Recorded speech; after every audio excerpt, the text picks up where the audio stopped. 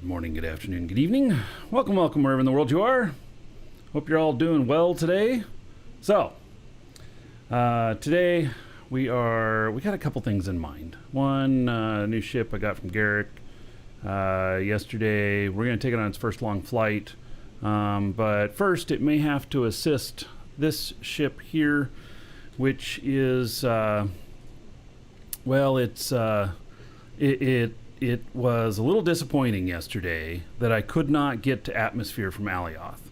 And so we're gonna add some little wings to it and try again. And then if that doesn't work, I'm going to ferry it up to space with another ship. And so that could be interesting and could be fun. So also I have another one of my guys here who, all right, let's turn the noise down on this. All right, so we're out here at another planet, and let's see here. What I need to do is ready one of these ships that I am going to take to this other location. I think I'm going to take this one. Am I going to take this one? Man, I don't know. Here's the problem. One of my characters died out here, and so my ships, I have an extra ship out here now. And so because my character ended up in ended up over at Alioth. And so, let me think about which ship I want to take. I think that, well, let me look in the cargo hold of this one. There's nothing in there. Let's go ahead and shut that. And then this one here, still needs to do more scanning. Let's see, it has territory units.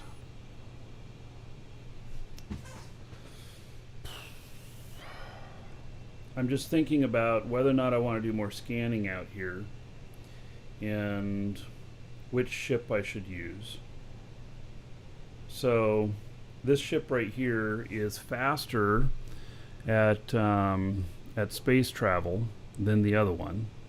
And that's because it has more space engines. And it also has more adjusters to help with said stuff. Let's see, did I put a warp drive in this? I don't remember. Yes, I did. Alright, so maybe I take this one. Alright, I think that's a good plan. Let's dismantle some of the stuff off of here.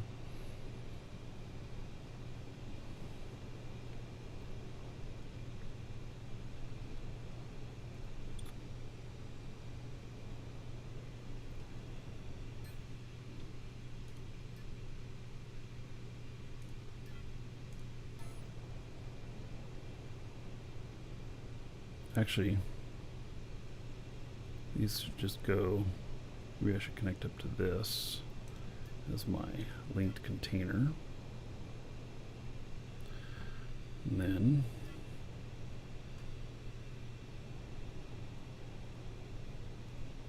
alright, I had really good placement on these. I'm kind of, we're going to take them off here.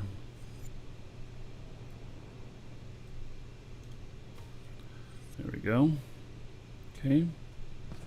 Now we get out of build mode, and they should be in here now. They are. Okay. Now we're going to need to refuel things, make sure everything's fueled up, and I'm going to be taking this to another location, and so that I can start scanning. This is the latest revision of Garrick's version of this ship, and it works really, really nicely. I really like it. So and it's fuel efficient too. You're going to see my other ship that's much bigger like this after a little bit, and it is amazing as well, but the fuel efficiency compared to this, you got to use the right thing, because this literally is just the other one sucks up too much fuel for stuff. Okay, so I'm out of fuel. All right. Oh, and I didn't see what type of X fuel it has. Let's see if I can see that. X4. Okay.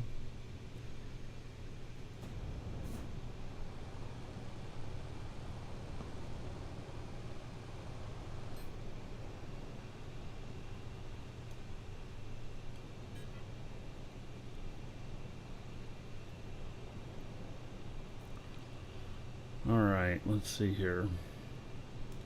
Oh, we need to take some warp cells too. So we have 9 of those here. And then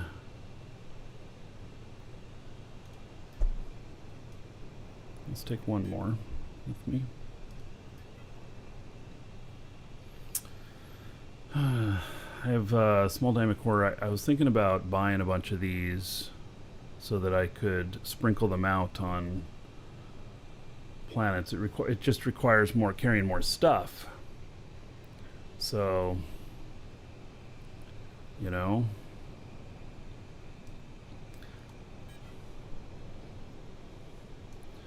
All right, let me figure out how much warp cells I want to have and everything. Probably want to take like 200 with me. Okay, as far as fuel,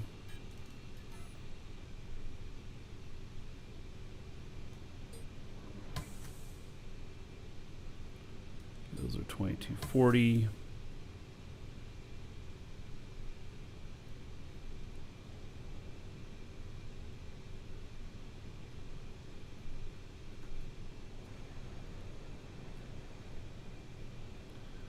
These ones are 2500.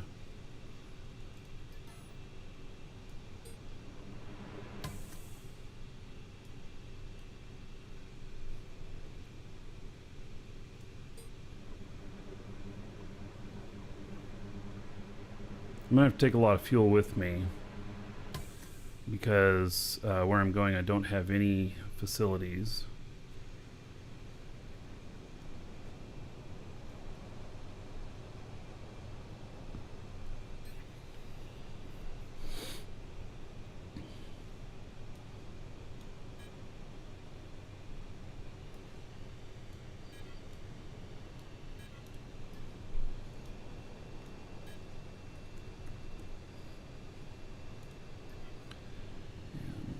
X4.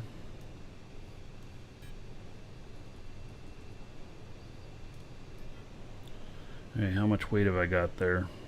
375 tons. Okay.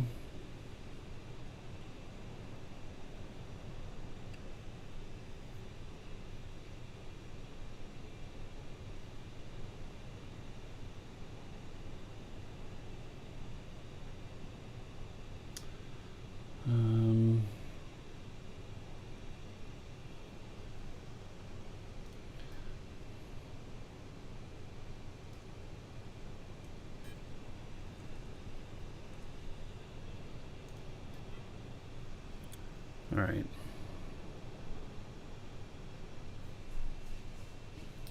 So you always want to carry enough warp cells so that you can get to your destination all in one shot, just in case you run into trouble. So theory being that you jump before you get locked. So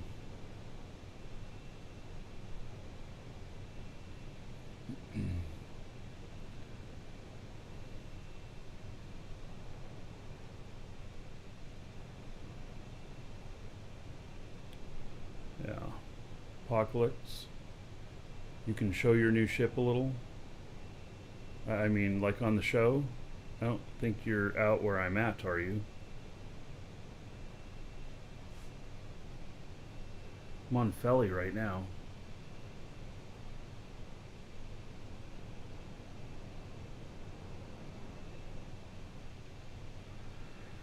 Right.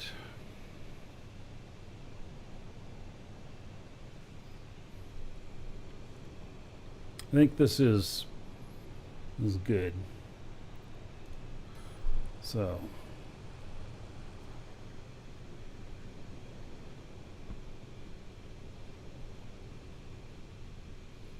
tanks are all full.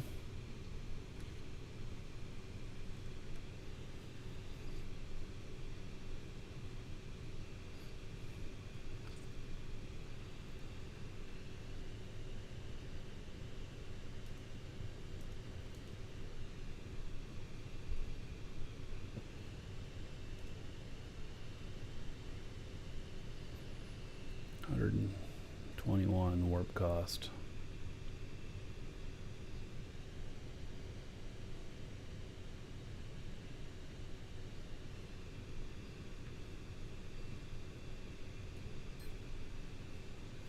Let's turn volume back up again.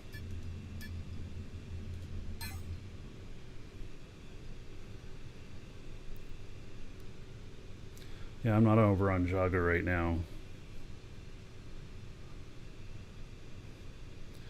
All right, so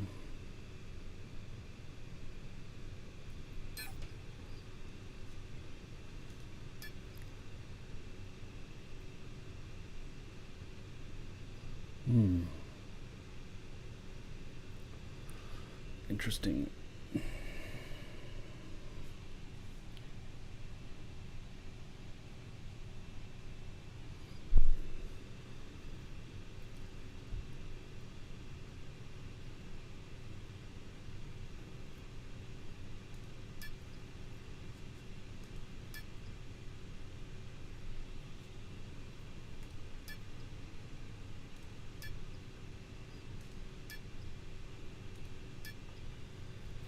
All right, I'm having to split destinations because can't the warp point and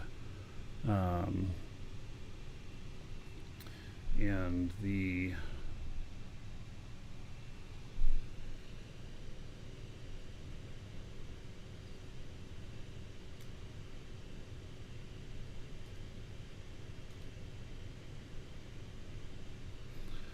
why is this?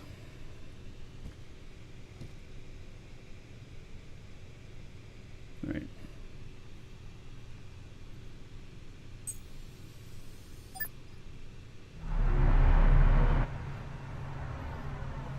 God, this is a mess on the screen.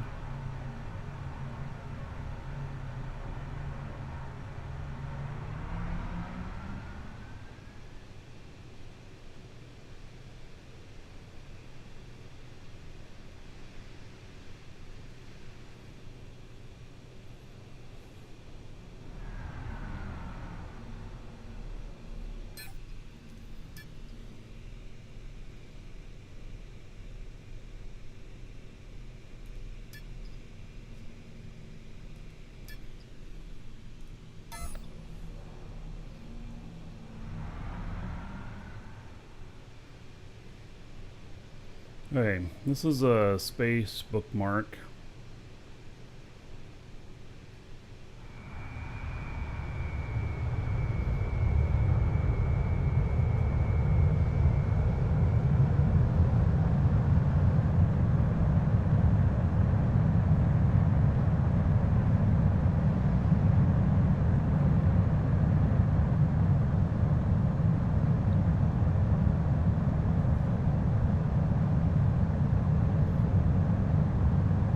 I should load in the DU HUD just to clean this up, if nothing else.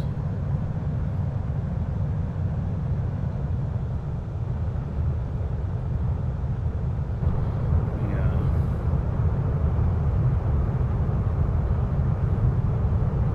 Deactivate that. See, that made things look a little bit better.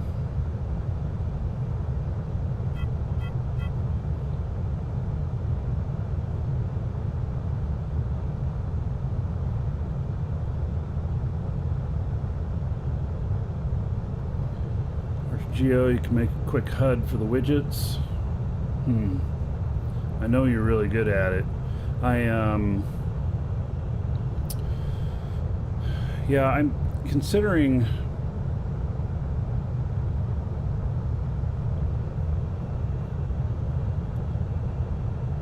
Yeah, we actually ran into a lot of things yesterday. I don't know if you saw the show. The Garrick's new ship, the default, can't show all the fuel tanks and everything. It also doesn't show the radar. I'm gonna have to figure that out before I take off tomorrow or today. And my answer was gonna be actually only needs to be I forget what I was saying. Yeah. Yes, the DU HUD, I know the radar is hidden on purpose, but it doesn't have DU HUD on that one. He gives them to me clean slate. Ships I get from him. So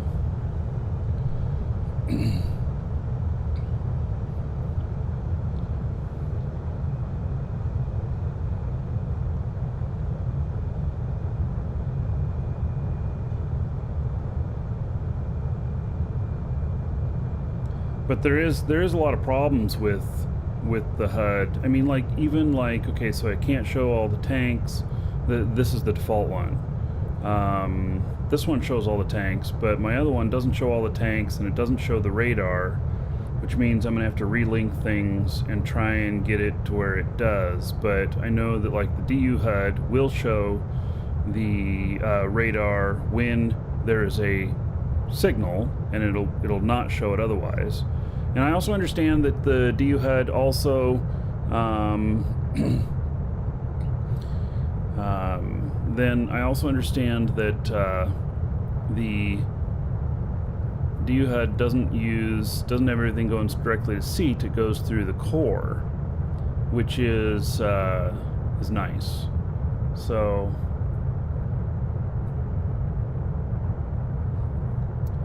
anytime you add or remove things, it gets slotted. You need to rerun auto config no matter which version.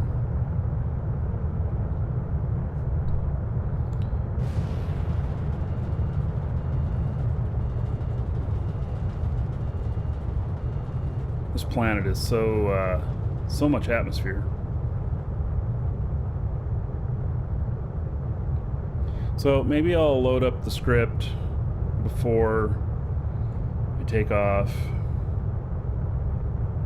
I just have so many ships that I end up with all these different versions of things, and that's what really gets me. Because then I have to remember, okay, this version works this way, stuff like that, and it's just, to me, it's a real pain in the ass.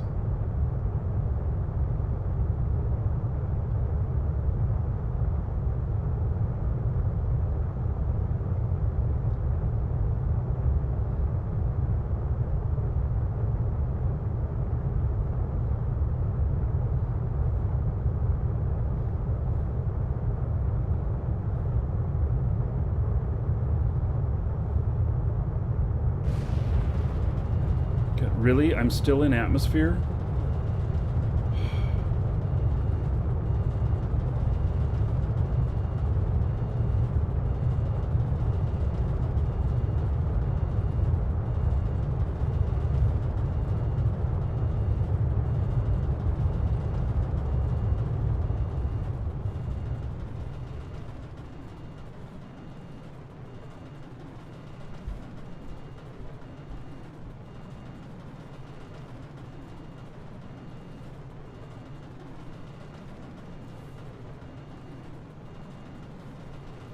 So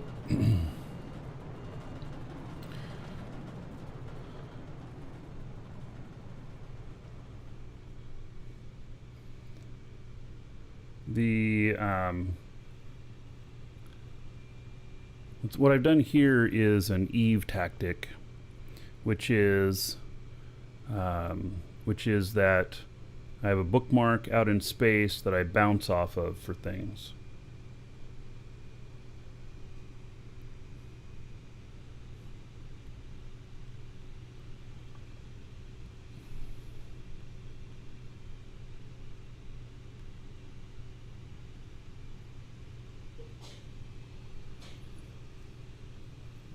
Hey Rick, hello.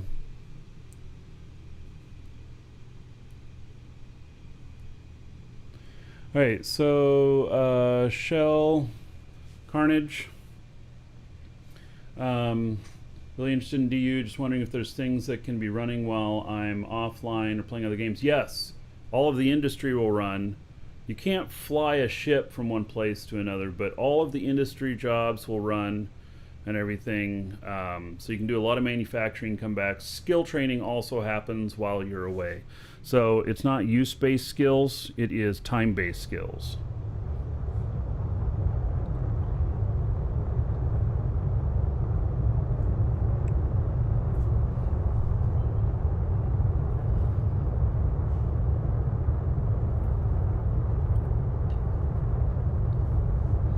We'll see if I'm out of atmosphere. I'm still not out of atmosphere? Are you serious?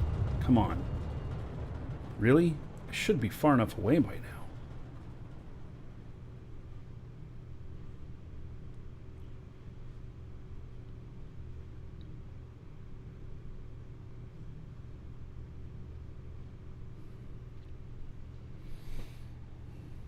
So if you want to join us, !DU in chat.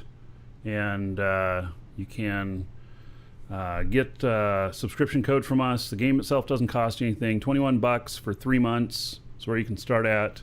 If you buy like 12 months, it turns out to be like $5 a month, 5 something a month instead of 7.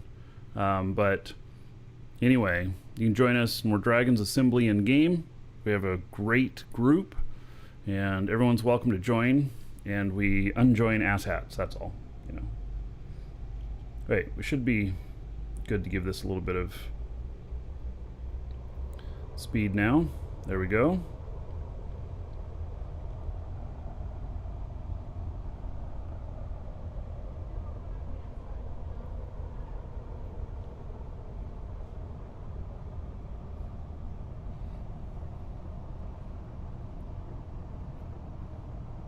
Yeah, so if you're playing other games like WoW or whatnot at the same time, you can get started with your skill training, and that will keep training for you while you're playing other games.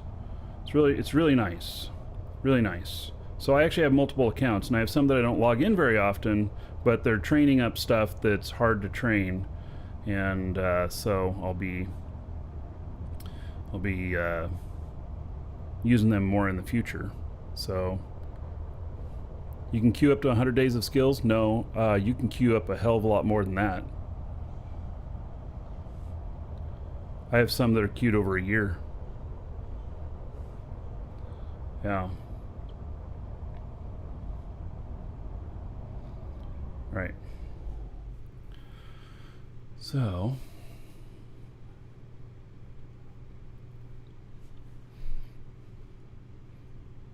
yeah, so the scaling system is very much like Eve. Currently, well, you don't have to. You just start training things, but that system is very similar to Eve.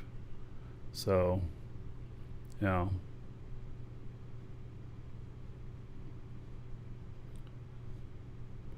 All right, so we're just kind of slow boating up there. I'm not wasting too much fuel. I am going to pop out and refuel those tanks when I get to that point. And so, yeah.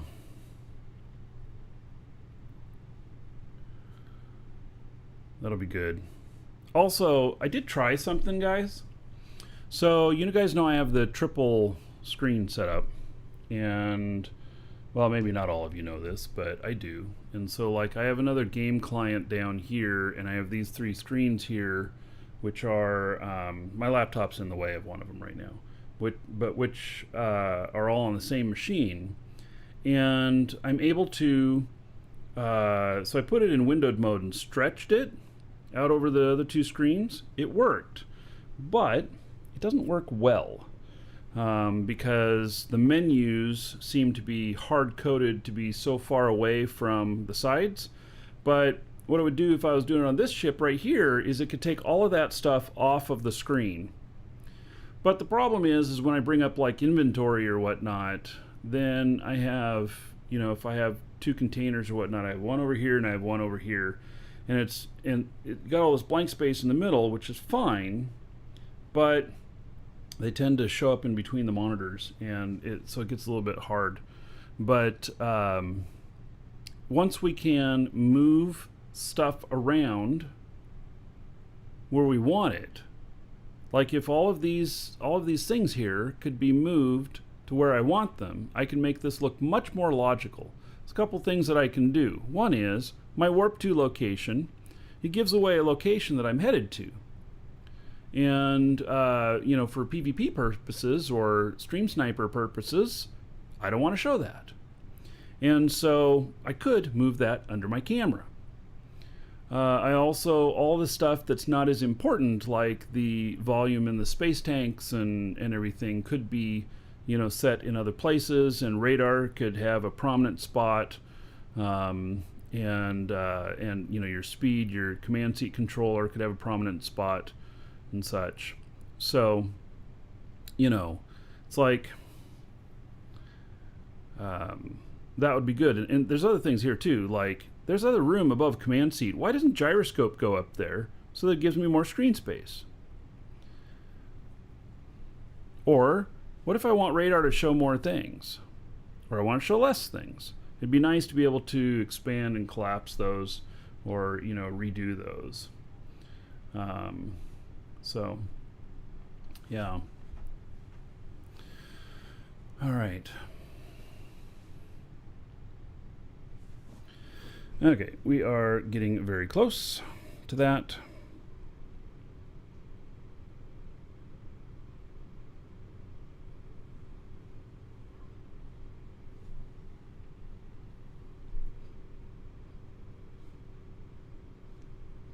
Yeah, I'm really thinking that this is some of the stuff that they'll put in. They'll make it so it works on a nice GUI, you know, type thing.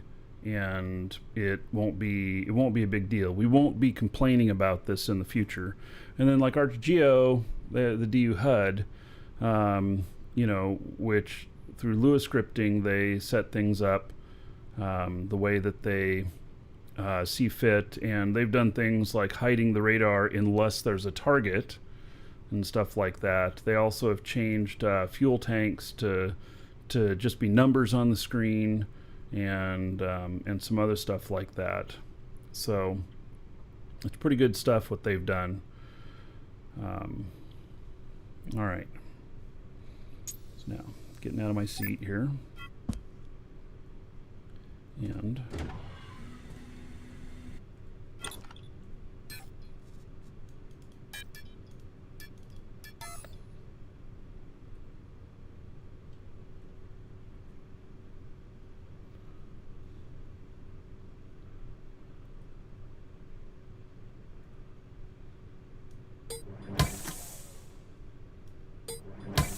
I know it's not very much, but I seriously like to be 100%.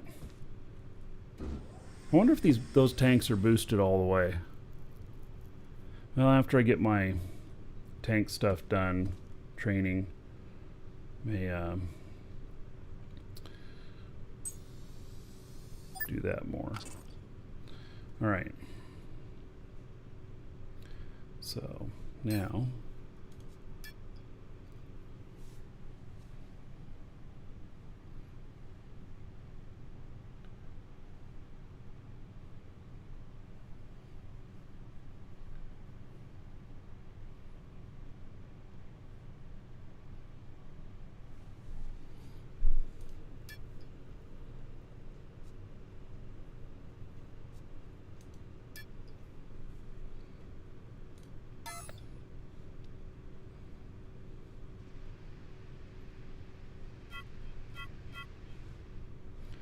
all right, we'll see. This has a pretty good sized load on it.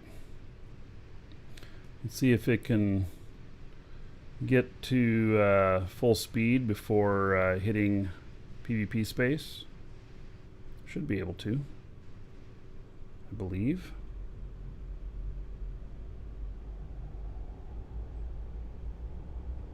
Right click and then pilot, it's much faster. Oh.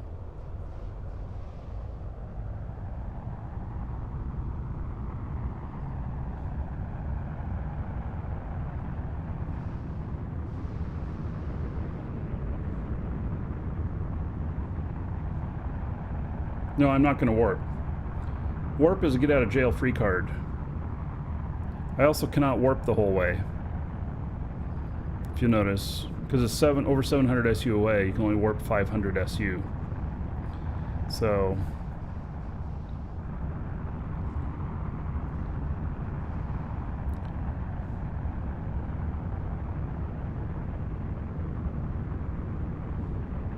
yeah, my drive is targeting Mattis because I can't warp all the way to my location. So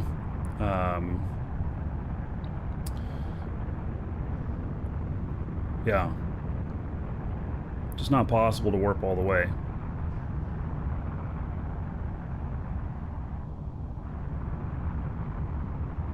Yeah, it's my get out Hail of to jail the card. Dragon King, baby. I encounter stuff that's looking hostile, I pull the trigger. Save the ship, spend, 78, it'd be 78 would be like 900,000 quanta, but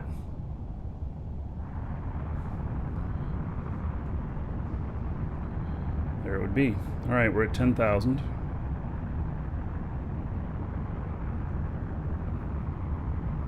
You have an emergency jump warp if target gets within X kilometers. Oh, I didn't even know that had that. That's pretty cool.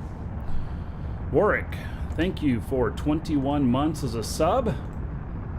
All right, there is 210 gold to everybody here in your honor. Thank you very much. Much appreciated.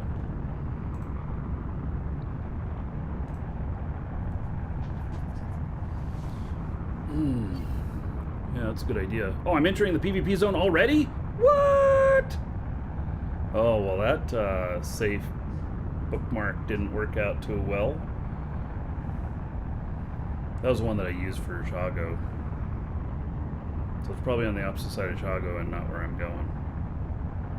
All right, well.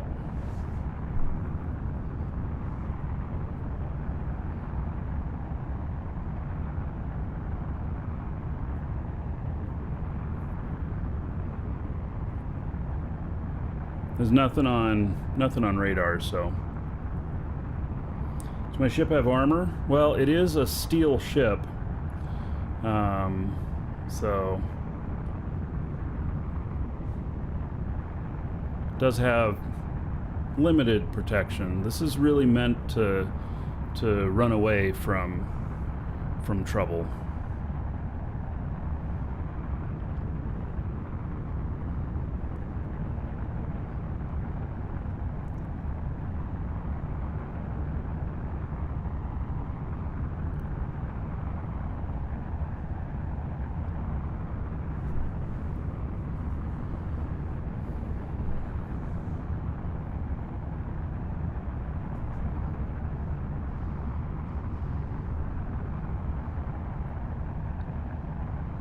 Yeah, getting up to full speed is important.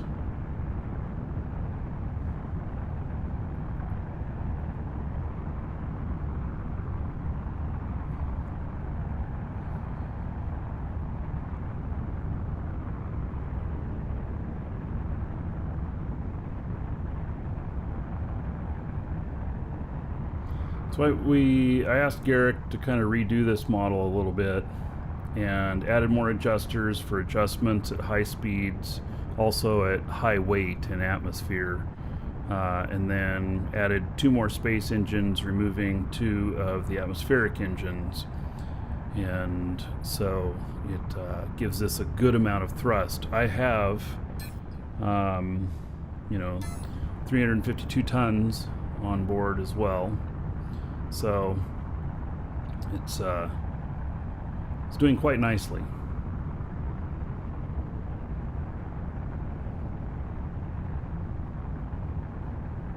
Yeah, so if you RGO is saying about 2,700 or 27,000 to save fuel, yes, because at last, it's like 0 to 20,000 is one amount of fuel, and then 20 to 30,000 is the same amount of fuel. And the last bit of it, the higher you get, the more fuel it takes for the acceleration. So you can really save fuel by going slower. And then, then, you know, if you have your auto warp thing that you've got, then it is, yeah, 27,000 is no problem. Are these military engines? No, I don't think they are.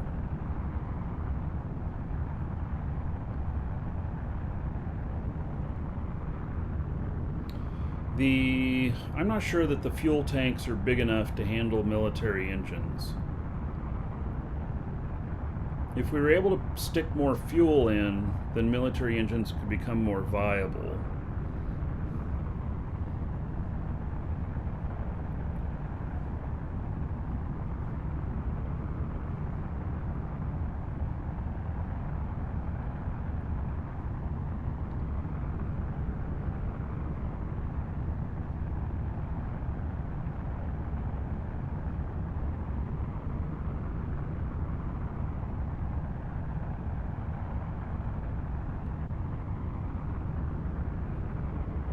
Yeah, I've trained skills for fuel savings and everything too.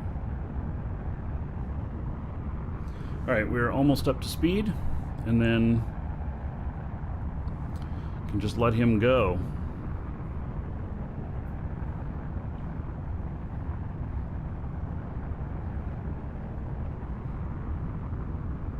I have at least some skills in fuel optimization with this character. This guy is a professional pilot. That's all he does is train piloting stuff.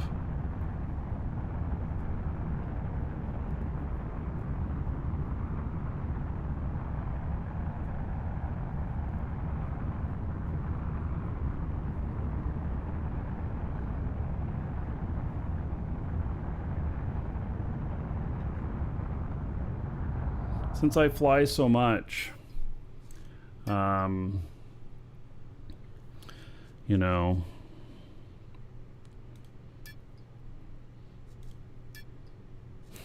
yeah, so I have all of the space engine fuel efficiency.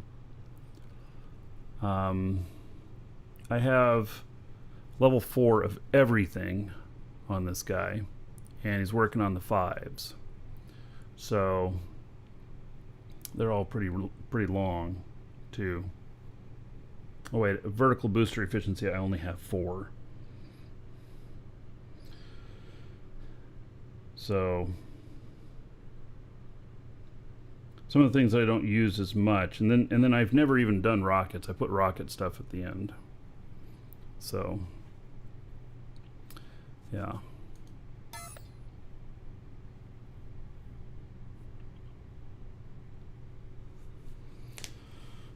Oh.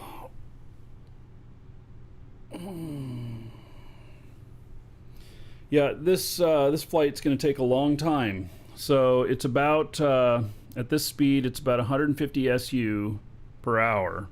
So I'm looking at 5 hours.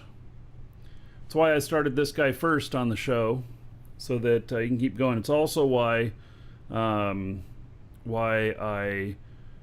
put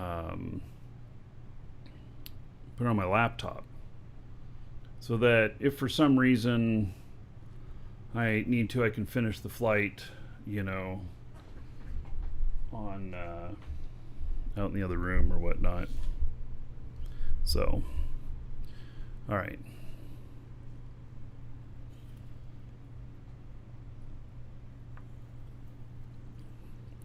I'm not using autopilot, no.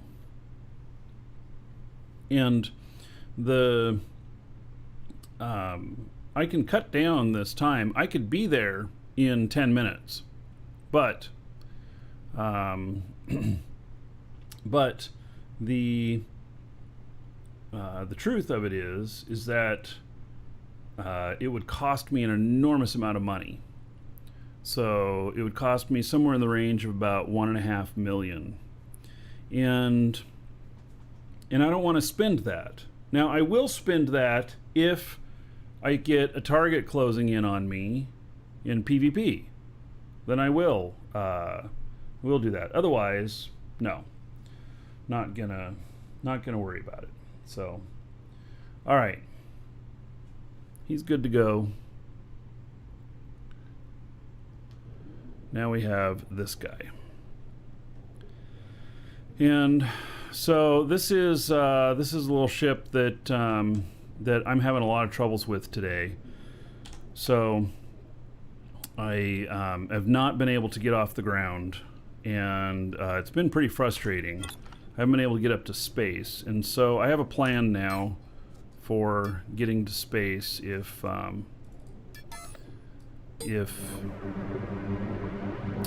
can't figure out a way to get up there right now. I didn't train any skills overnight or anything. I'm filling up these tanks again. I'm going to add some other little wings to it. Oh, that's all the fuel I have, huh? Okay then. So, alright. Well, we're going to take him in just a minute, and I'm going to go back. Oh, I don't have Garrick's place on here? What? Oh my god. Alright. Let's see here.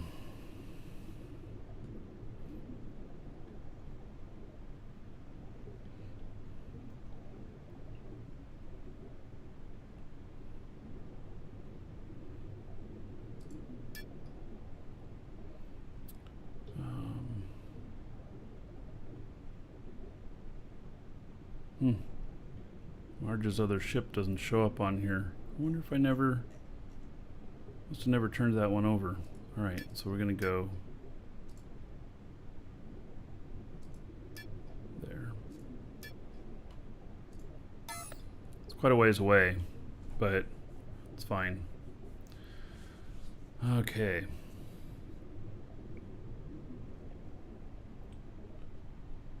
I'm going to step away for just a moment before we take off. How to run multiple clients? They are done on multiple machines. I did test remote desktop the other day. I'll tell you about that experience when I get back. Just a moment.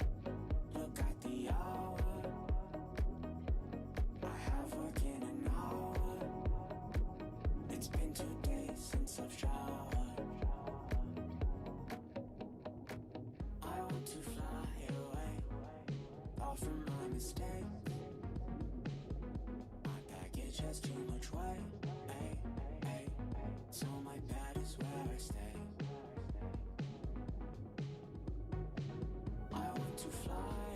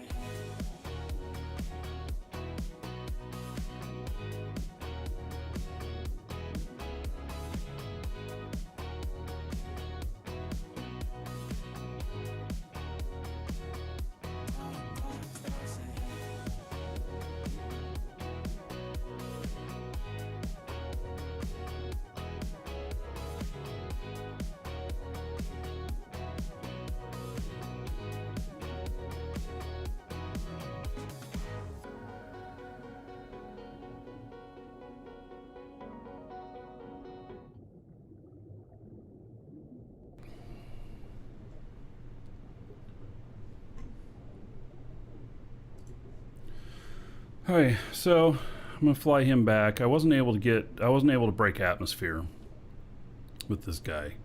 And it was pretty frustrating, but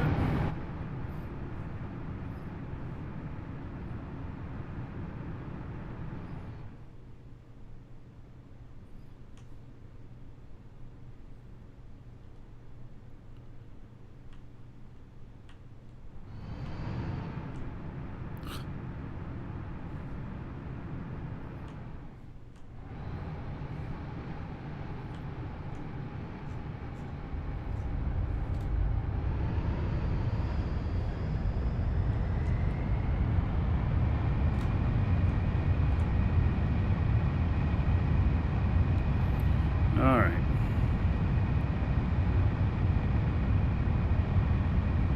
We're probably gonna have to give this guy a ride.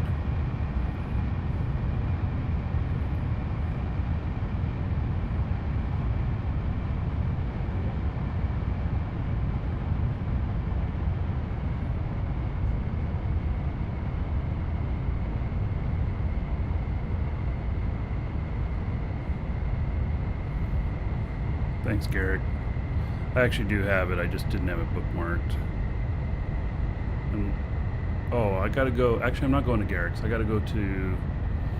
Think about it. I gotta go to where my other guy's ship is, which is at a marketplace. I did not train any skills. Intentionally, this guy has no flight skills. This is my guy that if I'm needing to test stuff, it's one of two people that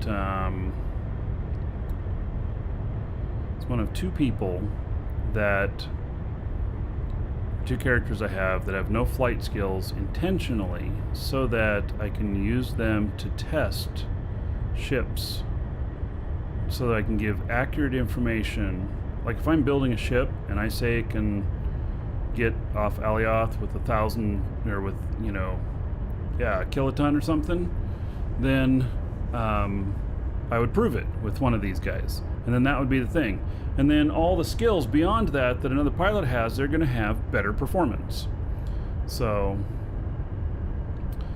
yeah. So this guy has no skills. I have another miner that I think has no skills. I know for sure this one doesn't. So, I know for sure it doesn't.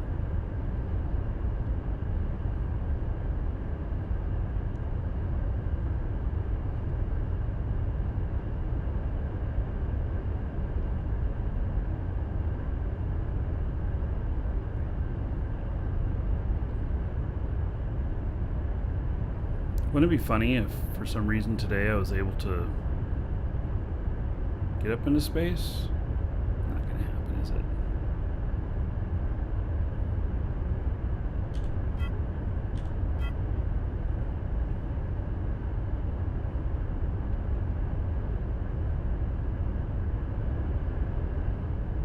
It'd be quite intriguing if it did happen.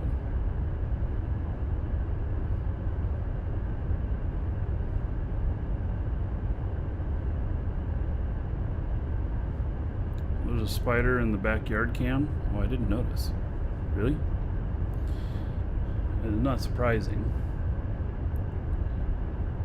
Let's see here. Yeah, sometimes they run across. camera and stuff.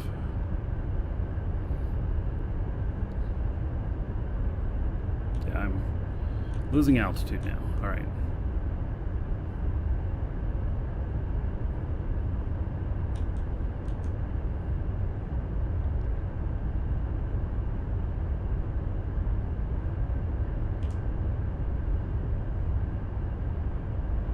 So we're gonna put some small ailerons, I think, on the back of this. I think that's what I'm doing.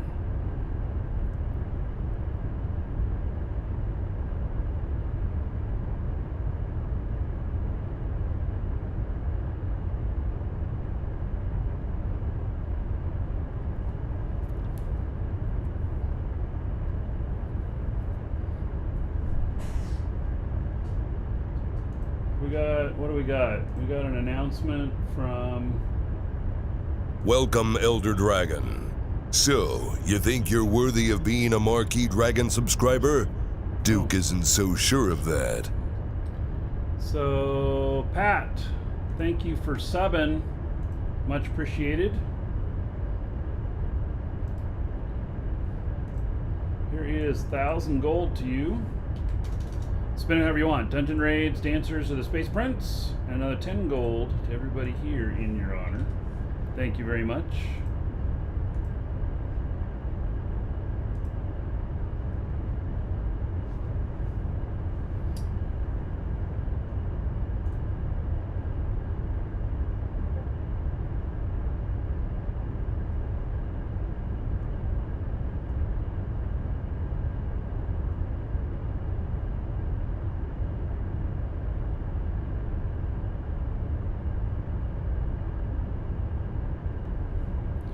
See this post here on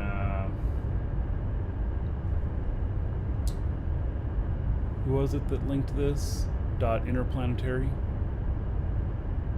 about how cores work.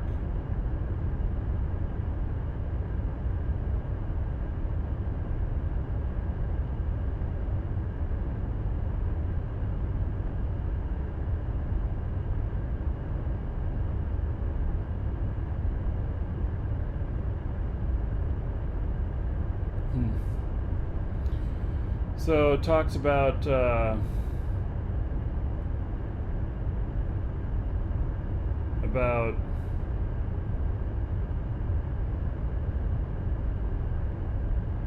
cores. They have to be abandoned in order to pick them up. Pretty much. Well, that's kind of disappointing. It means that the salvage right now for crashed ships. I did go last night to save an org member. Their ship crashed near my base, and I went out there to see if I needed to recover the core. And the core was actually still his, but the ship wasn't an entire loss. So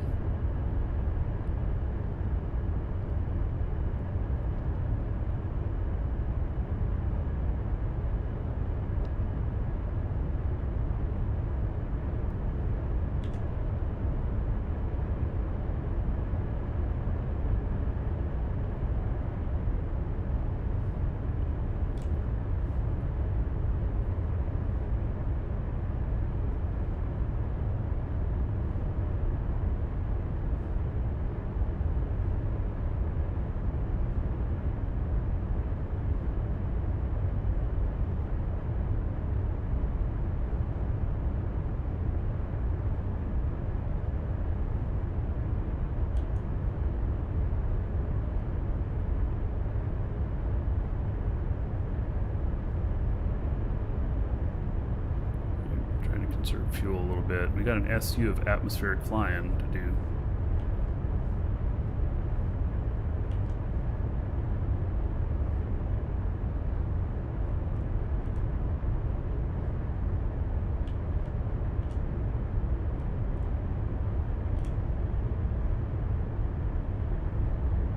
Oh, I lowered to 50% throttle, and it didn't adjust the atmo fuel time. Also didn't adjust my speed. It's interesting. Where's the announcement about salvage? Can you guys link it again?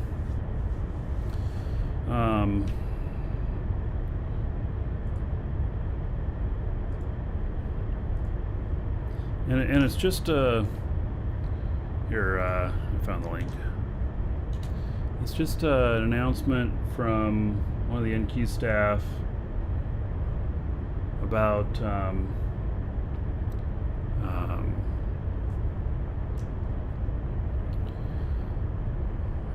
that. Well, they should make a test mode so you can test ships without skills affecting. Timothus, great idea. Do they have a place to suggest that? So put your pilot into test pilot mode, so all piloting skills are turned off, so that you effectively have no bonuses, so that you can effectively test out a ship. That is a really spectacular idea, and I don't think it would be too hard to program. It might be, but I don't know. Like, I don't know if your skills update when you load the client or if they update live. I would suspect they update live, but they might, for caching reasons, only when the client's updated, or like once an hour or some stuff like that.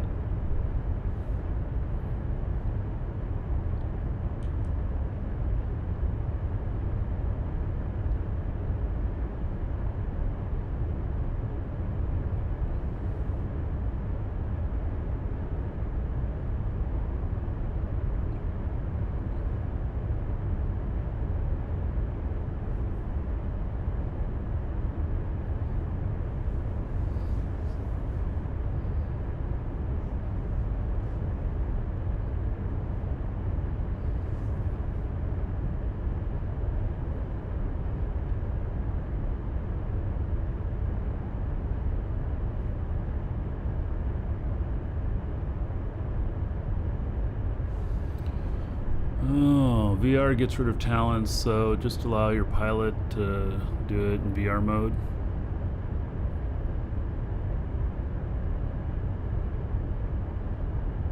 I don't think you can pilot in VR. I don't think you can operate a dynamic core in VR.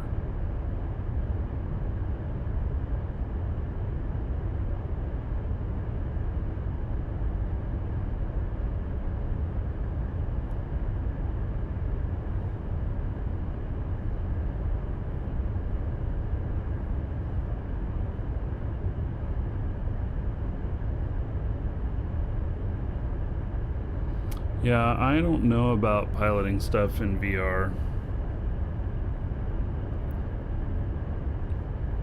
I don't know if that's a good idea or not, in all honesty.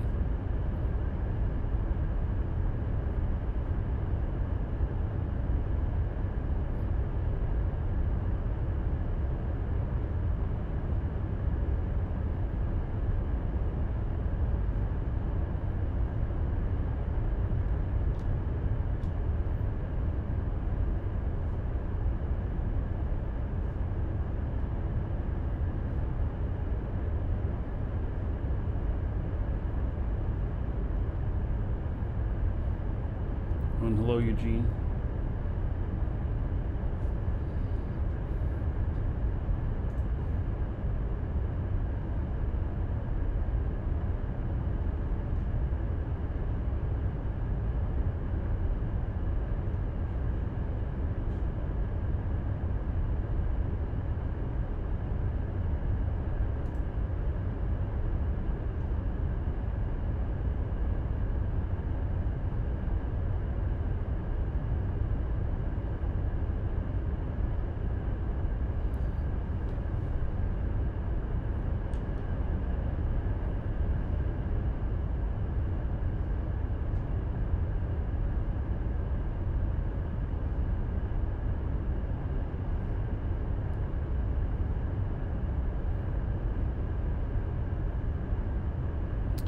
You can lose skills. By VR, you should be able to switch them by other mechanism. Probably right. You never know exactly how they've done the coding on these things. There can be a roadblock in there, but then maybe that's just something for them to figure out. Anything can be done. Anything can be done in game. Just a matter of figuring out how. And that's the way it is with programming. And so when I hire people to program for me for our store and stuff, I put no limitations on them. I tell them things that sometimes they balk at me and say, "Oh, that can't be done." I'm like, "Prove me wrong." And then amazingly they figure it out.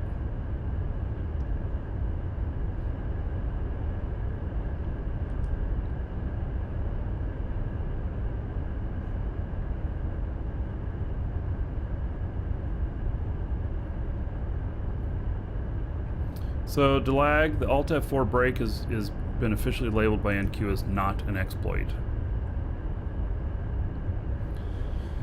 So probably because you can't tell the difference between a client crash and an Alt F4. I know that they can record an Alt F4 on the way out, and so that could be logged. I know that like World of Tanks went through that to where people were aborting out of missions and stuff, and so they worked on figuring out the difference between a client crash or computer crash and Alt F4ing out, and so they were able to work that out. So I know that it can be sussed out, but NovaQuark just labeled it as not an exploit. So not recommended, not an exploit type of thing.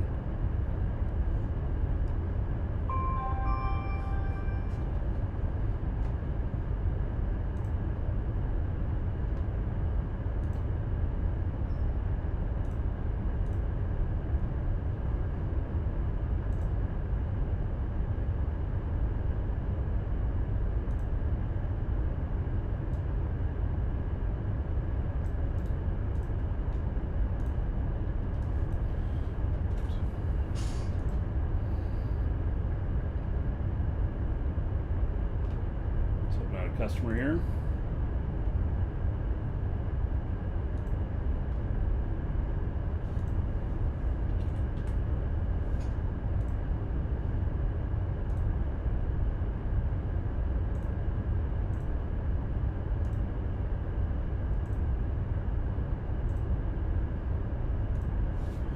All right, all done.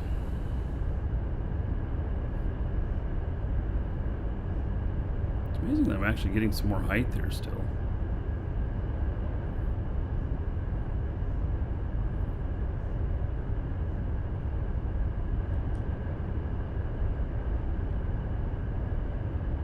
I don't know if I can get just, what, 300 more meters and hold steady? If I turn this up, will I get more speed? It's really weird, isn't it? Feels like the throttle isn't reacting, right? I was going to tell you about remote desktop. Thank you for reminding me. Yes. So, okay, so remote desktop on Windows.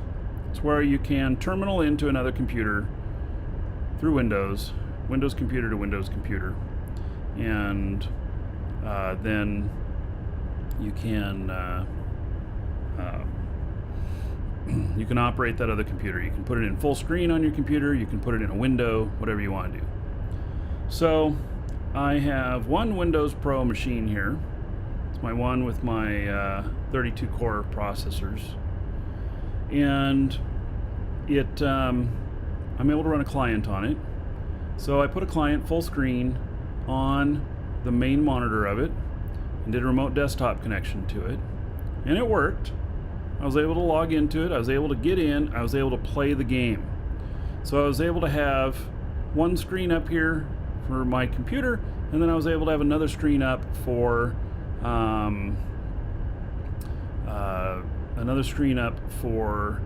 having local client, remote desktop.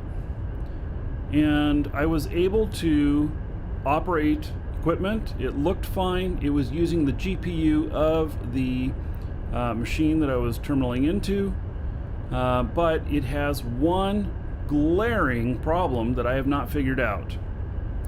And that is that, see in here, I move my mouse around. My mouse is like locked here, so I move my mouse around, and it you know, pretty much moves around here as expected.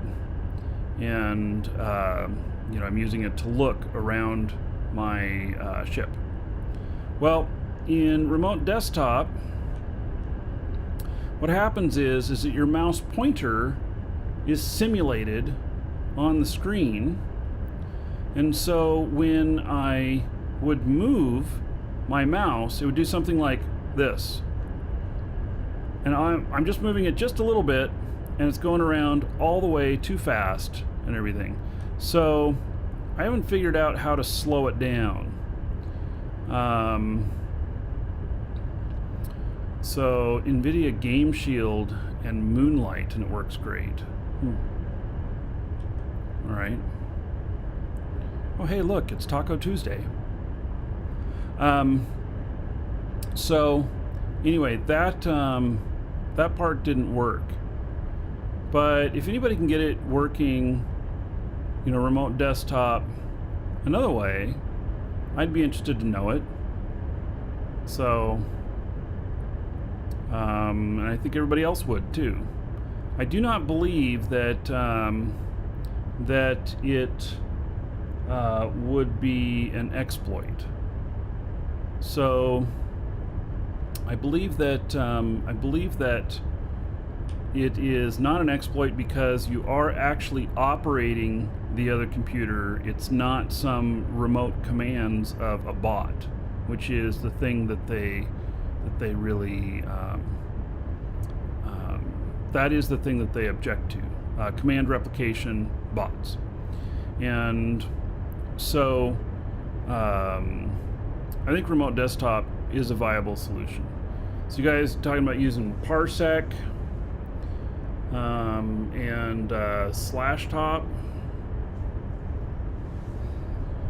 So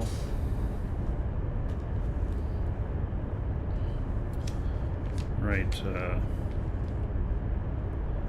that down.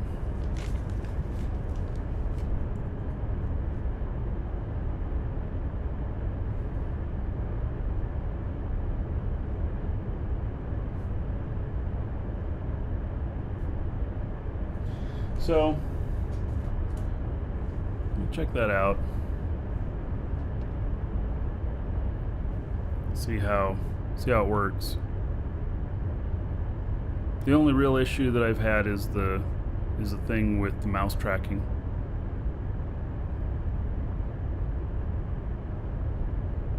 Distinguishing between a second PC and a second player in the same household is difficult. Well, I don't think it's that's not really the issue. They don't take exception with people having multiple accounts. Like, I'm running 3 accounts right now. I mean, you know, so I got 3 accounts running at the same time, but it's on 3 different computers. So I have a 4th computer here I could be running on too, but I don't have the ability to show it on the show. I've run out of bus bandwidth on my broadcast machine. I have slots to be able to plug stuff in, but it's too much data over the bus, and it starts hiccuping all of them when I add another one. Ah, there's a hauler in the sky.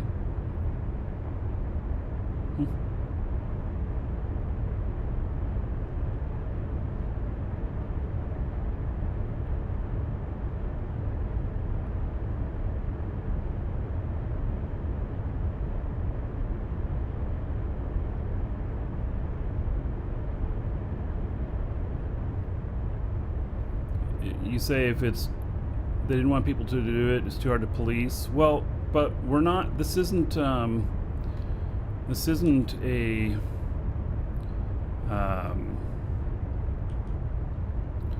isn't a discussion about how to get around the rules. This is a discussion about how to, you know, get something done within the rules. Sephora, hello. Saffron, you crashed choo-choo. Yeah. Well, according to what I read, you won't lose the ship. Which I think is nuts. I think they should only have that on... The only place that it should save the ship is on Alioth. Or, I mean, on Sanctuary. Other than that, I think that they should be up for grabs. Yeah, I can't go salvage that one because I can't reach it. I do not have a ship that can reach it. We did build a magic carpet, Rick. And some magic carpet might be able to.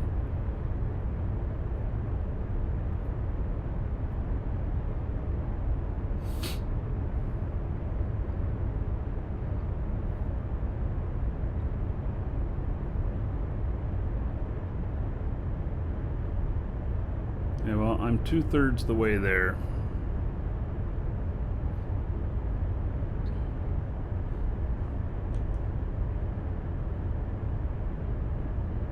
Something really funky about this, how it seems to be using pretty much the same amount of fuel no matter whether I am what my throttle is at, and it seems to be going pretty much same speed. I went down to 30. I zoom there. Am I gonna have to get out of the way of him? It looks like he's below me. Okay. Another nice thing about having the radar, can help avoid collisions.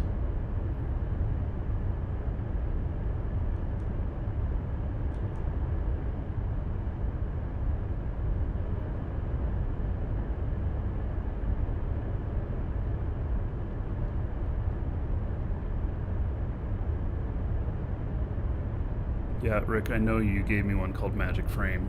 They're magic carpets.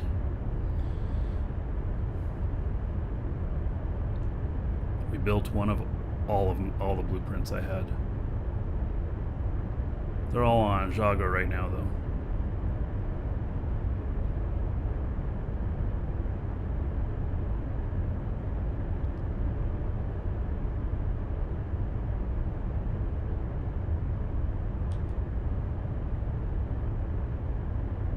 I lowered it down to 30% throttle, and it's still same Atmo fuel.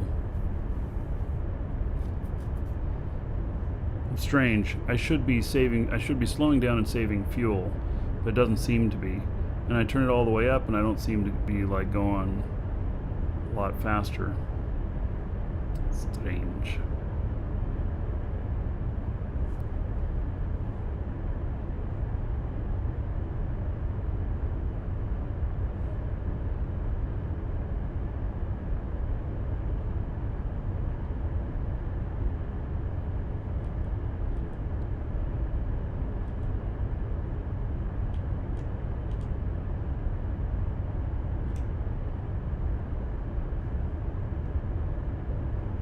Arrows are pointing to the side of the ship. I've hit X. And that's thrust stuff. Like I hit... Oh, it doesn't. I'm like, hit spacebar. The arrows should point down more, but they're not. Can't explain.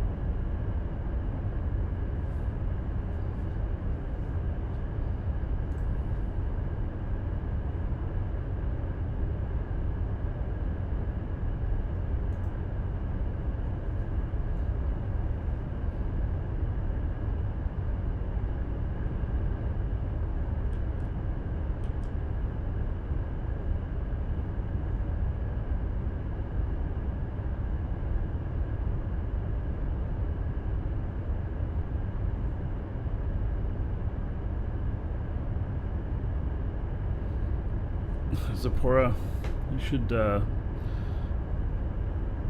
get your first flight going.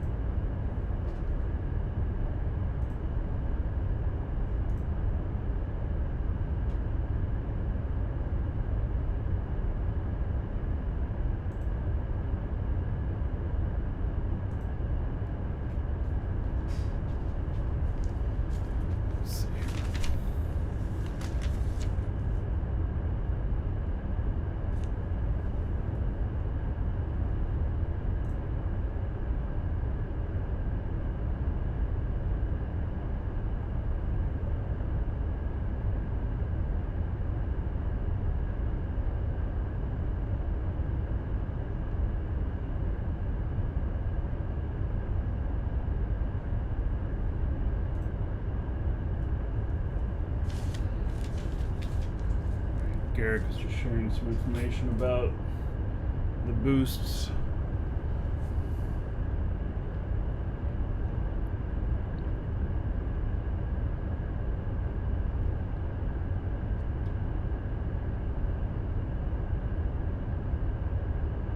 So you don't have to move off of Sanctuary ASAP.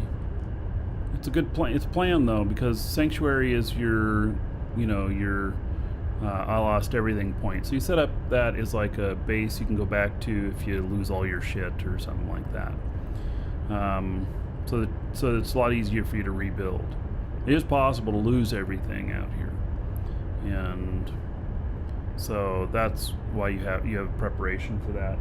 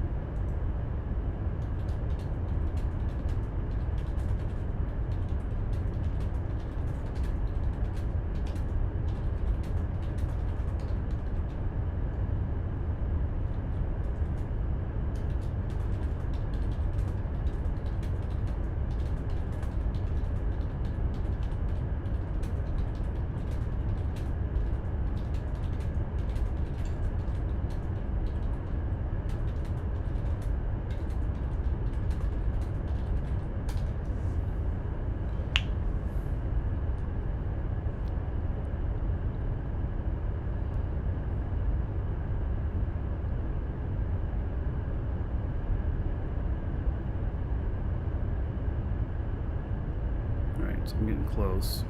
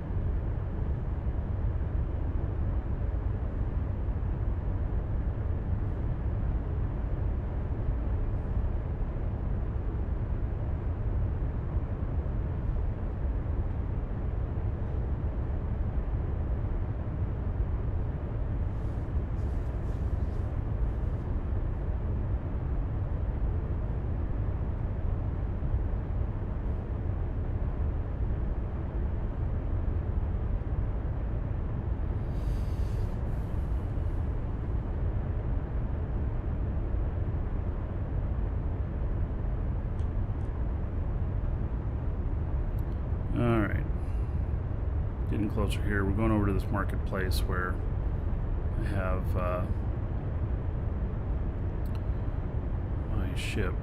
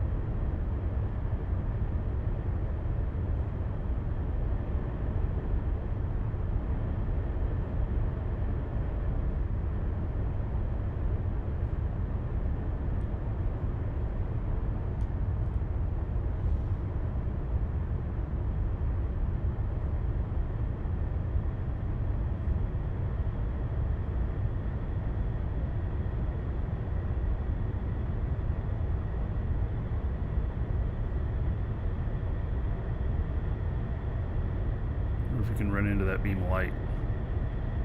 Possibly. We won't try it.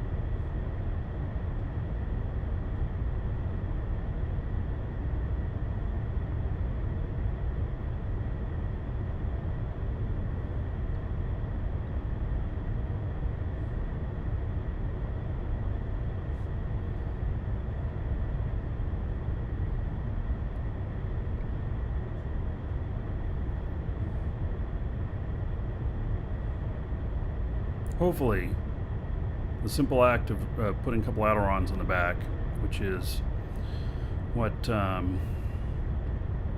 current version of this has, will make all the difference, and I can get off the planet on my own.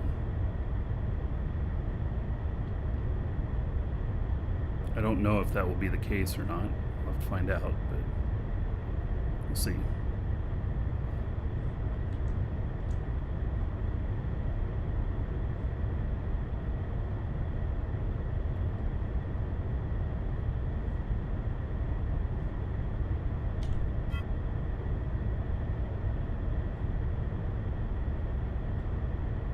There's a core.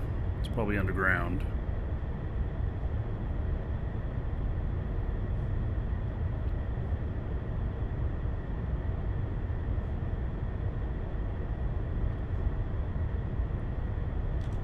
Turn all that off.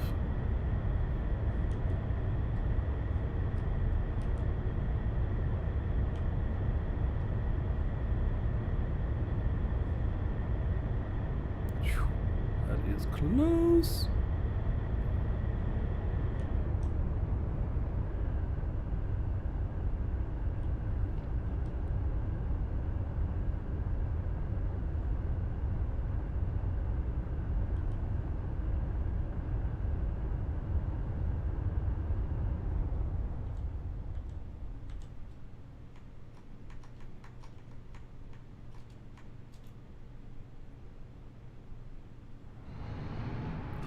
Bounce.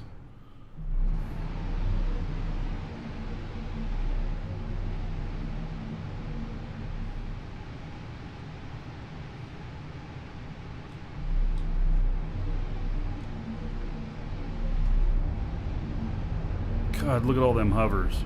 Holy cow.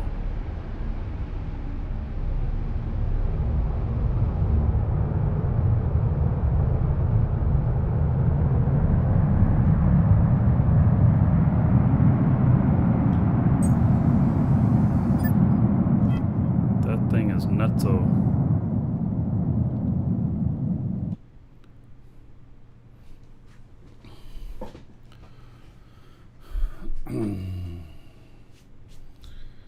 All right. A booster rocket would do the trick? Yeah. All right. Well, so Apocalypse won't like me saying this, but you know, whatever. When I bought this, it was billed as 20 tons off of Alioth, and that sounded really great to me. And my characters that have a lot of skills, that it does work. I mean, I don't know if it's 20 tons off of Alioth, but I know that I don't have nearly the problem. But with this character that has no skills, I can't get off the ground even with not having any cargo. And so hopefully this makes the change here by putting these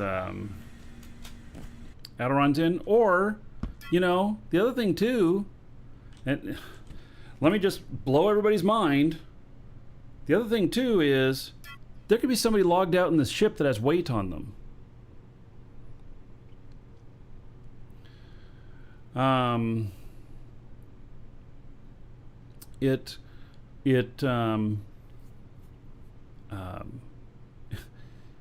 it literally, if somebody has 20 tons on them and they go and get inside the ship and they log off, or they stand on the top and log off, I have that weight.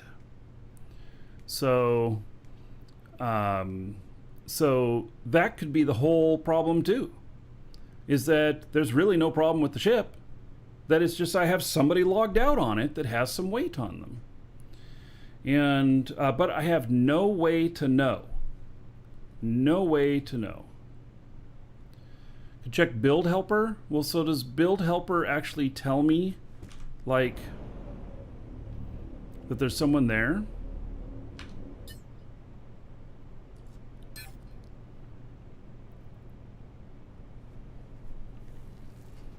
It says 81.8 tons. It's about what Apocalypse said. So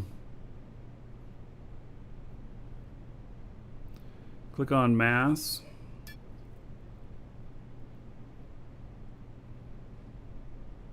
So if I clicked on mass, would it show people there?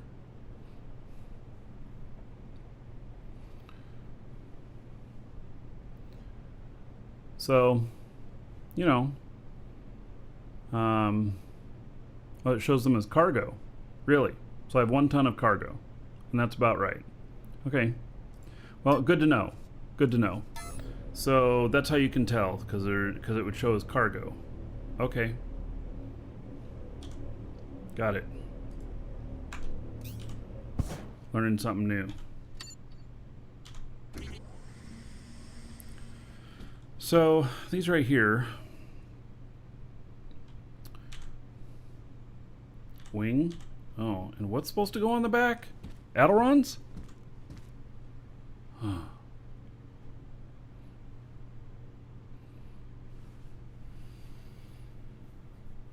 Stabilizers, excess. Okay.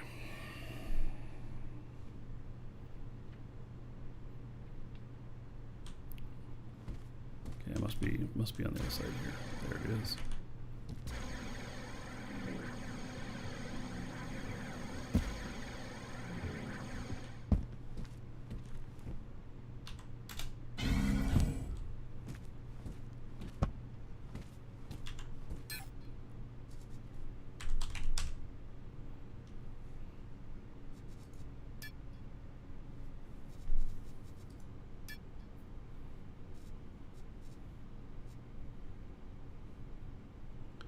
Alright, so these are bought orders. Obviously, I'm going to pay the bought price unless I want to fly someplace else. Actually, it doesn't even look like anybody's really selling them too much.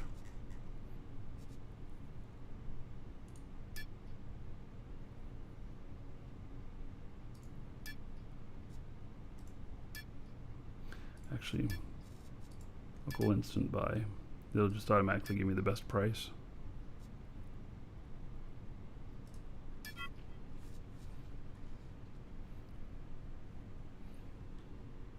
Yeah, so 5 to 10 guys, 20 tons each, could log into the top of your ship and make it near impossible to fly. Yes, this in fact would not get off the ground. Yeah.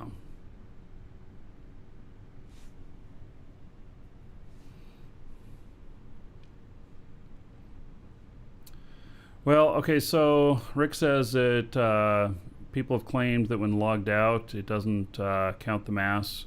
So I have other indications from this morning from a conversation that yes, in fact, it is counting it when they're logged out. So, you know, it's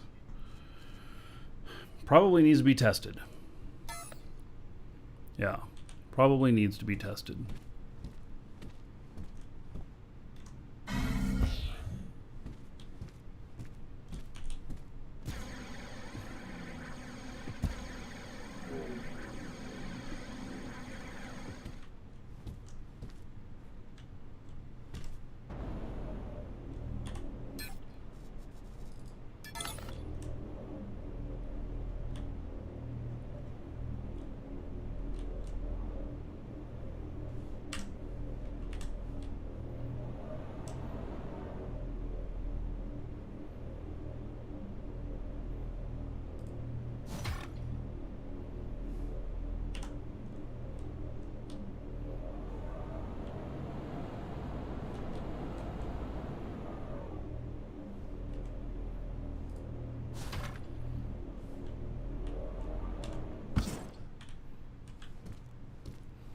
All right. No, I don't think I need any fuel. I got my 100 bonus, and so I should be okay on that. I got plenty of space fuel, and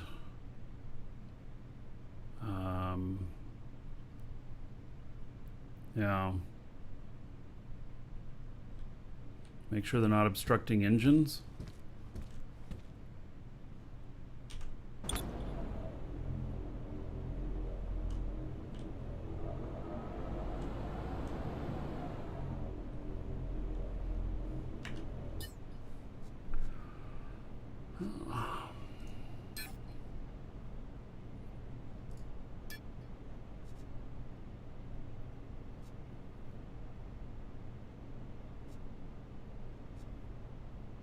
What is it? Does it tell what it's obstructed by? Well, this is buried into here, so obviously that one's obstructed. It's got some output that's going right into the hull.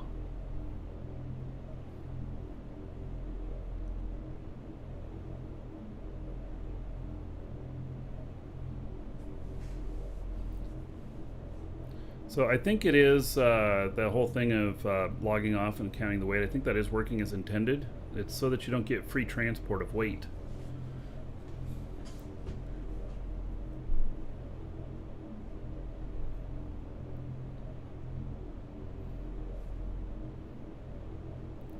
So if I check the lift values, high altitude lift 2.3 G.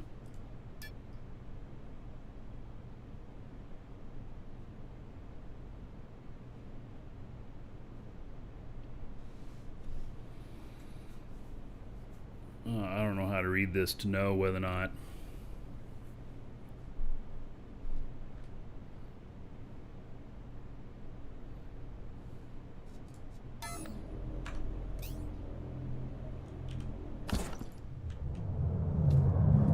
Well,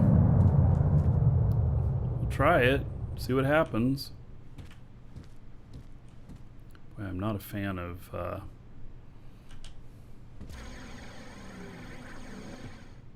where's my... Oh, he's logged out in there. Oh, that poor thing hit the pole up there.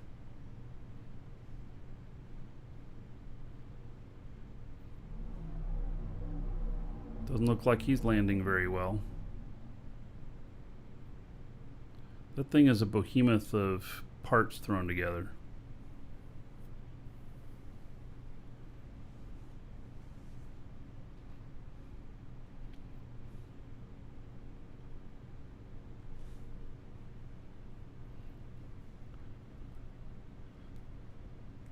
No problem, Dorian. So the character of skill, replace engines, get more boost? No. You land like I did yesterday, I fell off the dock, yeah.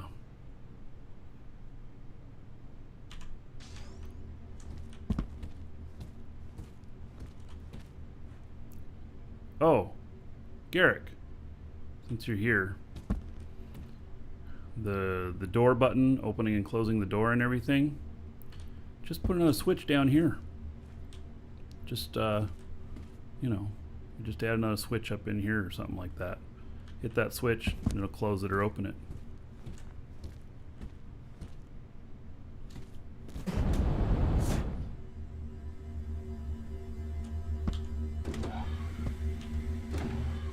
Oh, I guess my other character is logged in here.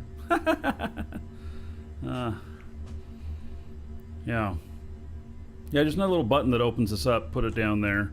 My Caterpillar ship, I put one all the way on the tail, actually on the side of one of the engines to do it, because it was kind of a pain in the butt. Alright, let's see here.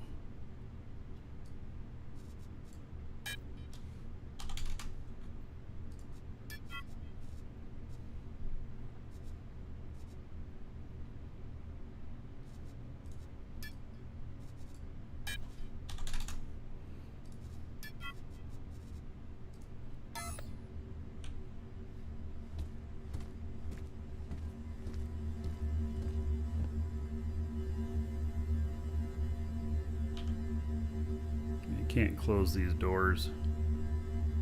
I guess you can by this here. He's in there. Oh. Well, I guess he broke something landing that way.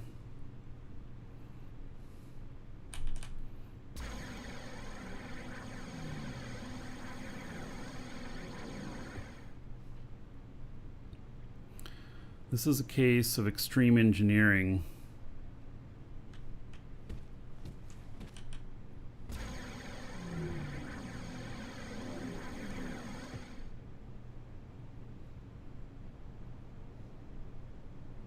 I don't know. Seems to me that there'd be a more efficient way. But I don't know.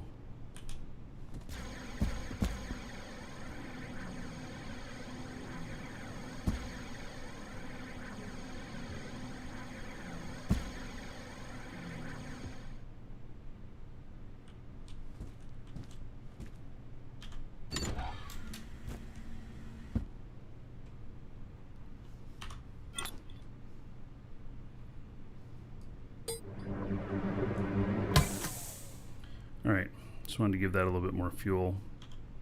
Alright, we're going to try this again. We'll see what happens. If not, we come back here.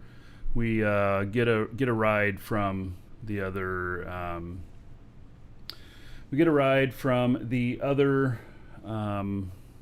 ship here. So I'll be right back.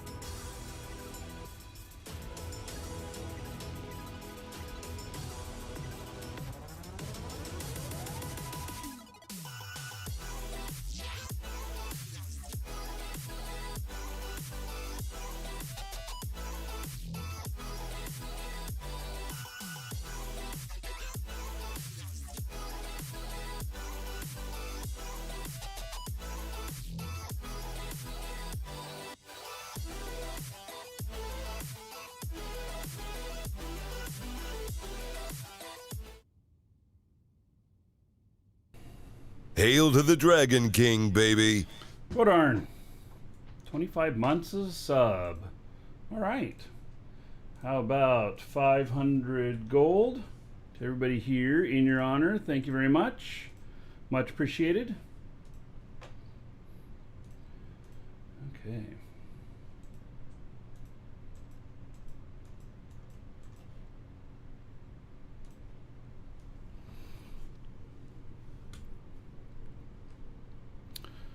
So make sure that my Link container is here. Okay. Alright, well, we're going to try it again. See what happens. If not, I'll come on back.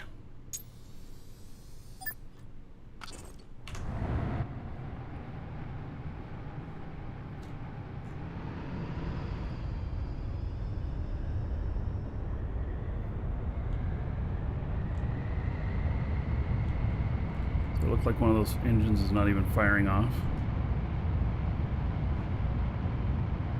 So just a visual thing.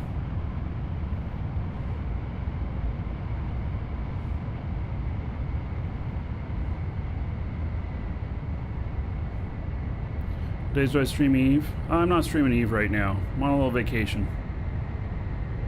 I actually do have some on the schedule for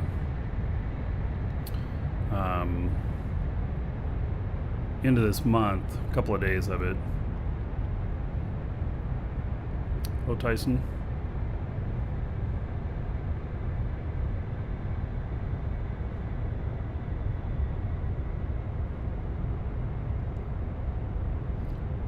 But I'm kind of taking a little mini vacation right now from Eve.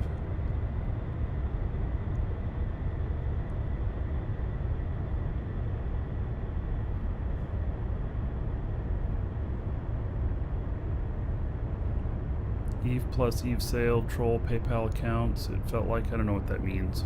Nagy.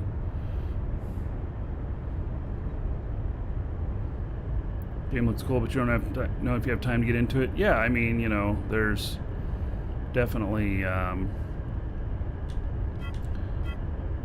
definitely time commitment. I mean, the one thing though is that if you don't have a whole lot of time to play, you can actually the skill training is actually a lot like Eve. It's time based, so your character skills up even while you're not playing. But yeah, Tyson, I'm doing well. Thank you for asking. Hey, so far it does not look like it's going to be. It doesn't look like I'm going to have any earth-shattering performance going on here from this. So we're slowly going to climb up and then see what happens. Every time I loaded up Eve, store was attacked by assets within 30 minutes. Oh, yes. So that both times this week. Second time, though, it was really all the server outages that caused a problem, because the other asshat was a lot easier to take care of than the first asshat on the first day. So, yeah.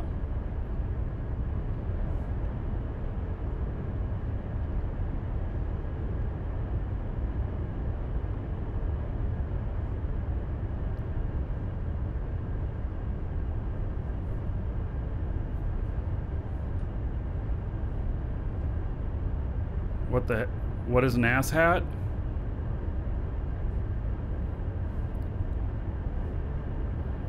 I don't know. Somebody have a good definition? It's a problemed person that creates problems for other people. Maybe something like that.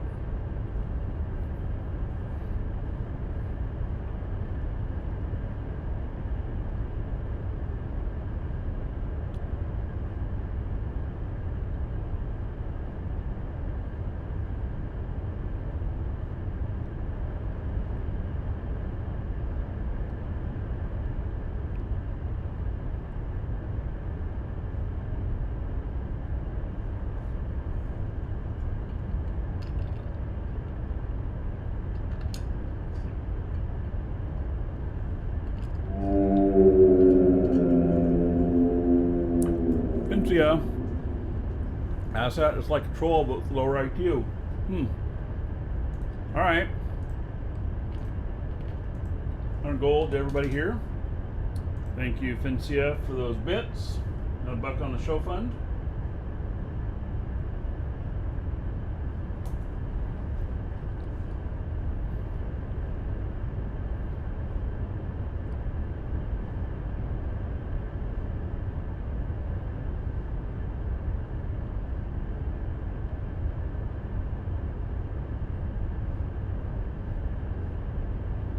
I honestly don't think this is going to make enough difference to make it.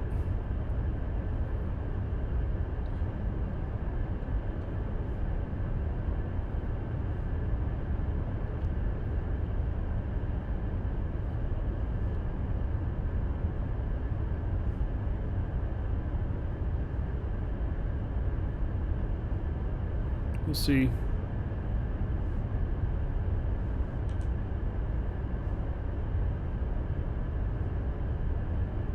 Just keep trying to go slow and steady, climbing higher.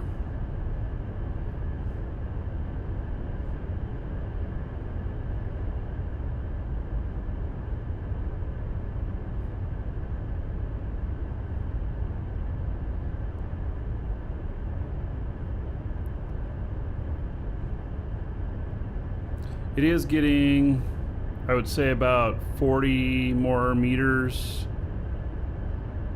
than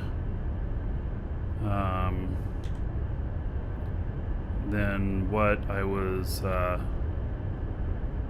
at previous.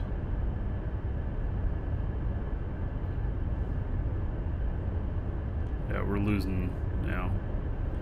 Okay. Well, we'll see if we can get some speed and swoop up.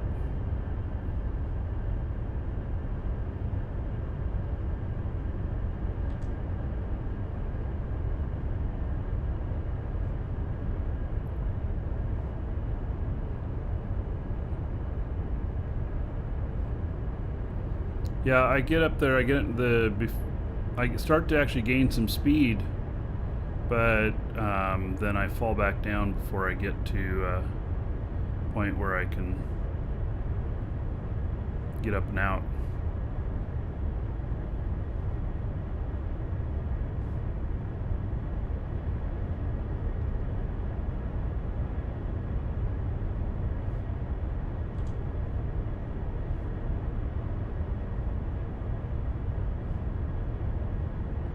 I don't think this is going to do it.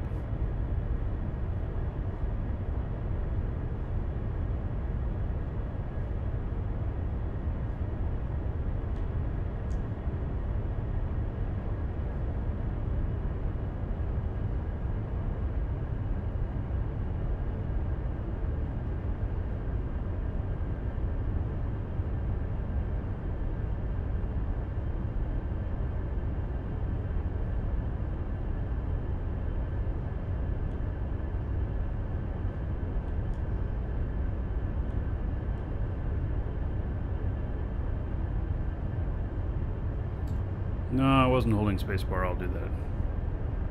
Now I forgot.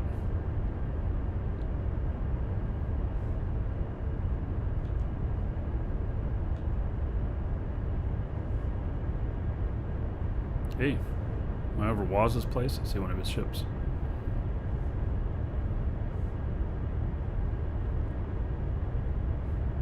I do have vertical boosters. They won't help you at this height.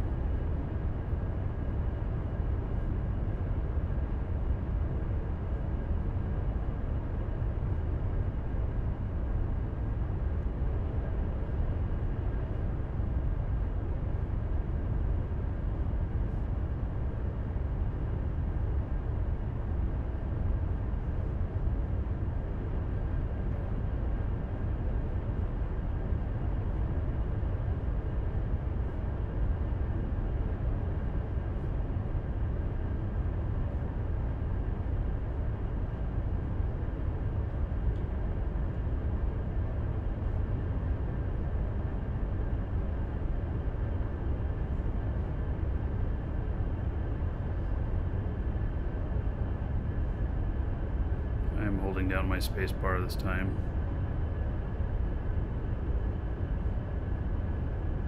Nah, alright. I'm done trying. Let's head back. We're gonna give him a lift.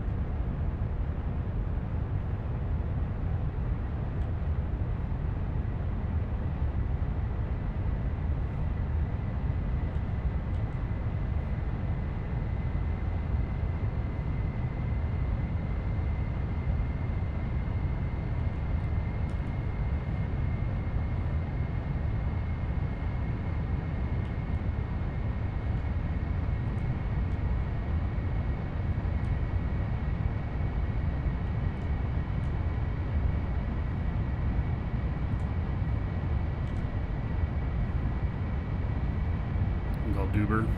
Yes. Well, no, I'm gonna give him a lift in another ship.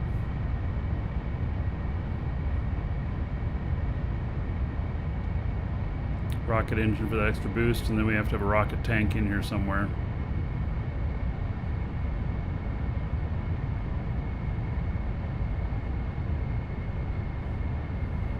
No, I'm just gonna give him a lift.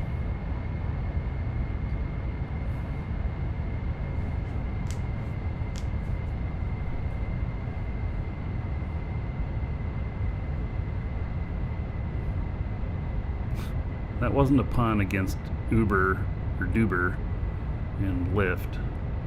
I am going to put this ship on top of my other ship, and I'm going to fly it to space and then undock and go.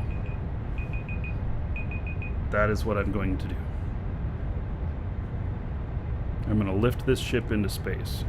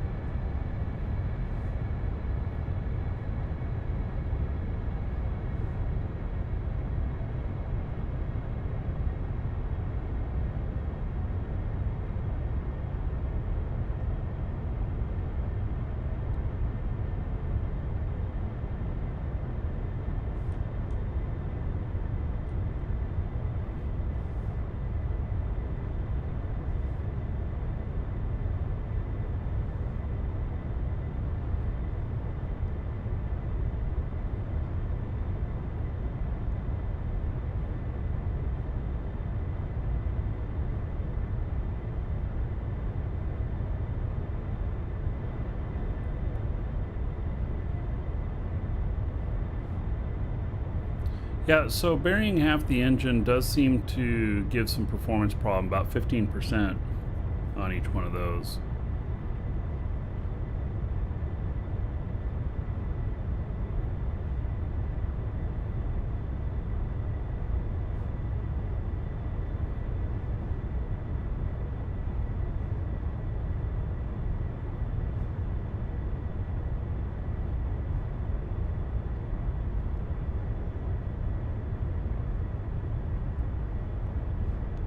Well, it's the least effective part of that engine that's buried.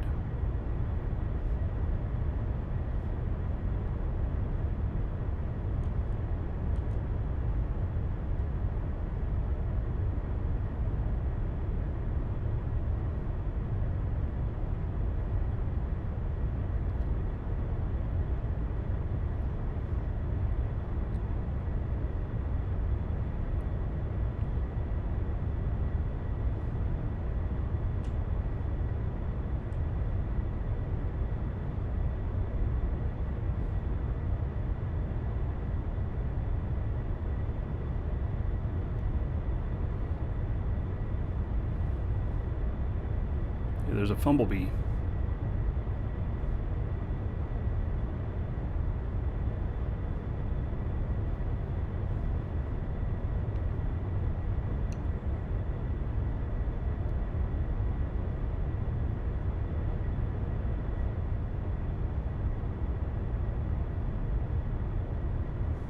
Made a HUD version with none of the autopilot features, just toggle brakes if desired. G to land once hover distance push down. What? Oh. Alright. I'm interested in trying it. ArchGeo. Yeah, I'll test it for you.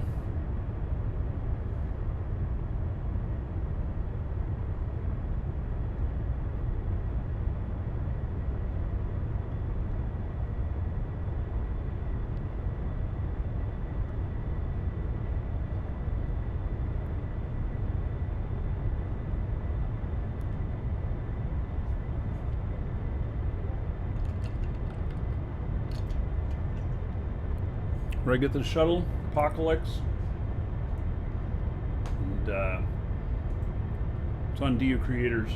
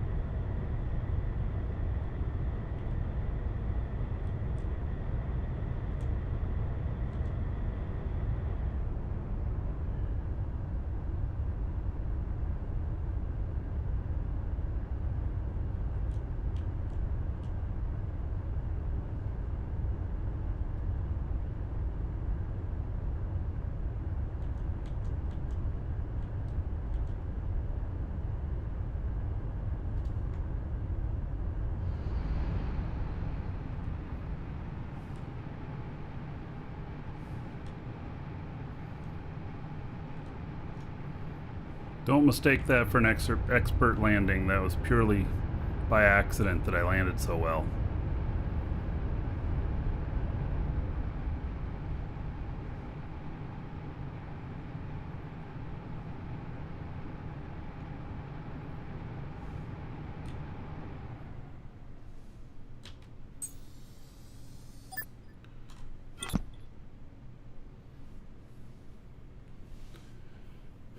All right.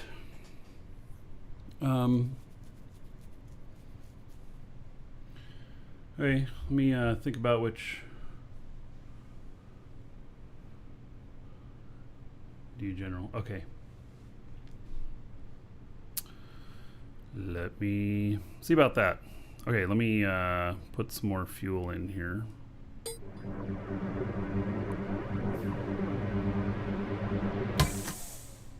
And then this guy just needs to sit in here and not leave.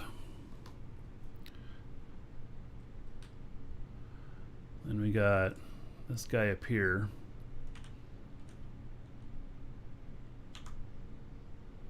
I don't hear anything.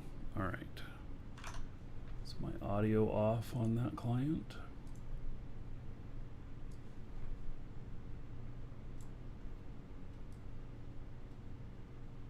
It is.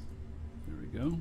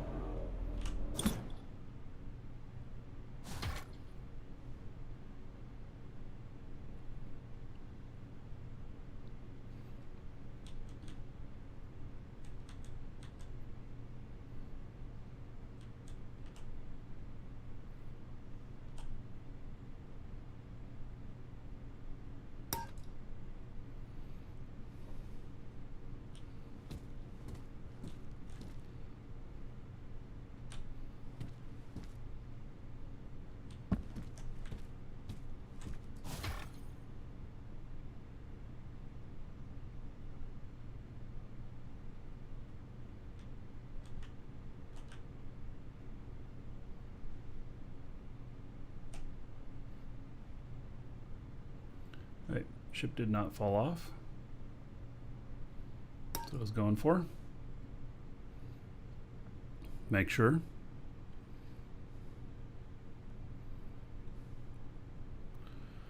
I find that 3 million meganode. Yeah, I'm working on it. Been working on it, except that's my miner character up in the ship that's up top. He accidentally died. I found a gold vein that was about 150 kiloliters. And so I went to go get that, and I came back and I accidentally crashed. It was a little heavy for me. So, okay, so that's good. Now, let me see about this head stuff.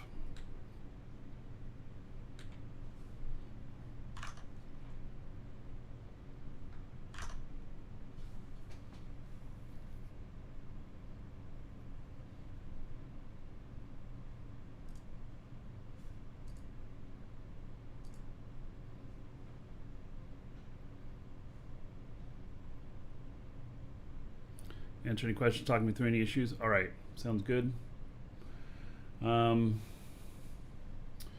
Okay, so I am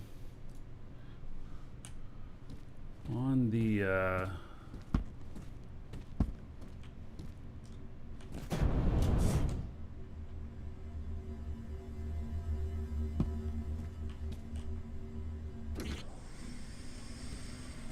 this also, let's see, we're doing build mode 6. See, that's not even hooked up. Garrick, that's part of the, if you're watching, that's why the space radar is not working. It's not even hooked up.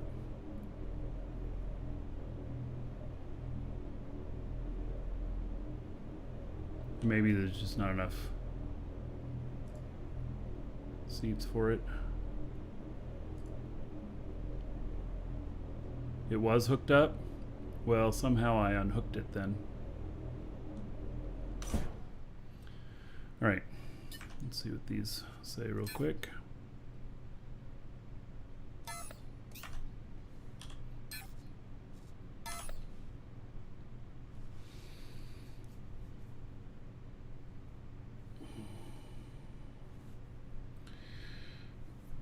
Yeah, this is the new ship design too. Okay, so to put this script in,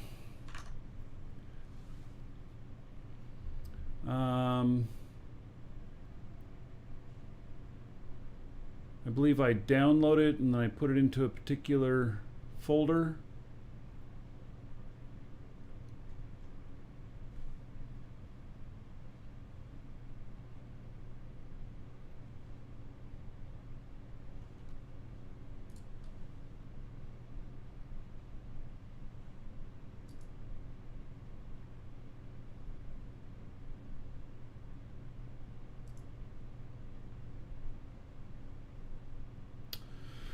Oh, I don't remember, so I'm gonna have to look this up. Overview, heads up.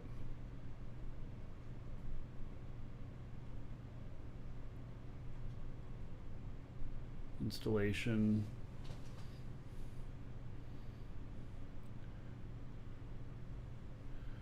Okay. Save the file. I gotta find the file first. I don't know where the file is.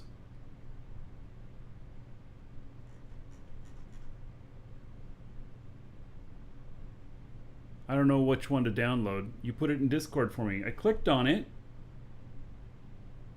and it took me to the page for the HUD autopilot script. I don't know where to download it off of this page. That's what I'm saying. Do I click on code? Download zip. All right.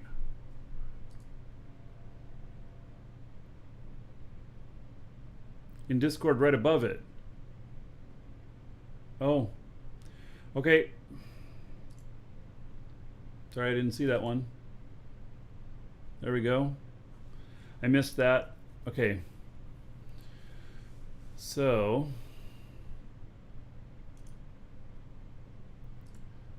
show in folder, and then I got to go to my, no, I don't want to open the file. God damn it, Microsoft.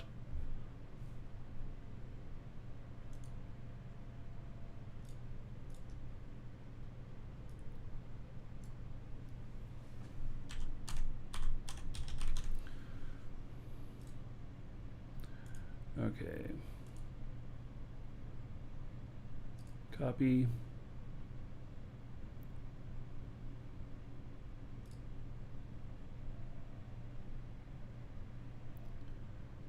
And then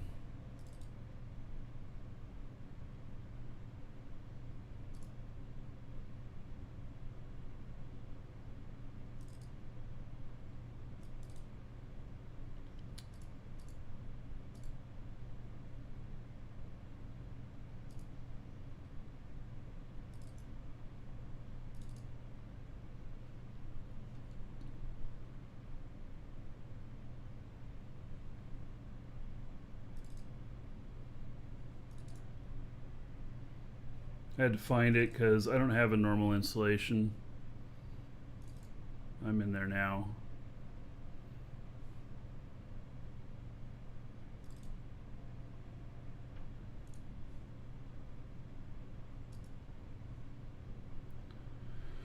Okay, got that.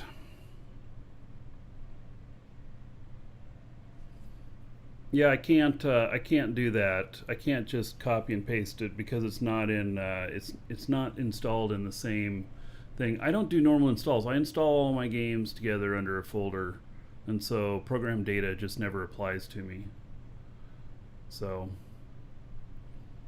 all right, so then we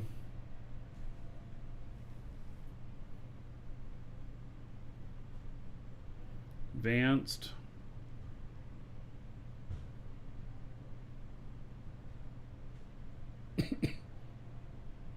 update custom list.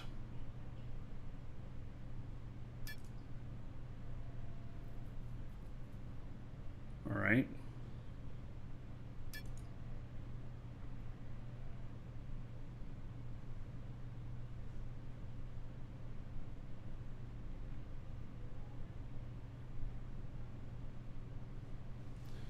So would it be the minified one? Yeah, okay. Skipping autoconnect, not enough free slots.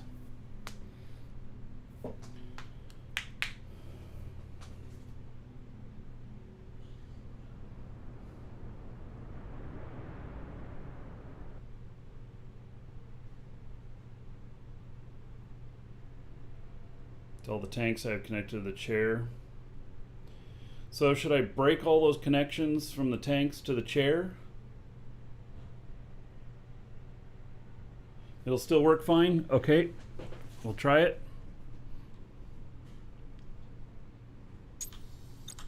Or wait, is there any configuration I need to do?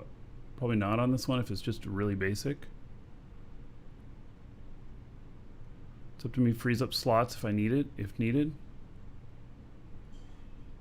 Well, I don't know if I need more slots or not. Yeah, this is a tricky part of it. All right, so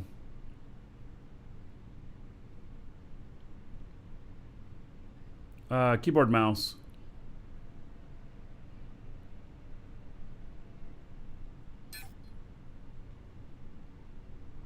Controller scheme, virtual joystick.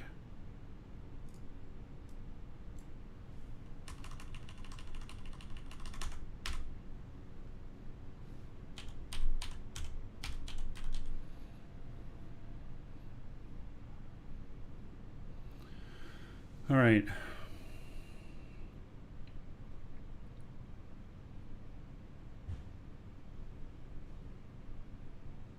The K in keyboard has to be capital.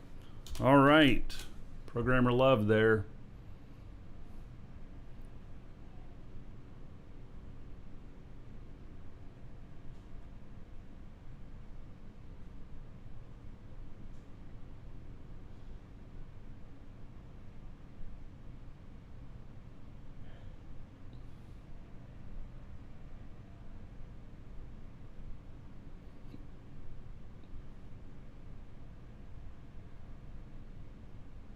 I can ignore a lot of them, yeah. All right, well, let's just try this.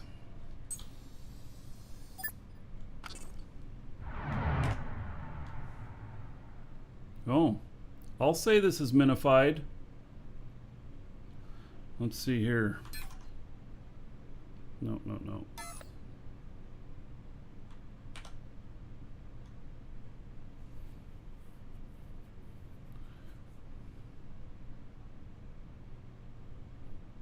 Have an error.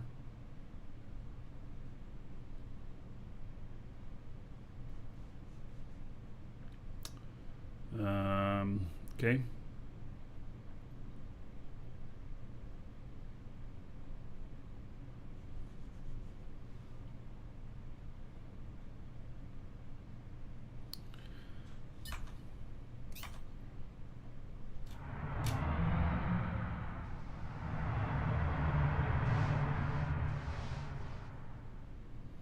So what is this error that I have? Exit seat, hit Control L.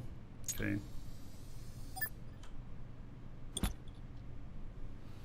Control L. I've never hit that before. Oh, turn my light on?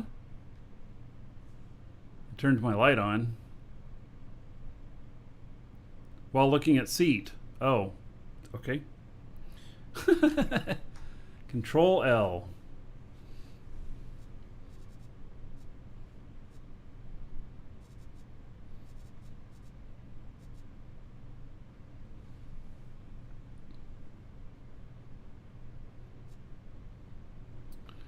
Right, yeah, I don't see anything in here that looks wrong. I didn't see an error, but I got 0 messages when I sat down. I don't know what that means.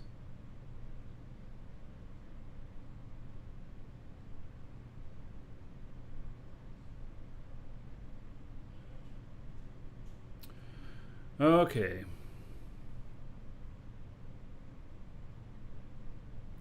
Why must you all endure the pain of waiting for text? Well, I'm available in comms, but this is the way it's working. So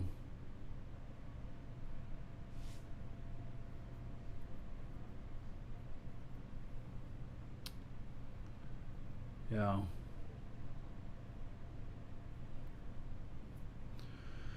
Okay, let's see here.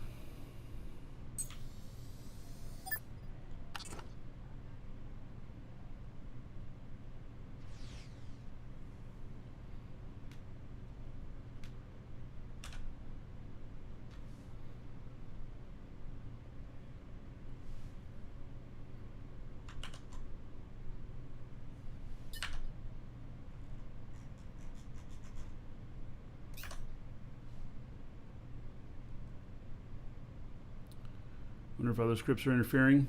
All right. Well, so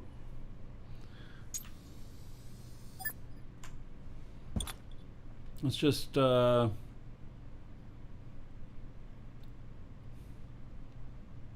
reset the chair, we'll see if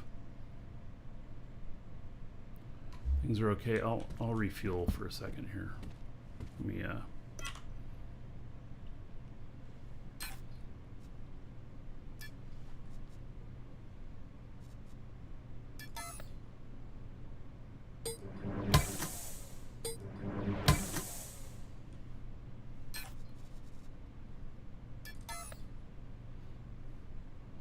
I may just, so I can get going, I may just revert back to original.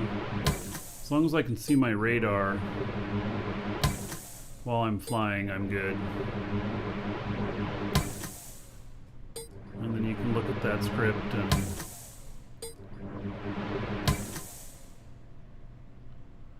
why are the tanks hooked to the seat? I don't know. Isn't that normal?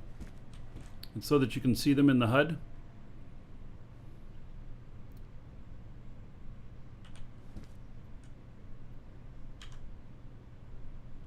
All right, everything's 100% full. So let me just run default and skipping auto connect, not enough free slots. Okay, so Control L on here. Radar, it says it's there. So we got Atmo tanks, core, and then we got all of these space tanks, 7 space tanks. I don't know, maybe everything's there. Am I gonna wrap this thing in gold? No, I'm gonna wrap it in, oh, I'm gonna wrap the core, yeah, I'm gonna wrap this core. And I'm going to turn this a bit into a battle bridge. So, but all right, so we're gonna take off with we're gonna take off here normal. ArcGeo, we'll try yours again a little later. There's the radar, good.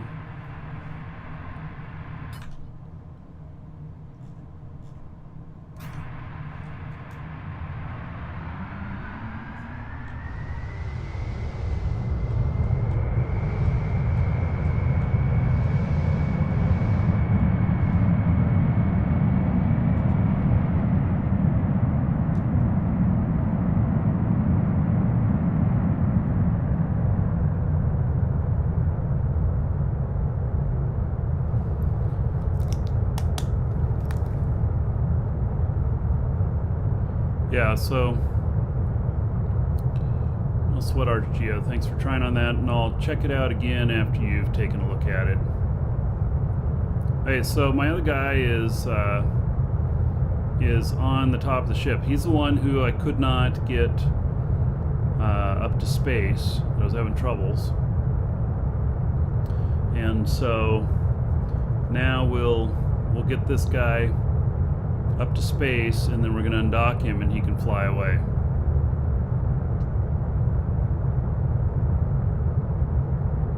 This game is insane. Yes, it's great.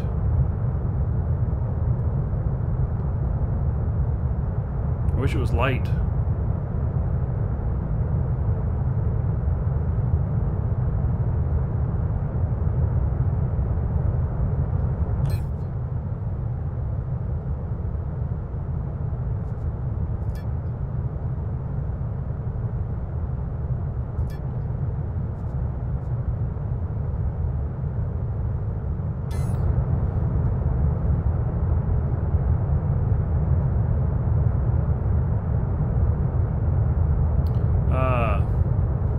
Chat tab, that's where it would be. Okay, well, I'll have to check after, like, later, because I don't want to land again.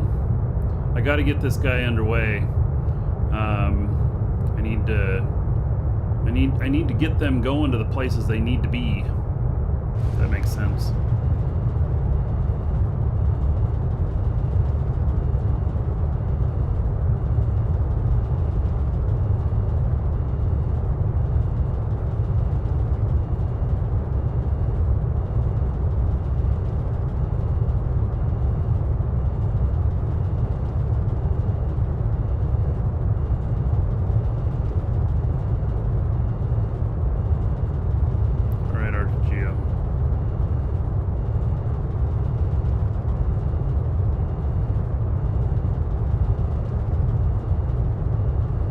Starting to fall down, so I guess I'm gonna have to give it all my gas now.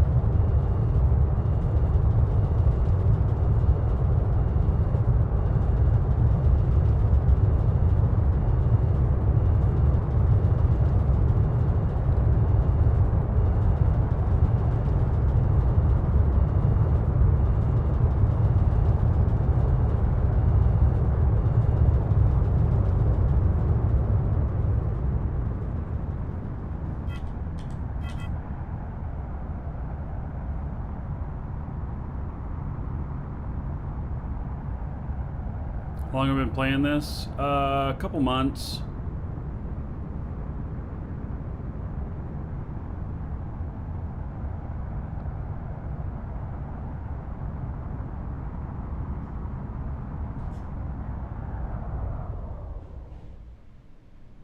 Okay, need to get up here a ways.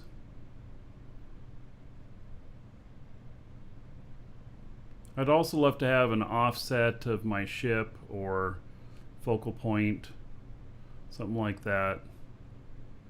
I hate that he's covered by some of the menus.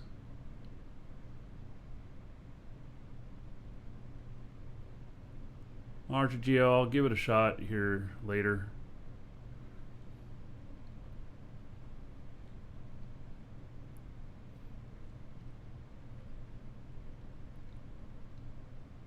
So I need to get some distance out into space.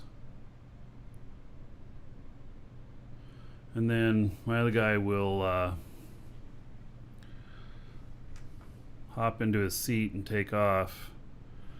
Here you can see him here. He's riding on top. He's not in his seat. So, that was weird. So this guy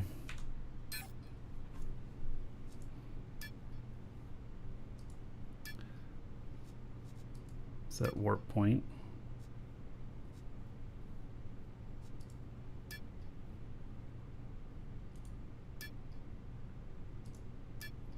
And set that destination.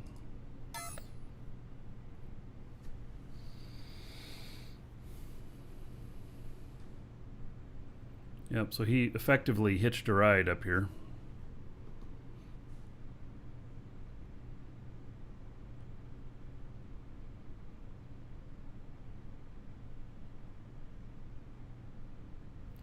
Yeah, well, you can launch. You can do things. Oh man, my headset's buzzing again. You can launch any ship on another ship as long as it's a smaller core. And so, yeah, this one, it's an extra small on top, and believe it or not, this massive ship is a small core.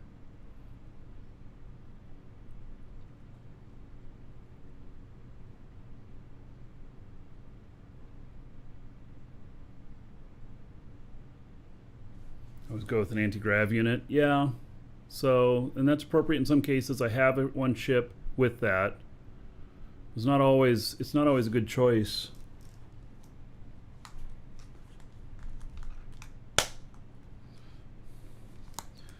I'm gonna have to get new headphones soon. I have another headset, but it just doesn't sound as good as these.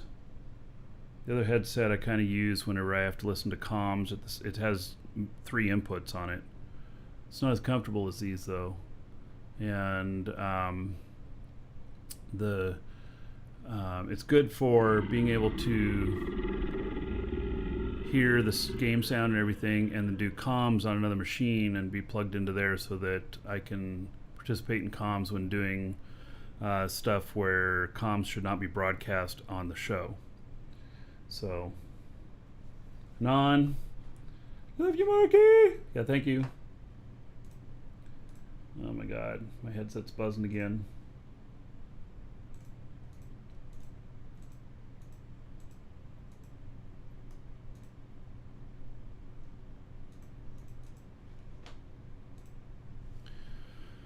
All right.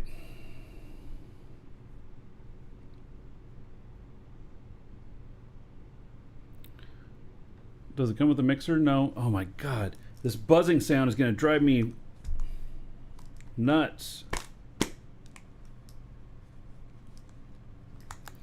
I think the coil's going out in one of the speakers here. So I forget the brand on these.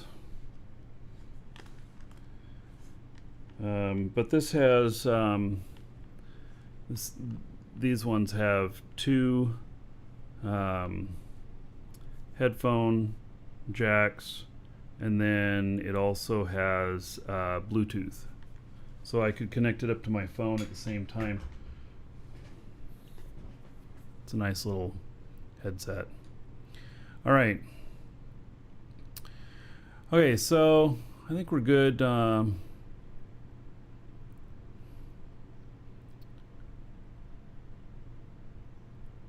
think we've come out here a ways. We're pretty good, doing good.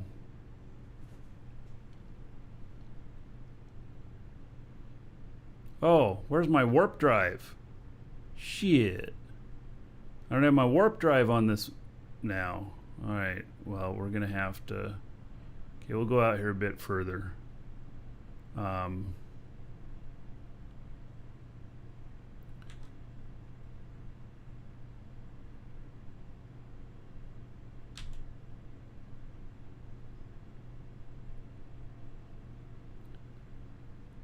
going to need to fix the warp drive. Gotta have warp drive.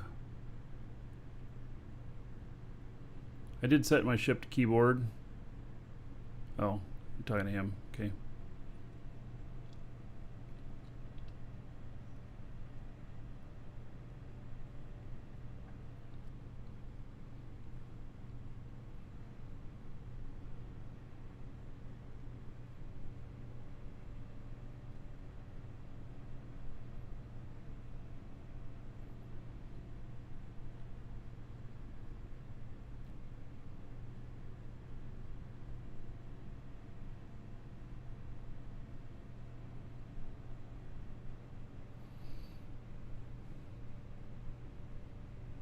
Oh yeah, I know. Look out, there's a ship that's 8.79 meters away.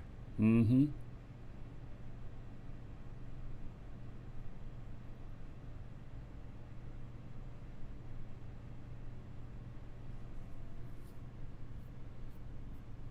Cat Ziggy, same with me. I didn't click use these settings. Hey, we're 3 SU away.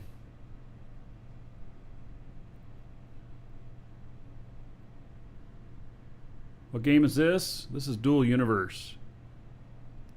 It's really awesome.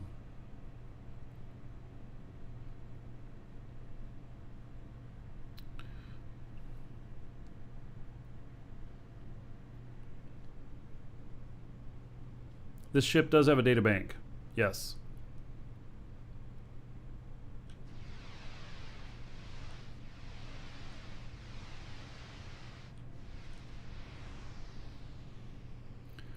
All right, I guess this is far enough out. I want to be stopped when I disconnect.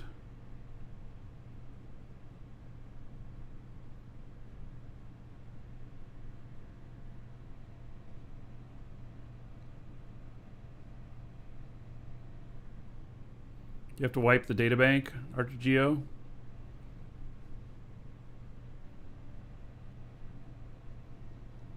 Right. Hey, I do really like the break on off that's on the DU HUD. It's very nice. Okay, so switching over to this other guy. Okay, he's the ship on top. So let's get in here.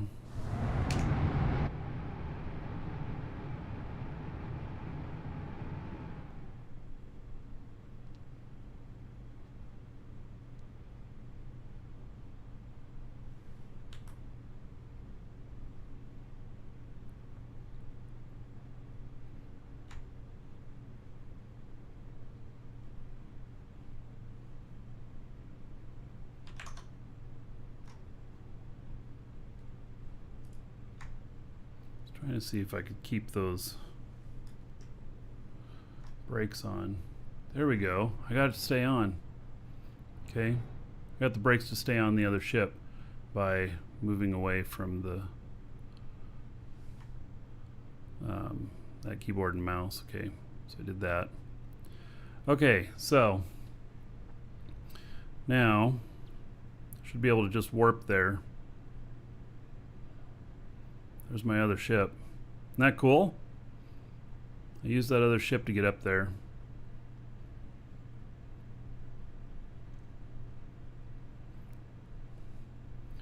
All right.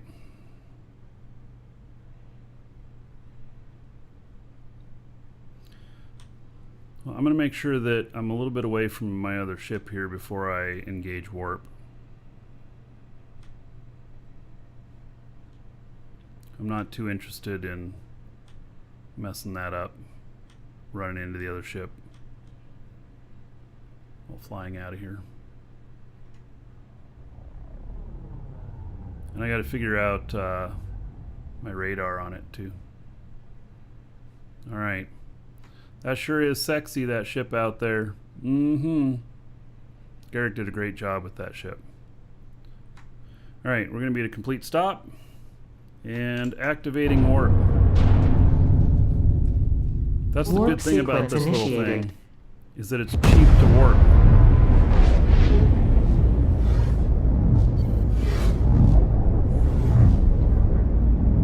But your character's got to have some flight skills. It can't get out of Alioth on its own without it.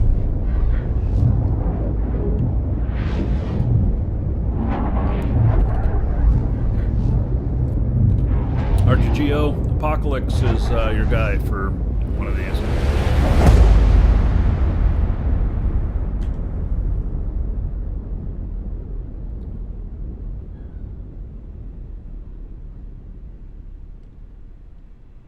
I'm just hoping I don't smash into a station. Completed. See? I landed 2 kilometers away from that one. All right.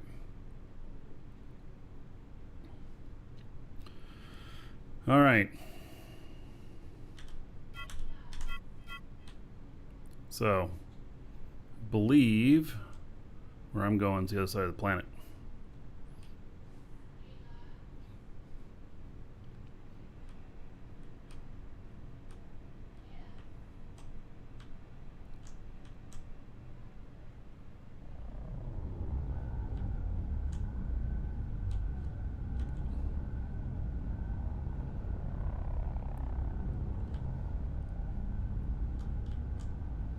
Yeah, actually, to get to the other side, we really got to have some height. So I'm actually gonna. The atmosphere in here is crazy high. Crazy high.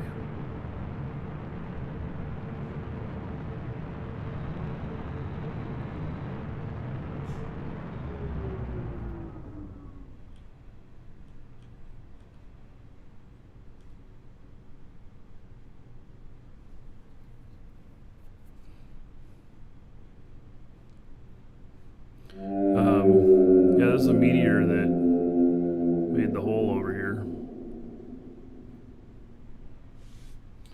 Fincia, thank you for the 100 bits. Watch out, giant space coat has taken a chunk out of that planet. The meteor must have been called Goat. There's another 100 gold. Everybody here in Fincia's honor. Thank you, thank you. Another buck on the show fund. All right.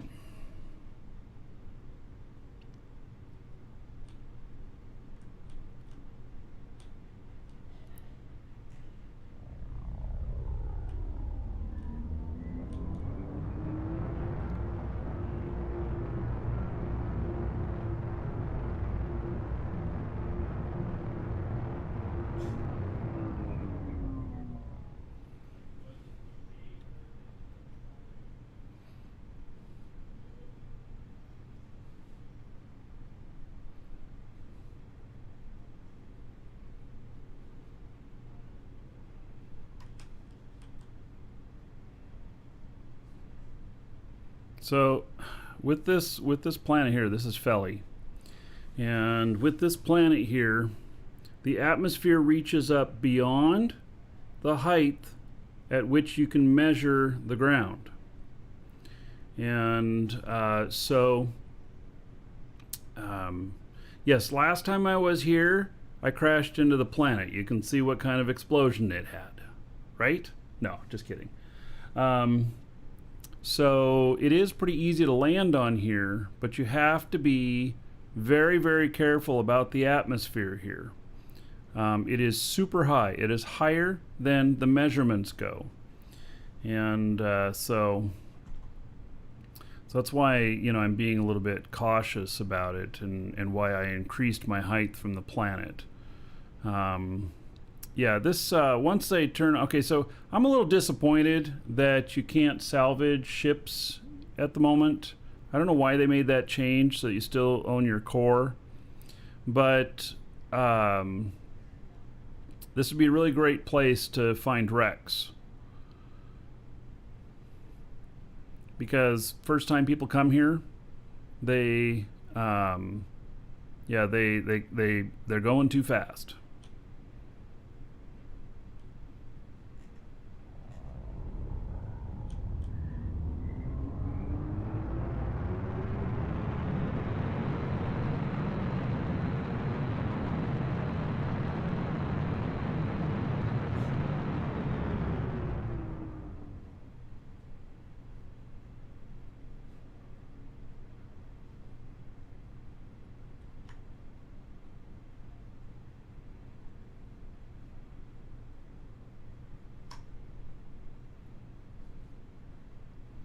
All right.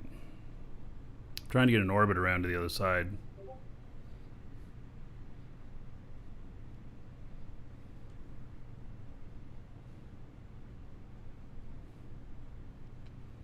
Hello, Jacob Wunster. How you doing, buddy?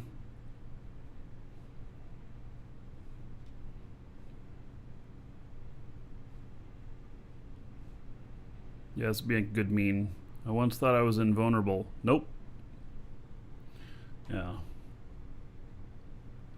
I do not have my screenshot application on this computer here, and I keep thinking that maybe I should put it on here, because I keep trying to take screenshots I use for like the YouTube thumbnails and stuff, and they don't work on this machine because I don't have it installed. I've left this machine so bare on stuff. Like, it doesn't have any antivirus on it. I don't really go to any web pages other than a couple of Google pages and a Twitch page. I don't click on links on this machine. It's firewalled off on the network and everything. I've got it running just really lean, even though it's a monster of a machine. It's an i9. But yeah, I've been I don't know, I suppose I could install that application on here.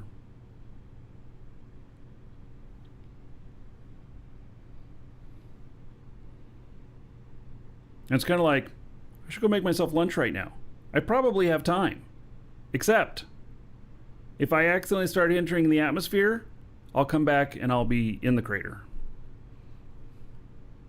Yeah. So.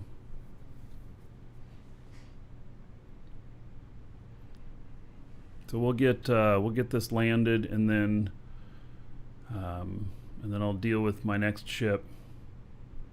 Well, actually, we can kind of watch that one at the same time here. Okay, so this right here.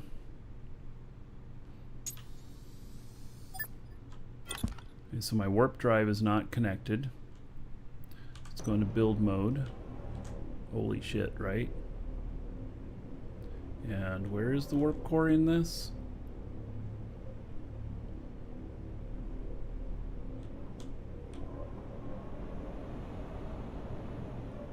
There it is. No, that's a tank. Where is the warp core in here? Oh, there it is. Yeah. Okay. So we go pilot seat. Warp core, what does it say? No compatible link type found. Okay, so escape on that. Well, why did escape change?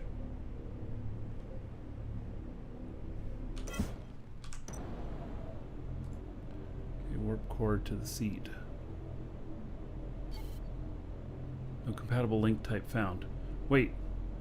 So warp core doesn't have to go to the seat. Why don't I see my warp core?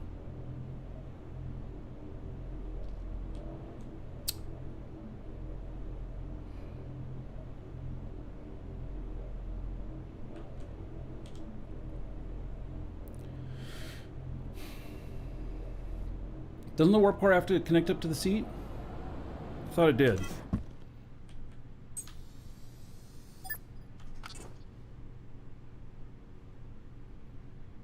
My warp core totally is not showing up.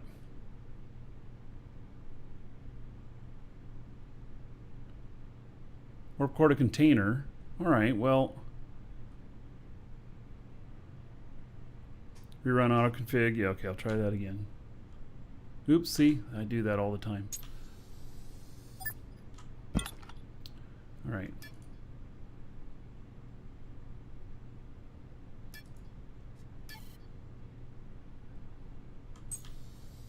Yeah, it's skipping stuff because there's not enough free slots. There's my warp drive. Okay. And it only shows one of my Atmo tanks. I got my radar. And these frickin' headphones. Alright, I'm just going to bust them in half one of these days. This is my third pair of these headphones. I've been using this actual brand and model for 15, 20 years now because they've just been so good. They're Sony Studio headphones. About $100 for a pair. So, alright. So I have everything now, which is good.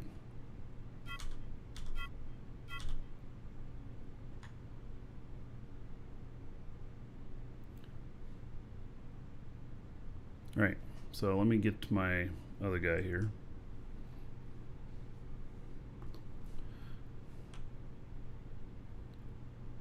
It's probably ready to go down here.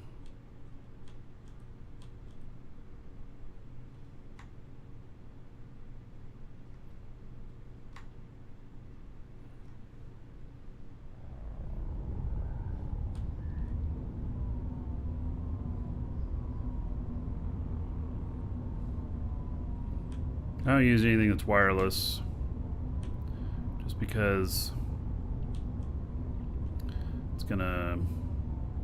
It's just because you have to keep charging them. Stuff. Forget to charge it, and then you have to use a different set of headphones for a show, and blah, blah, blah. No fun.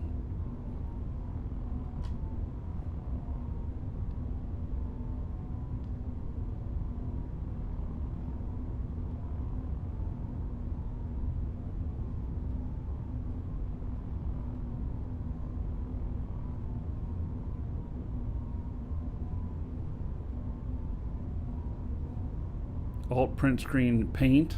Oh, yeah, thanks, Rick. No thanks.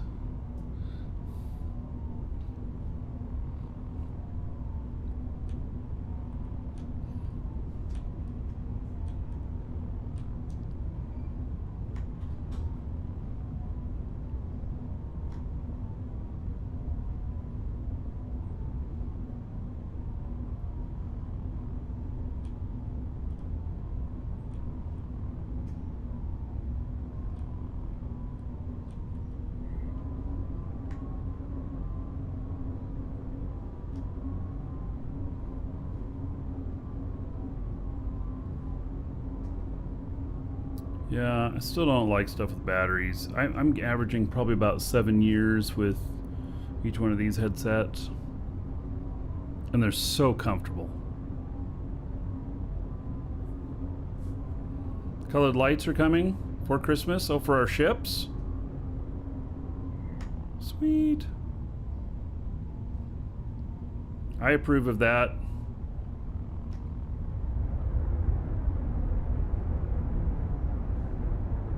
I'll have to watch that interview tonight.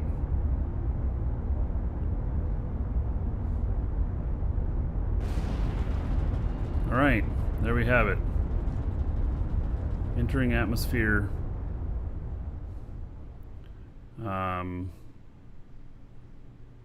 You see before, it doesn't even show up as a height yet.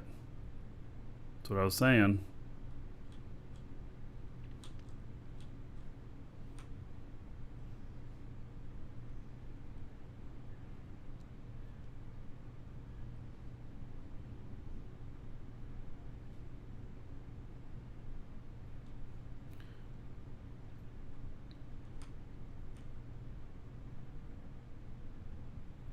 Well, the altitude goes out to about 200K on the HUD.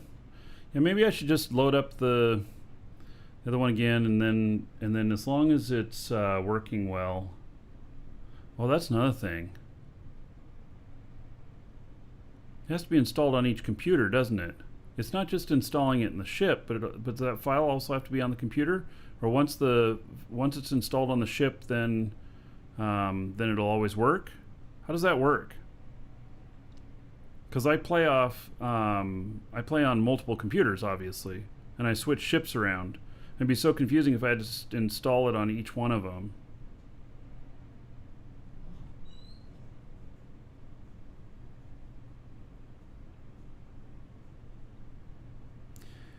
Part of what my objections. You've heard plenty of my objections, Archegeo, to using your HUD, and it's not because I don't think it's not good. It's because, I don't want all the different versions on different ships and everything. But if I try the latest version and it works well for me, then I can just stick there for a few months and then upgrade everything again at the same time. So, or not upgrade again until forced to, or until there's some feature that is so compelling that I want to. So,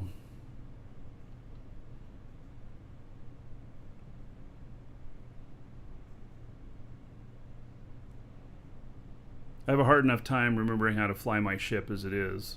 Remembering different versions with different key commands. Whee!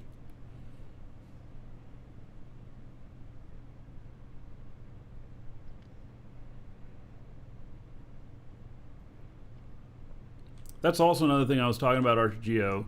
I was talking about waiting until your development cycle was slowed down. So, yeah. If that's the case, that's also good for me. It allows for a lot of time to work out kinks and bugs.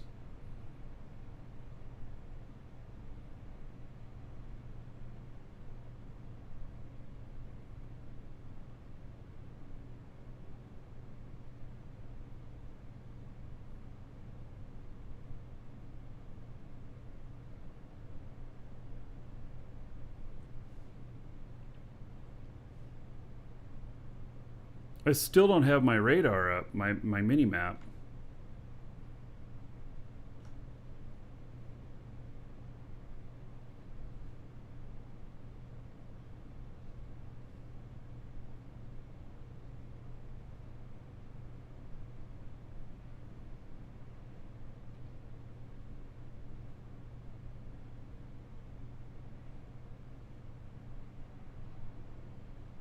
Yeah, I had that other level of complexity to it, with just having so many characters and so many different ships. Most people have just a few ships, one character. So you get it dialed in and it's good.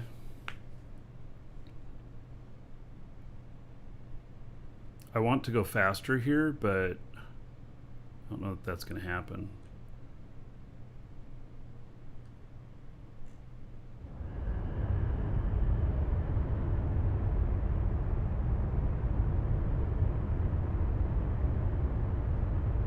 I don't know that this is a good idea.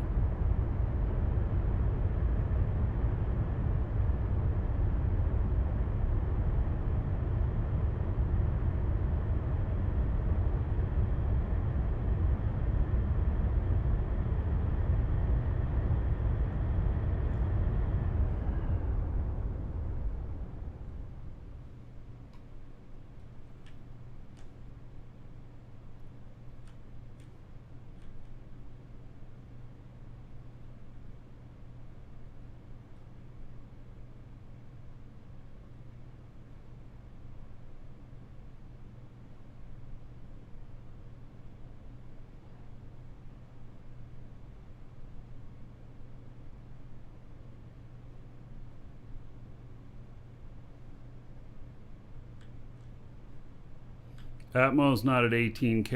18.4K is the ground.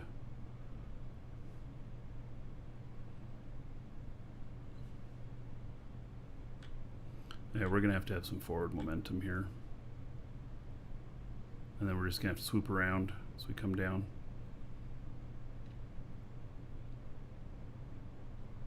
I don't think this will land straight down.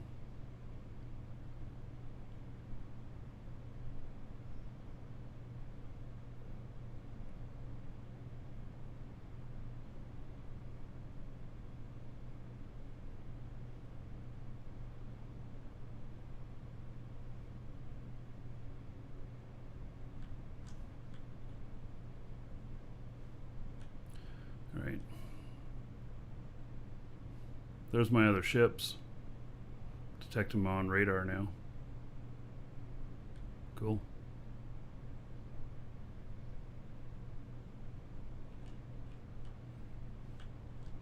I'm leaving it behind. Okay, well, let's get down closer here. This planet is actually a lot easier to land on. The gravity here is what, 0.3 or something on the ground? It's not very much. But the atmosphere is super high.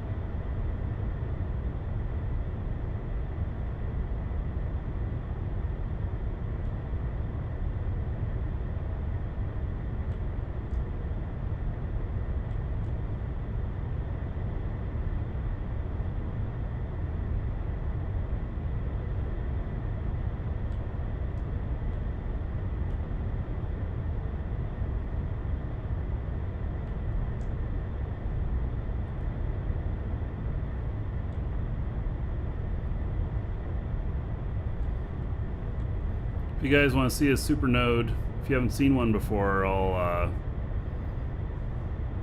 be happy to show it to you before I switch characters here. Alright, I am down nearly on the ground. You can't hardly see it the way the lighting is. 18.4 is about where most of the land is on this ship, or on this planet.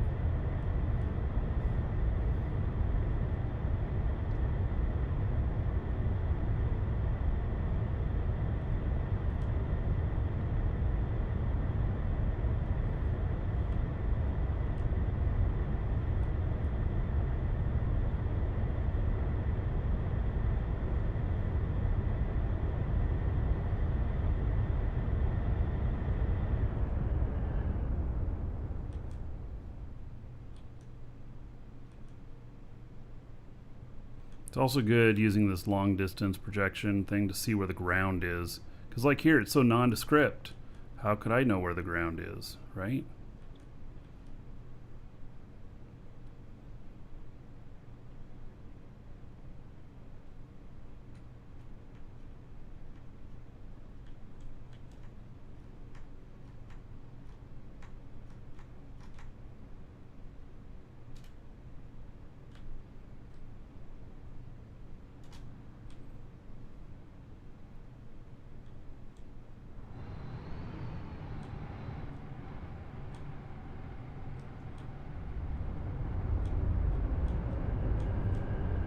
And like he lands this here just nice and easy.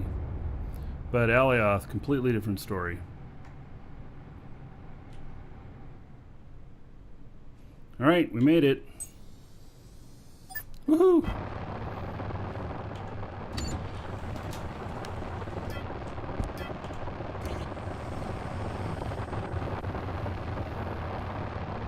Alright, check these real quick.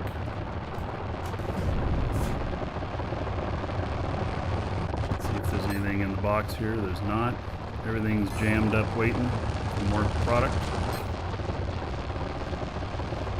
Yep, everything's been processed that I'm processing.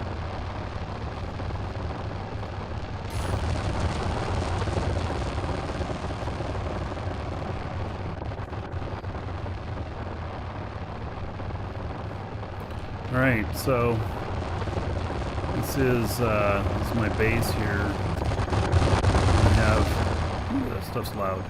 I have a mega node. First thing, the whole reason I ended up out at this other place was because I didn't activate the res pad. There. Now if I die out here, I won't appear at Alioth. Holy cow, that was bad. Where can you see the amount of sub time you have left? Timothus, you log into your account on their website, dualuniverse.game. I can tell you though, it's not displaying correctly. So like if you added a 3-month code and then you decided you really liked the game and you added a 12-month on top of it, it's only going to show you the time to the end of the 3-month. As soon as that end of the 3-month is up, then it will show you the next time segment. They're going to change that with a big update to their back end there, but it's not ready yet. And so you can't tell that you successfully added another code to it other than you didn't get an error the first time you tried it. But because you can't see it there, you try it again and again and again, and then it gives you all these errors, and then you contact us and say, what the fuck, Marky? You sold me a code that doesn't work. And then we open a ticket with them, and they look at it and say, nope, it's there. They're going to fix that. We've talked with them quite extensively about this. So anyway, that is one of the things that's going to be fixed as soon as the whole back end gets published, along with a ton of other stuff that's going on. So yeah. Welcome to the Dragons. All right, Mr. Walleye, thank you for following. Welcome. Yeah, I know. We've all been there and done that. Even my account, I looked at it and I'm like, why doesn't this say that I have this correct amount of time? So if for some reason, hold on to your receipt from us that has the code, because if for some reason you get to the end of the initial time you had and you can't access the game, then go and try that code again. And it means that it didn't apply correctly the first time, which 99.9% of the people it did. It just didn't tell you that it did. So Yeah, it's a little frustrating, but anyway, that is that. Okay, so this is a mega node for it's coal, and this is the one that I was searching for. I did a whole show day on this, searching for this, and didn't find it. So all of this open area here, I've mined all that out, and that was all of this node. And so I have gotten to this point, and it goes well beyond here. So you can see up in here as well. And it continues on out over there. So yeah, it's been quite interesting. So I've been working on this one. I'll tell you that I paid for the ship from Garrett off of this. I went and sold coal to bots. The rest of it I'm taking back home. Kind of loud, huh? See, if I mine just a little bit and then I go back up there, they'll be working now. Yeah. So, alright. Stop that. It's awful loud. I usually turn down the volume when I'm doing that. So, yeah, so this is, I think that is this the one that was 3 million? I don't remember. So I have 7 or 8 meganodes out here on this planet. And I've put territory units on all of them. And so I'm going to make another base that I'm going to bring out that'll be a temporary base for like storage or something like that. I don't know. I got to bring a big ship out to transport stuff around, or maybe that's a good reason to have my other ship out there because it can move stuff around. So yeah, and there's the other one. He's sitting out there, and we haven't tried warping this guy yet. Boy, it would cost a lot, but yeah. Oh, I sell pure. I have skills on my guy here that in mining. I have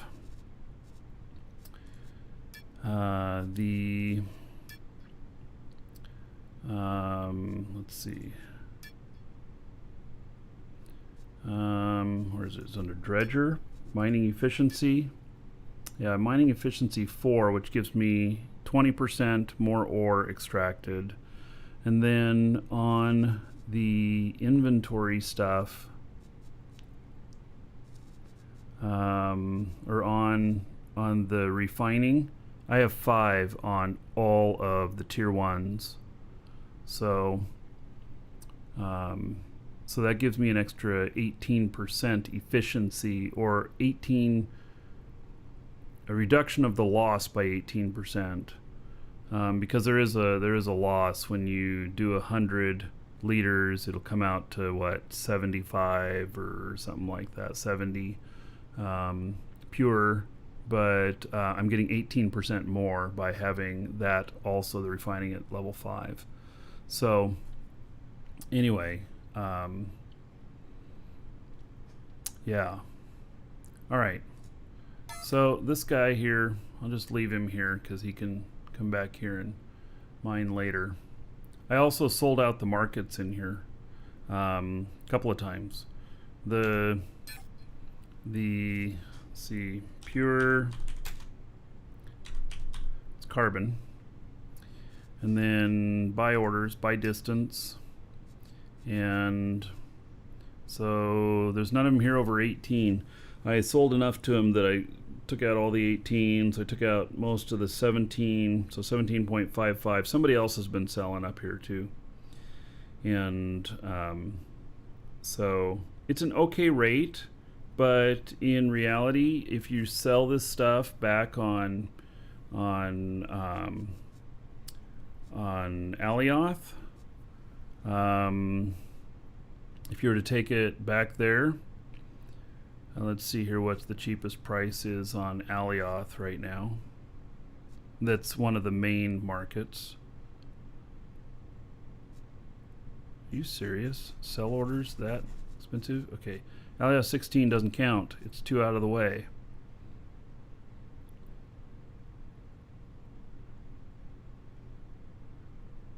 District 4 Marketplace, 50. Wow. So you can get a lot more if you sell it on Alioth. Alioth is experiencing a dramatic increase in the costs of stuff there, and so it may be worth your time to do it. I was trying to figure out the other day if it was worth my time to take my ARC out here and pick up 8 full containers of pure carbon and take it to Alioth and sell it. And I think that I figured up that that I could easily get as much as 15 million more by doing that. And so I figured like 3 trips could pay off the cost of the ship. That ship is 45 million. So, but it holds 8. It can land with 6 kilotons on Alioth. So, yeah, it's really something else. But it's also very complex to fly. The fuel cost. Well, the fuel cost is infinitesimal. I mean, it'll take me about 60,000 liters of X fuel to fly it from here to there. But you know, I don't know what that costs. Million, maybe at the most, $500,000. So now warp cells would be a whole different story, because the warp cost would be pretty enormous. It'd be in the 7 to 9 million range to warp it. So you don't want to warp it. You want to have enough warp cells on you, so if you need to warp it, you can, to get away from PvP, but you don't want to warp it. No. So, all right, I'm gonna go grab some lunch really quick, come back, and then we got another ship to fly, and probably some other stuff to do too. I'll be right back.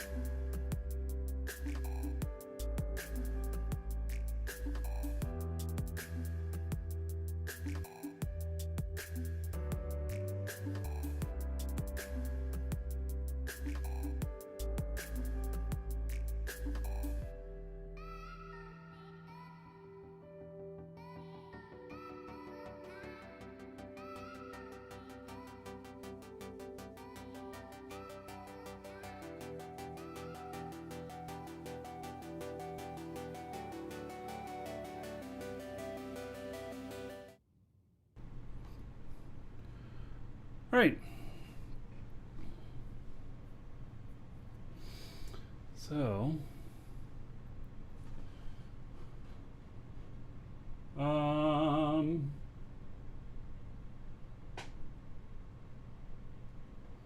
please be aware, so there's an announcement.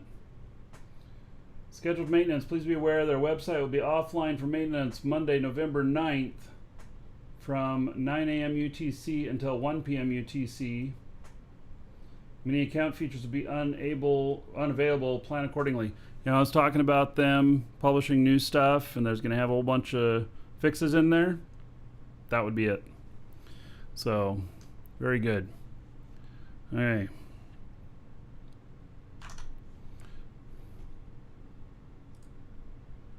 Oh, what's going on here? There we go. Oh, wait. What is going on here? Why is my computer acting so funky? Let's see here.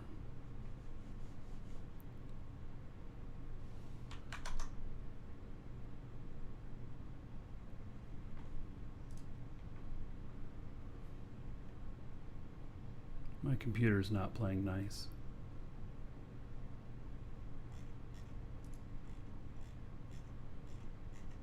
Something is wrong with my broadcast computer. It's not responding to things correctly.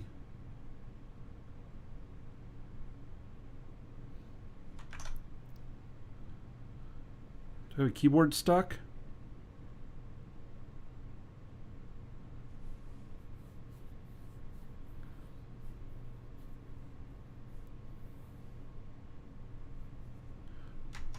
I've got a key stuck on my keyboard. Oh my God, what is going on here?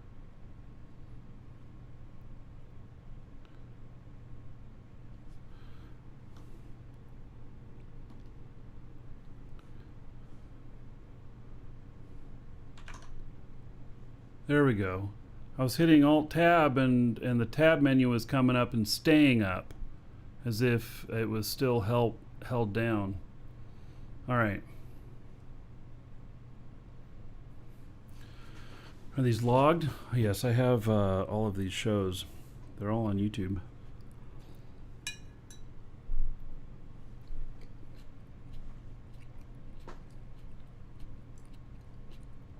All right. So, I'm just gonna... Do I need to top off these tanks? Probably not. I don't know. Do I? Let's top them off.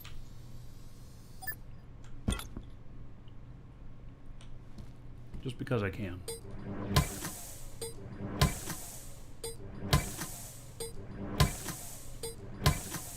I like having these on the inside where I can get to them. It's pretty handy.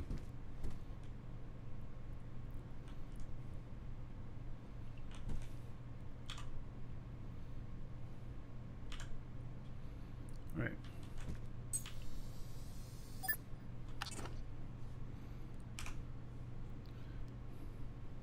I was talking about the Dual Universe site, yeah.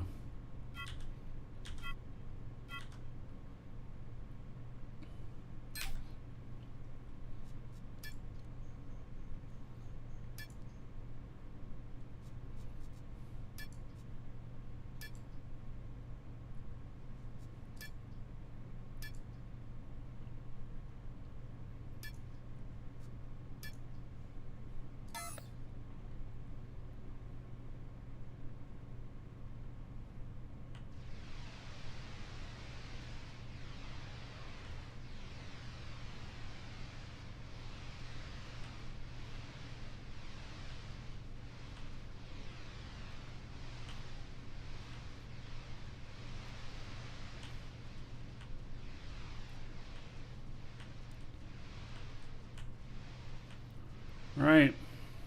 Do I have much of a load on here? No, not really.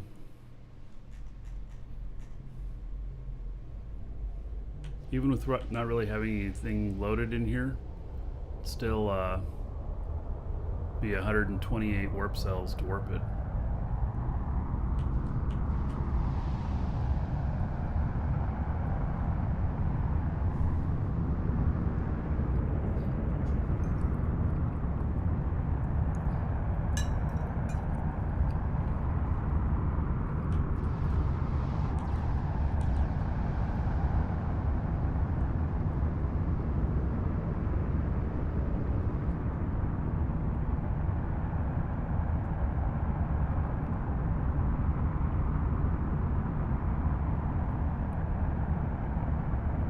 fuel I'm transporting. Well, even at that, ship's still like 1.5 kilotons or whatever empty. I don't know, it's something pretty crazy.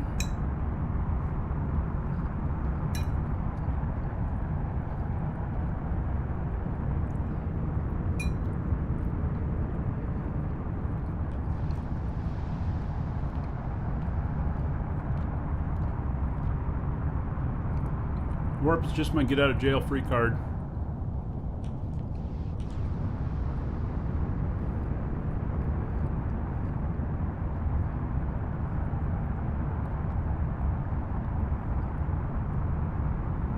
Yes, fuel weight does differ versus tank, nanopack, yes.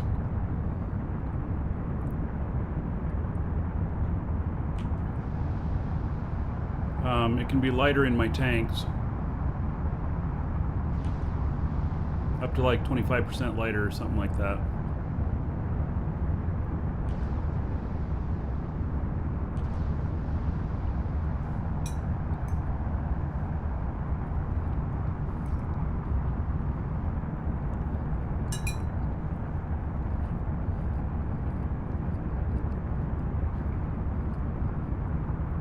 I'm not going to get too close to the planet, am I? That would be super freaky.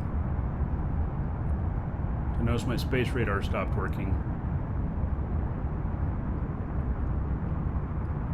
Look at how fast I'm going, man. This thing is like a rocket.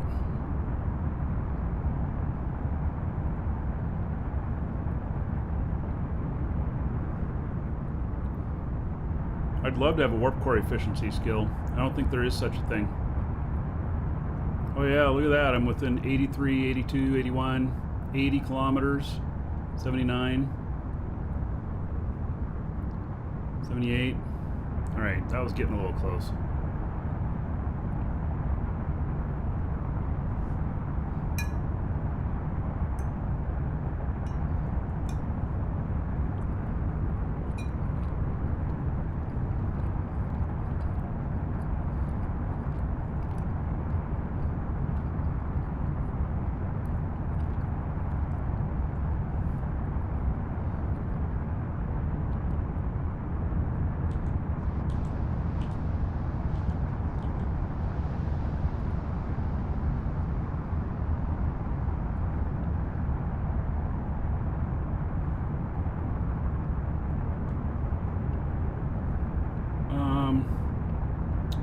Nagy, that ship sound like he made it to solve your issues for these ships. You mean, does this ship solve issues? This ship does address massive speed, massive braking.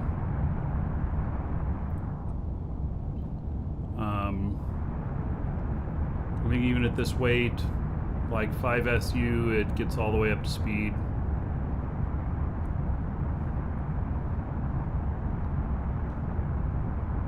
Still has plenty of fuel left. It has really good braking.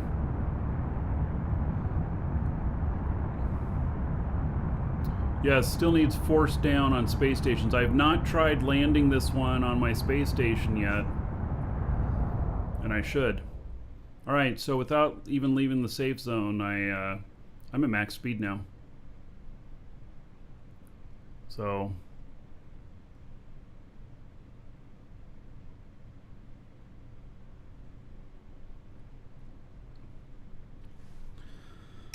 it'd be hard to catch me for PvP. It's not impossible, but it'd be hard.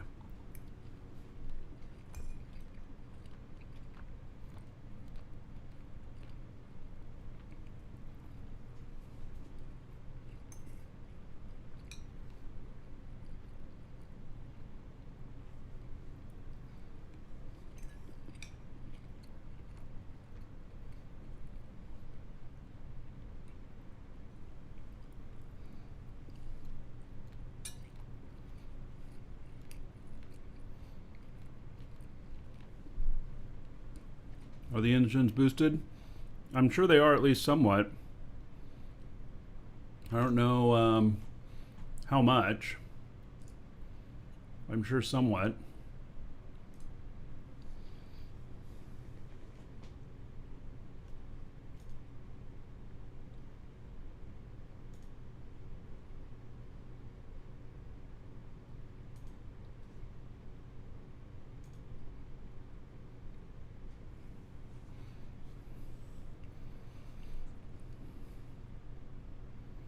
Yeah, it's not possible to make ships be perfect for everyone. Yeah. Yep. You know, base model. That's why auto dealers make different versions of the same car.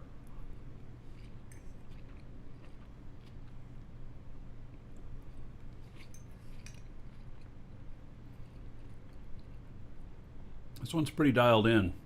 It's pretty good.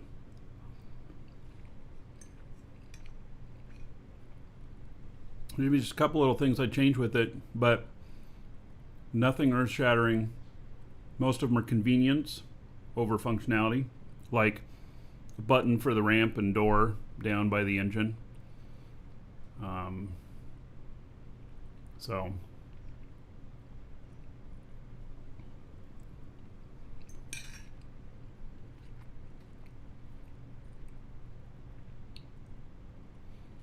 there's a ship called Silver Bullet docked at a station. Looks like something.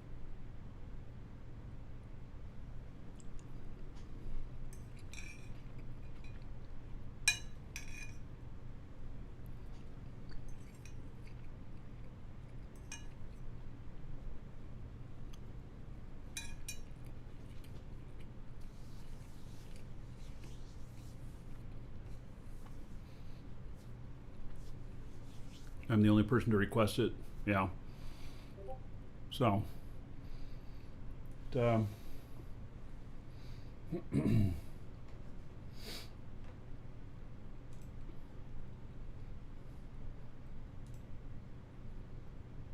yep. And I could put that in if I really wanted to. I don't know how to. I haven't done buttons to do multiple items before, but I'm sure I can figure it out.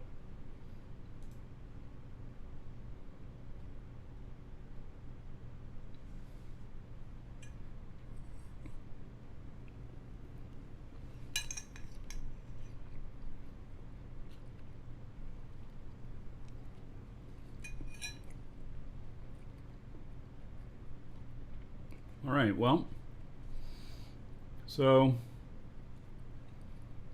I'm doing pretty good.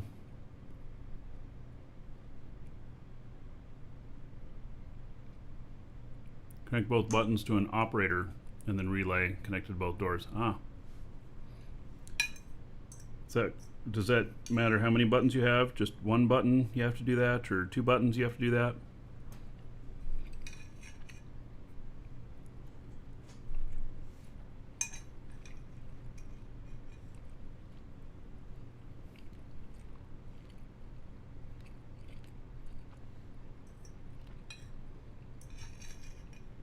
Oh yeah. Put a different little thing there to open the fuel intakes. One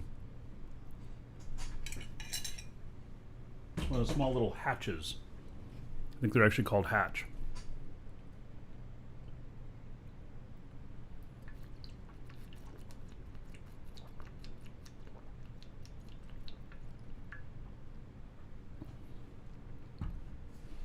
Okay.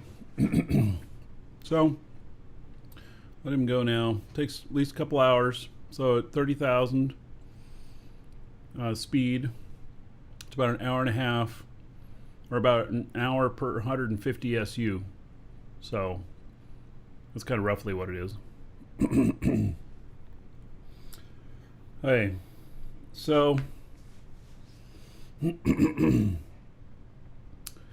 my other stuff here, let me log into another account here.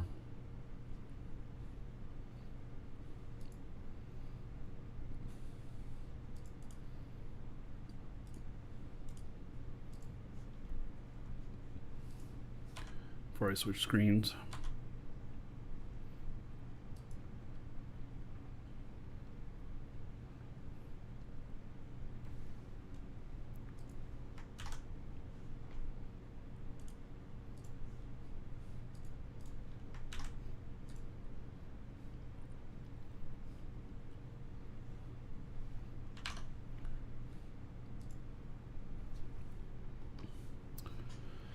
All right, so I'm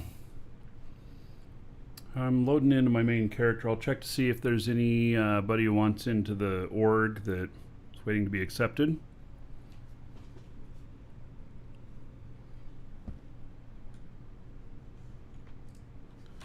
Sounds like no, it's fine. That's right. I came out to save somebody last night. This is my ship with radar out here. No invitations. All right. So we're at 635 people. So let's see here.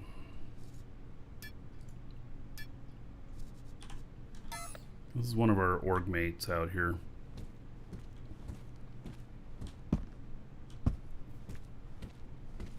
He crashed. He wasn't set up for here. He respawned at Alioth. I recognize this ship, you know.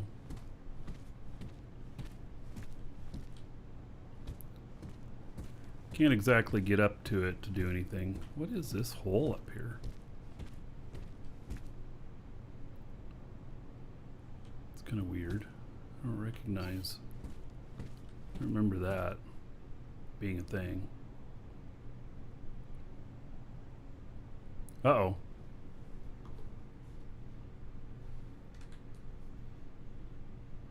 Got targets here. I'm in PvP area.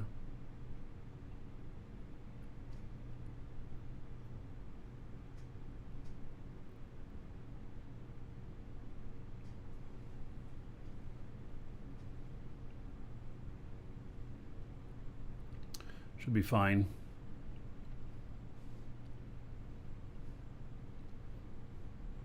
Corpling, take care.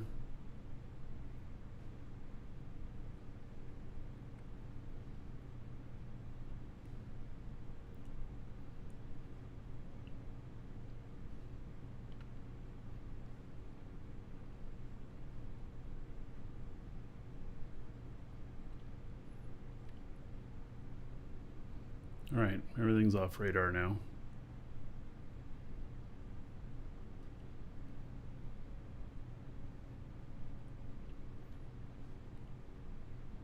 I heard those noises. I guess that there's some noises when new radar stuff comes up. Little ding, something like that.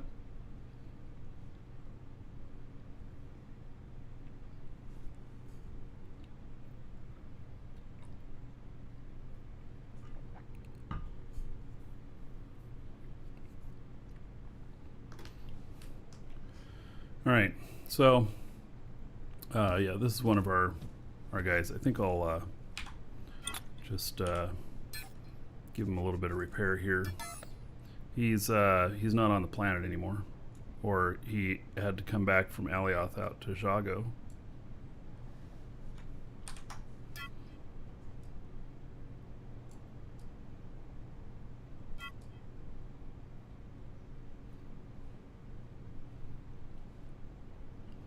Yeah, that's one of the original ship types.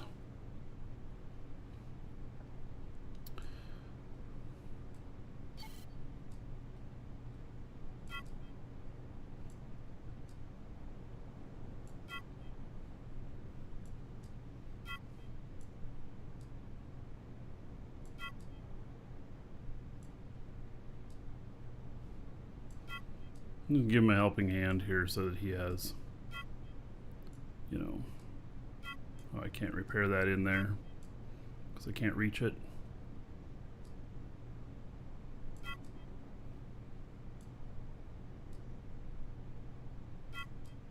I'd have to get up in his ship, and I'm not going to go to that. But fix a few things here for him that I can reach.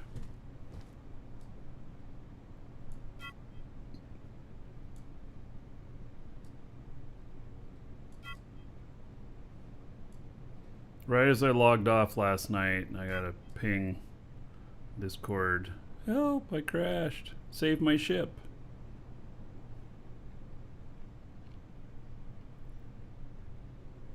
He did the same thing I did. It looks like he flipped over something and landed on the cockpit.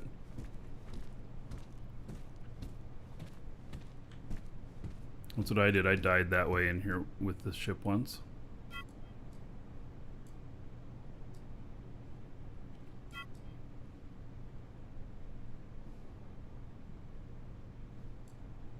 He wanted me to check and save the core, but it didn't. It actually didn't need it.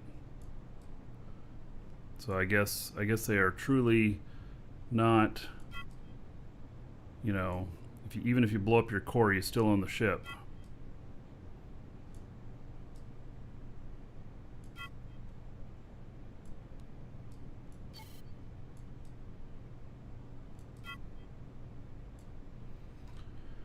Alright, well that's about all I can repair from out here. It's weird, I don't understand, I don't recognize that hole there. Wonder if that's something he added on.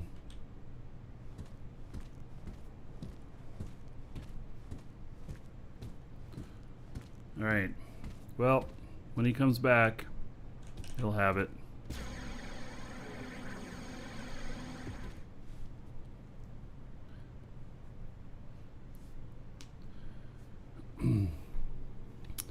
You put your TU org down, it shows red for you, you have to share it to yourself. So just because the org owns it doesn't mean that you automatically have access to it. So now you have to share it out with your org. And then it'll turn green to all your org members. So I've been working on this ship more. Been you know, trying to get the details done on it. There's still a lot more to do. This is my scanner ship that I'm building, and it's made to climb mountains and everything as a hover, which may sound pretty strange, but it's exactly why I have some of these hovers sideways. And it's getting closer to being done. I want it to look right, actually. You know, it function-wise, it functions perfect right now, but I want it to actually work better or look better. So I have furniture that I'm going to put in here and all kinds of stuff. So maybe just a second here, helping out a customer.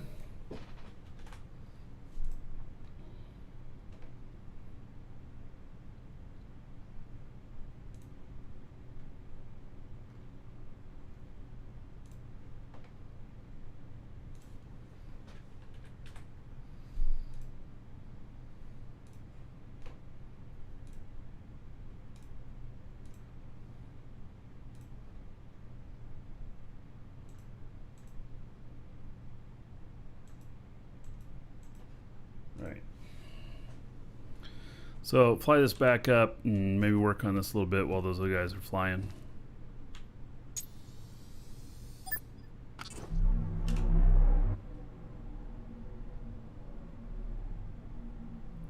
Let's see, where is my place?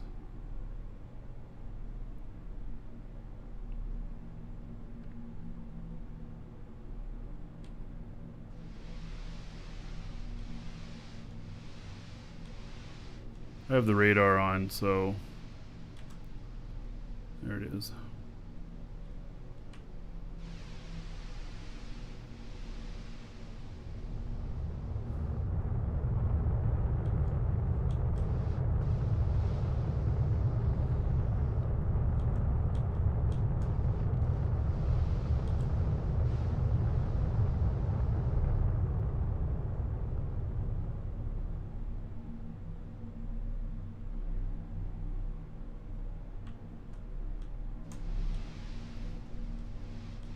I don't know, it's like I can see our ramp up there, but is it real? Is there anything in my way?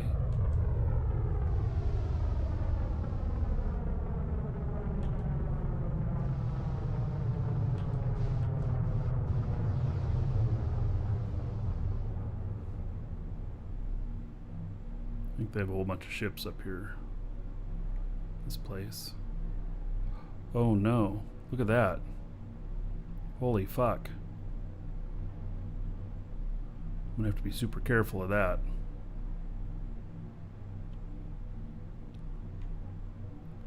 Yeah, look at that. You can see all those frames up there. I mean, we got our thing up there too. Yeah, super easy to run into. All right. Especially at night. In fact, somebody from this base ran into ours before it was more filled in.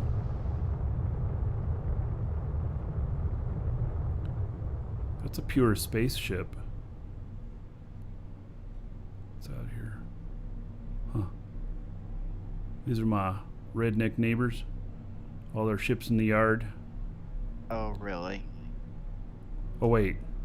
And then there's Levon. I'm right below you, right up next to you. Yeah. I never ran into those thingies that you just showed off. Oh, you did? I nearly did. Yeah. Yep. Yeah. There needs to be some, I mean, let's see, if I turn on the constructs, I only see one thing up there, but it's obviously bigger than that.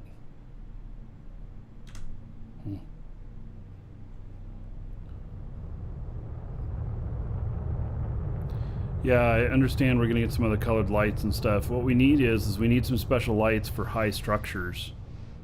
That, you know, maybe they're not very bright. You don't use them locally, but they're used for great distances to show something to be avoided while flying.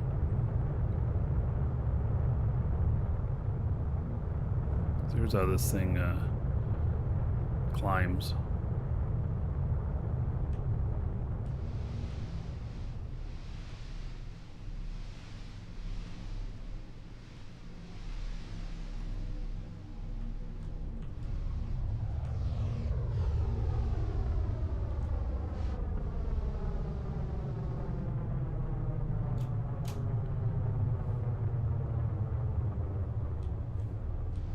So this, I started working on it up over here instead of back at my other build spot.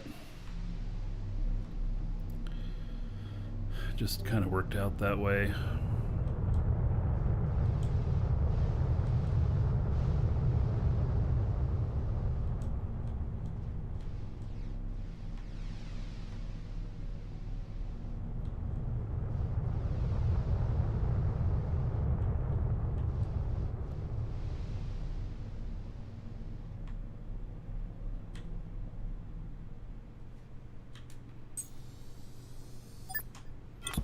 I hate working in the dark, though, I gotta say.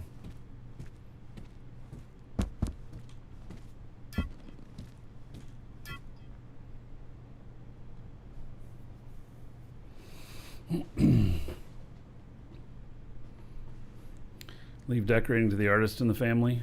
Yeah, well, I want to be successful, too, with that. So, yep. Let me show you guys something else here too.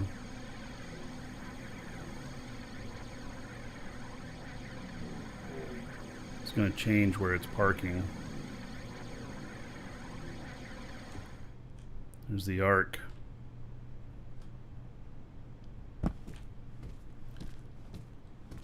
That looks expensive. It is. It's very expensive. About 45 million.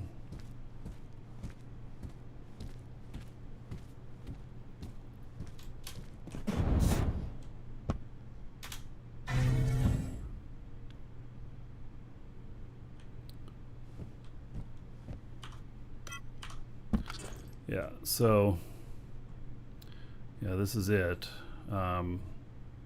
We built a garage to park it in.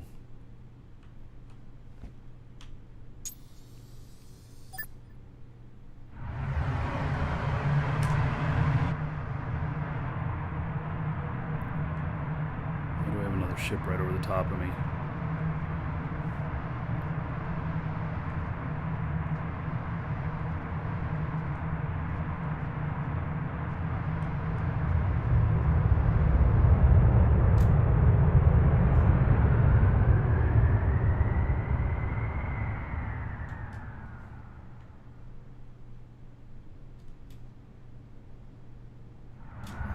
don't know if it'll fit in here.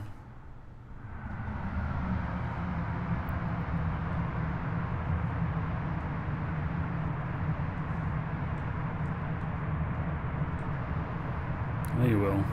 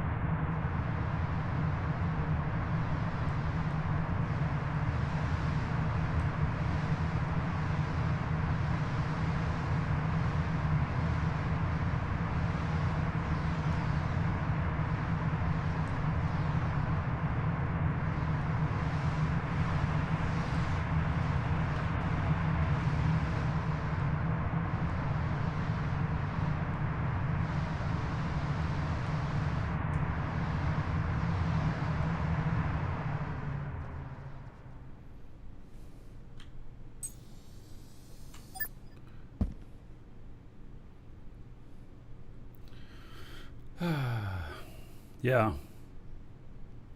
So this ship's pretty big. It's anti-grav and everything. That's the pad that we're building up on top of the mountain, and then this thing holds 8 containers, which I should reseat all of these with my guy. I don't know what the skills were of the person who seeded all of these, but I have perfect container skills, and so I could actually reduce the weight by 25% and increase the volume by 50%. And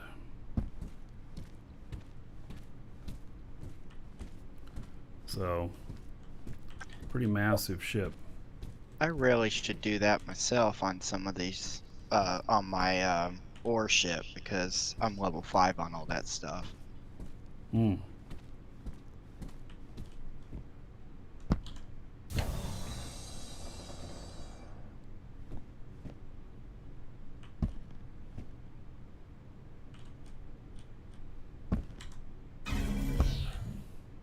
All right.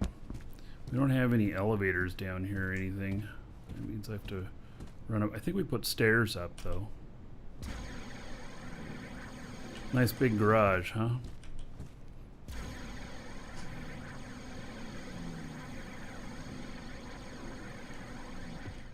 Yeah, look at these stairs. And Lisa did all this work on making this all, I don't even know what you call it, like the texture on the outside of the building.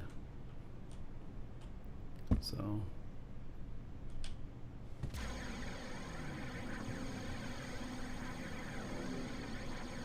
another ship. We got to finish this one though. We need to finish the build on it. That one's 10 containers. Party barge for mining.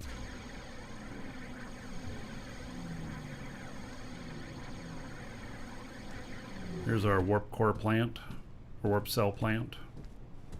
Is it actually up and running? Yeah, I've run out of some resources, so I need some more stuff. But other than that, yeah. And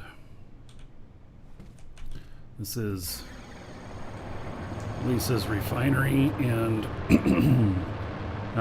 chooser stuff. I mean, there's all kinds of stuff going on in here. A lot. Yeah. Yeah. So, yeah, it's pretty crazy stuff.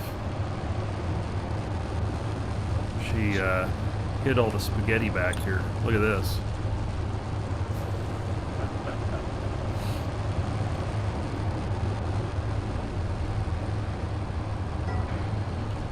She's got those on both sides, those refineries. No, they pop through the walls here. Oh, they do? Yeah. So that you see, like, see something's processing right now. You see it popping through the wall. Oh, okay. Yeah.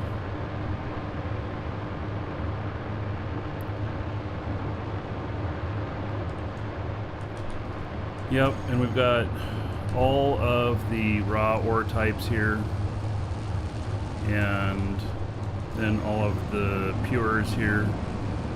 Or wait, pures are over here too. Oh, I don't even know.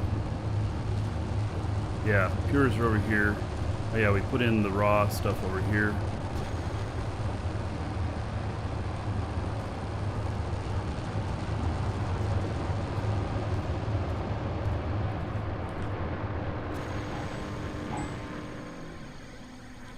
I'll go up and take, I think that was Apocalypse that stopped by, and I'll go take a look at his ship up there. And then I've got some other ships here. These are all ships that are completed and ready to go. So, oh, this one I take to, that one goes to,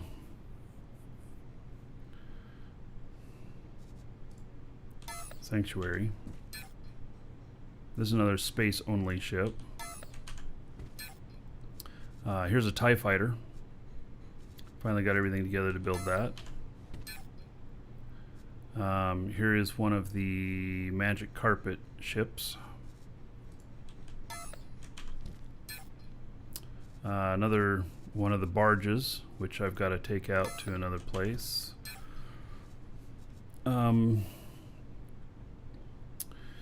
Another mining camp, all ready to go. And another magic carpet. So What's a magic carpet? they are so that you can hover on them and you can go up to different heights and stuff. Take one with you when you're going to salvage ships if they're up in the air and everything, because you can just hover right next to it and repair the core. Oh, okay. Yeah. You also like the, you know, getting up and down from the pad up there could be used for that and stuff.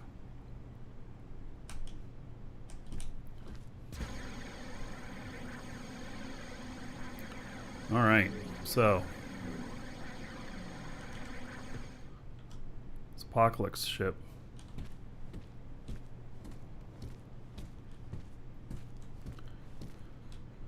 What is this? Is that a gun? What is that? I'm not familiar with that. Yeah, it's a railgun. Cool. Submarine type tactic. Wouldn't that be cool if you could open the doors and the guns were behind it? Ooh, that would just add a lot of extra weight though.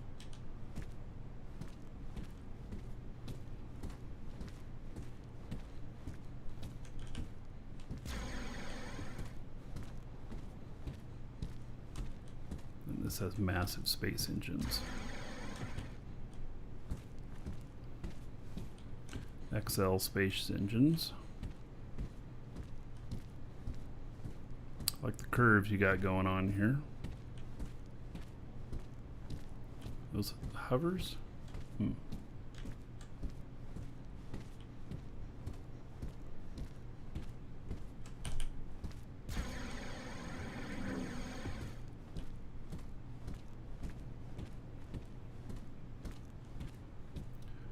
Oh, Foss says railguns need to be able to turn. Yeah, they're not going to be able to turn there, are they? You have to turn the whole ship. Do I play Eve? I've played a ton of Eve. This is not Eve right now, though.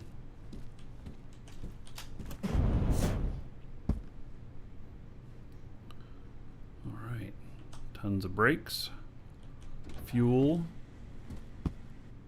Oh, there's a thing there. Okay. Oh, yeah, you can access stuff here. An elevator. Looks like a stairway for when the elevator is broken.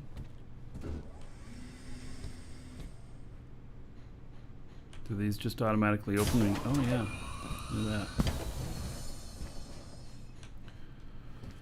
battle bridge. Turn on. That looks like chromium.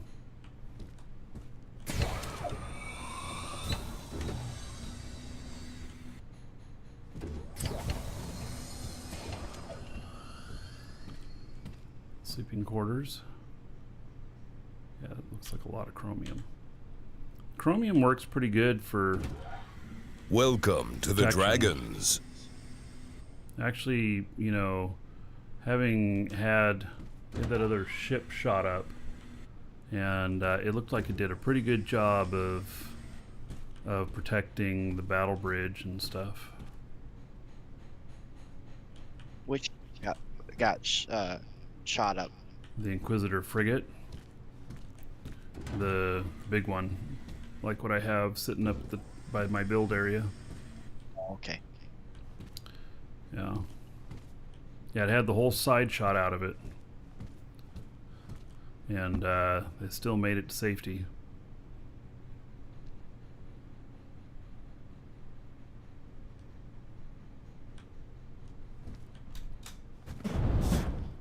Yeah, so I think that you know, there's a lot of protective elements going on here.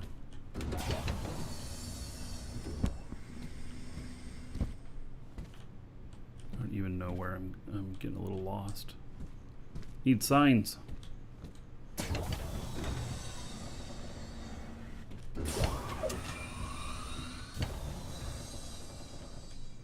What's down the stairs here?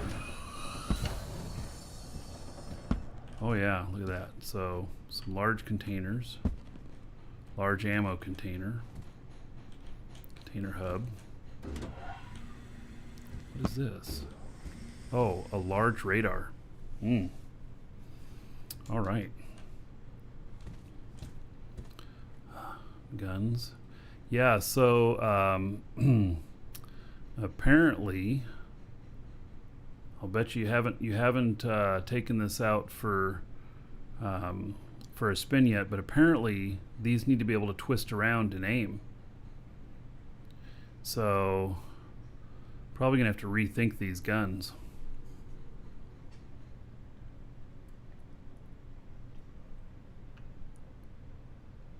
You're only gonna shoot front 30 degrees. All right.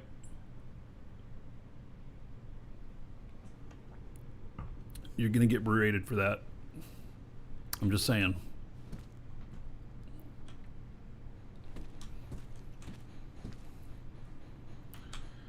I'd be wanting to shoot up to like either 90 or 180 degrees. Yeah, I honestly I have not been I have not done PvP attacking. I've been shot at before, but I haven't done any attacking, and so I don't know the fine details of it, and he could be spot on. It just seems odd to me though. But if he's spot on, great. So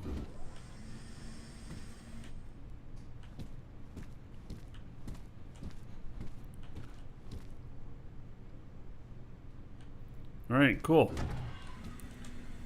Ships are getting bigger and bigger.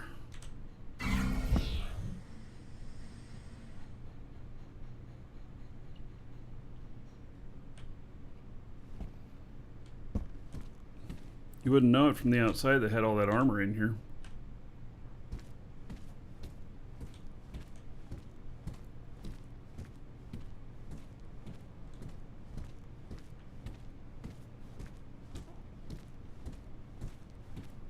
It's thick, yes.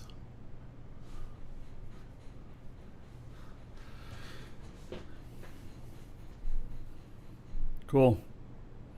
Yeah. I think you're still working on all the details on this too. So, yep. Well, it looks like it'll be fun.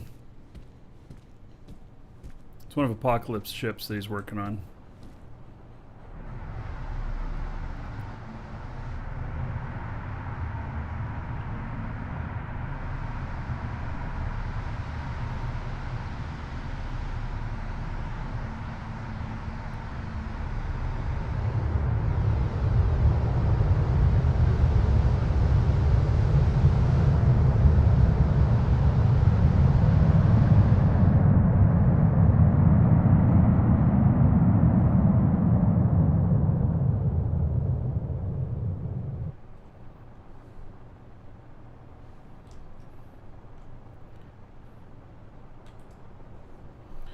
All right.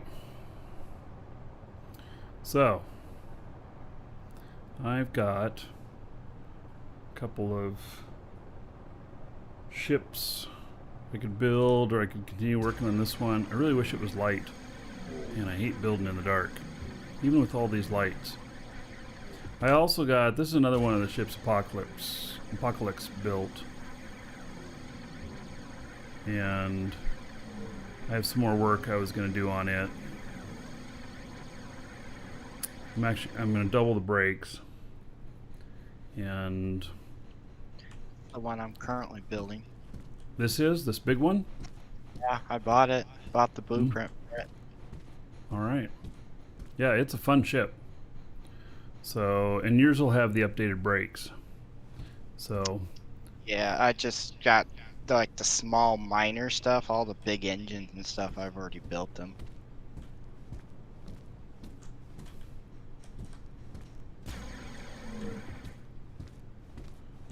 you know.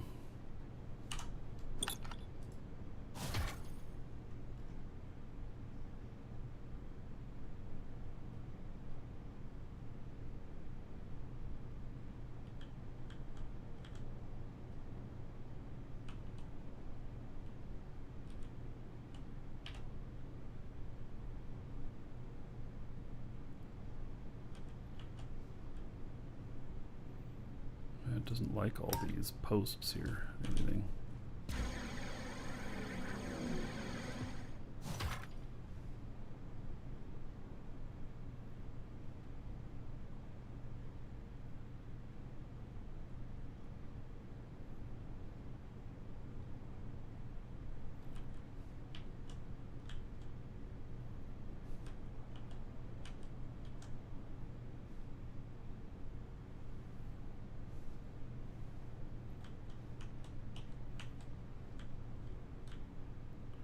Oh, what the hell am I doing?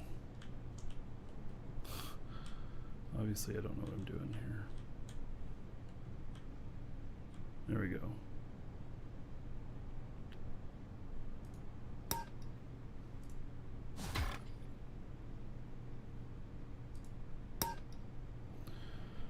All right. Yeah, so I have more brakes to put in this thing. This thing Welcome to the Dragons. has a battle bridge. And, oh, does this not have any ramps on it yet? I guess I also don't have the ramps on it.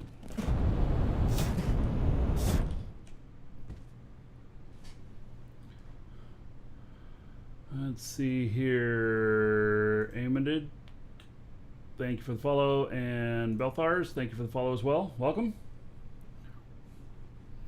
All right. Can my 0 pilot skill character fly this? Yeah, I don't know. It's kind of like that same one that he was flying having trouble with. And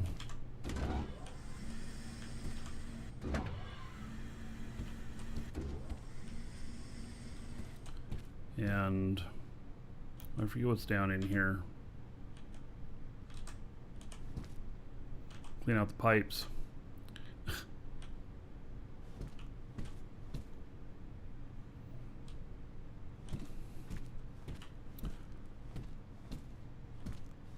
Passenger area.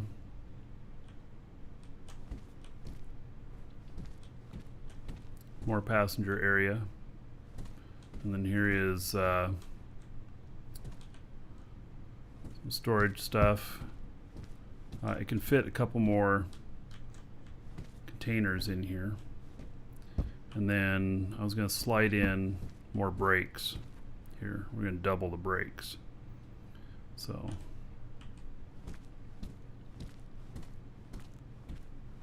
engineering area back here.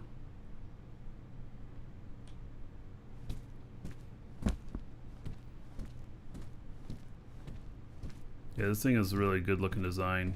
This is carry lithium scrap in its scrap container. You always should carry scrap on you in case you're under attack. This is the battle bridge. You see here how thick this is and everything. So if you start getting attacked, this is the bridge to go to, And I actually think that, you know, looking at this, I think that that this is probably where the res pad should be relocated to. That's what I'm thinking. That would be a great place for that script that has the damage report, so that you can see. I'm also developing a PvP character. I have not been skilling. I've been skilling pilots for flying, and maybe when they're done with their flying skills, I'll start working on some PvP skills. I have one character flagged for that. He has a little bit of PvP skills, but not much. The PvP in here, it's really complex and janky right now. And so I've been putting my time in, my skilling time, into other things.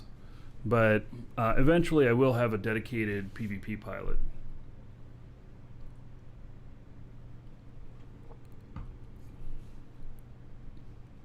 So the battle bridge, we should put the res pad in here as well, because this is already all armored and everything.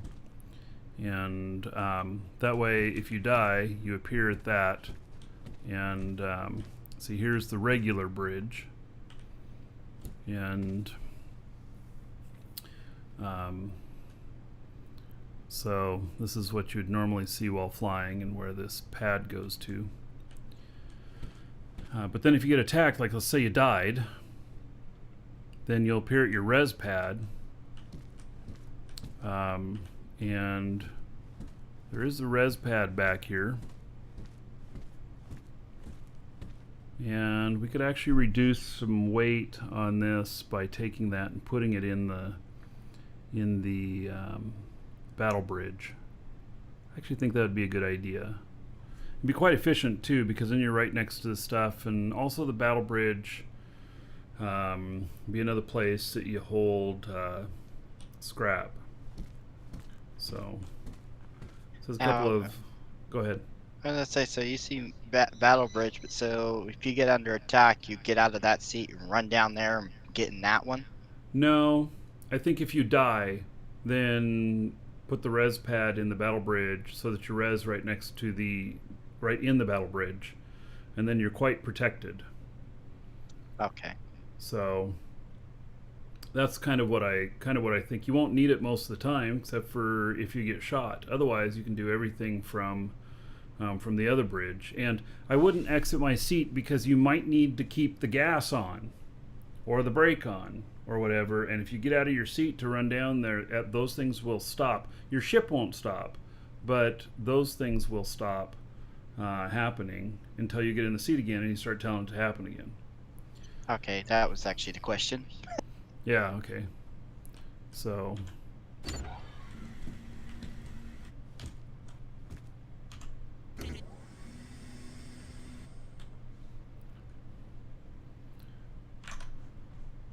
see here.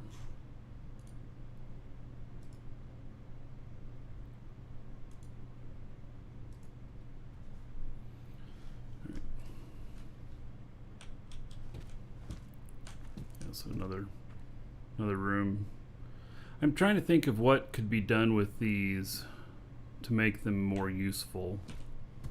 Right now they're just extra space that really isn't too used, and there's no actual function for a bedroom. So could be more seating up here. I mean, if there was you know, gunner stuff or whatnot, then that could, you know, maybe be controlled from some of those areas or something. So right now they're just kind of decorative space. I was wondering about that. I'm kind of like, can I put something else in its place? Yeah, so, but I don't know what that would be. You know, what could you use for functionality and stuff in there? I mean, you can't just put more cargo containers in there, whatnot. I mean, I suppose you could, but But if you do, it could throw the whole balance off. Yes. I do like this battle bridge, though. This is pretty cool. Totally damage report. I'll put another screen in here so I can have his image in here. Maybe it should just go right back there in between the seats. Yeah. It's armor that can be destroyed before the rest. Yeah, so yeah, I suppose.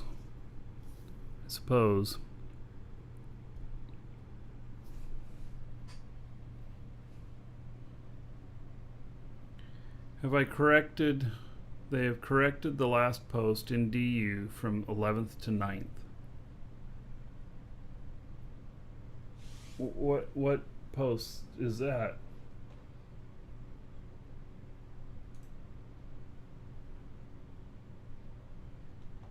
The scheduled maintenance? Monday, November 9th. Yeah, okay. Because the 11th was not a Monday. Right.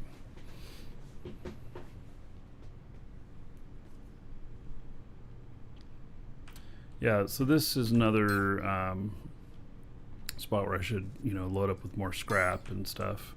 Ideally you want to have multiple people flying in a ship if you're under attack. You need somebody repairing while somebody's flying, or you need somebody shooting back or whatever. I was wondering why they would want to do a patch on Veterans Day. Well, they're not a American company. Oh, I know.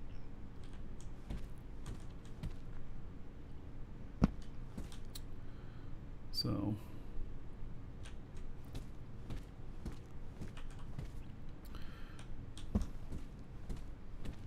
alright, well, this is all good to go. I have more work to do on this. I actually don't feel like doing a whole lot of shipbuilding today.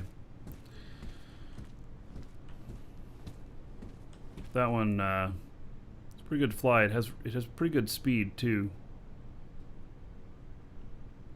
This is one of Apocalypse's better ships. He's had a lot of time to refine it though. This is a second version of it and everything.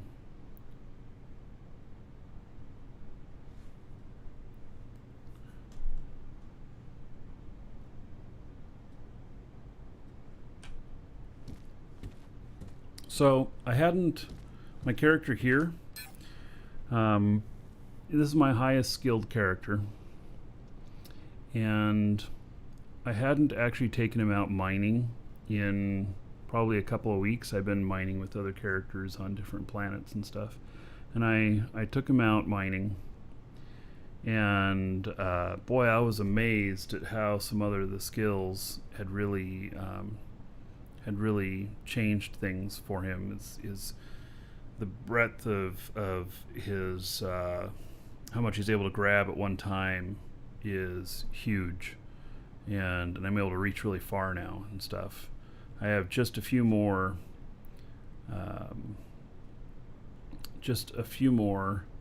things in here, and I will have finished most of the mining stuff, I believe. It says here I've only got like half, but yes, the equipment manager, haven't done anything there. Architect, nah.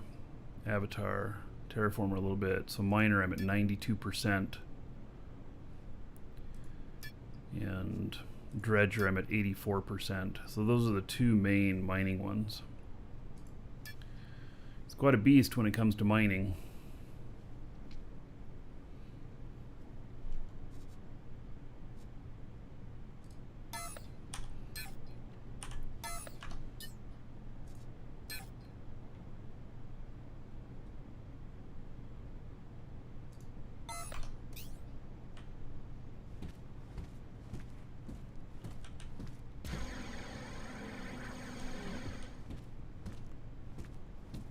This ship over here, very simple, flies very well.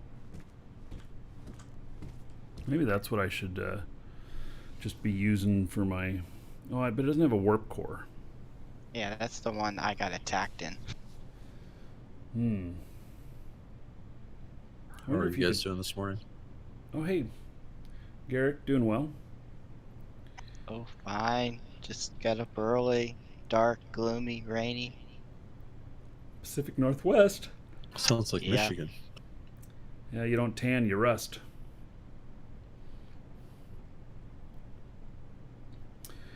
I wonder if this ship right here, if I could take out, well, actually it probably wouldn't, well, it would still fly. Take out 2 of the containers and put in a warp drive in it. I tried to get off the ground with that ship. I couldn't. Welcome to the Dragons. In Alioth. I had a hard time. Really? Yeah, because How much weight did you have in it? Well, it was on me, but I just think I have a version that I think is after this that doesn't have a few things. So Oh, well, I had the base version and then I added a few things. okay, then I probably still have the base version. But all I added was brakes. I think that's all I added. I put a brake up here. It's not very aerodynamic, but I was running out of room. Yeah. But Can- for a cheap ship from Xenon, this is probably his best space and atmospheric ship that he's built. Yeah, he's got 2 different versions now of that ship. Hmm.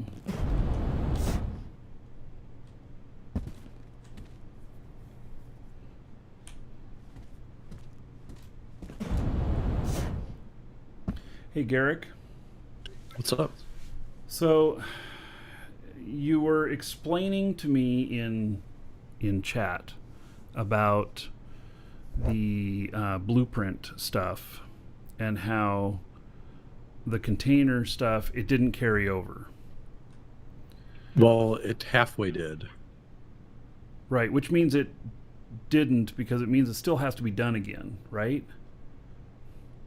Well, sort of. Like what I was conveying is that if you boost a ship for me, right, and I'm the creator, Mm-hmm. if I have any rank of the skill that you have, be it whatever, when I place the blueprint, it will override yours. Okay. If I do not have the skill, like I don't have any of the mass reduction that you have, the 25%, Mm-hmm. your mass reduction stuck to my containers, even though it's a lower volume, because it used my volume skill, but it used your mass skill. And I tested it. It works. Like it's actually reducing the weight. But, and even, yeah, man, that just sucks though. That sounds more like an error. Or do you think it's designed that way?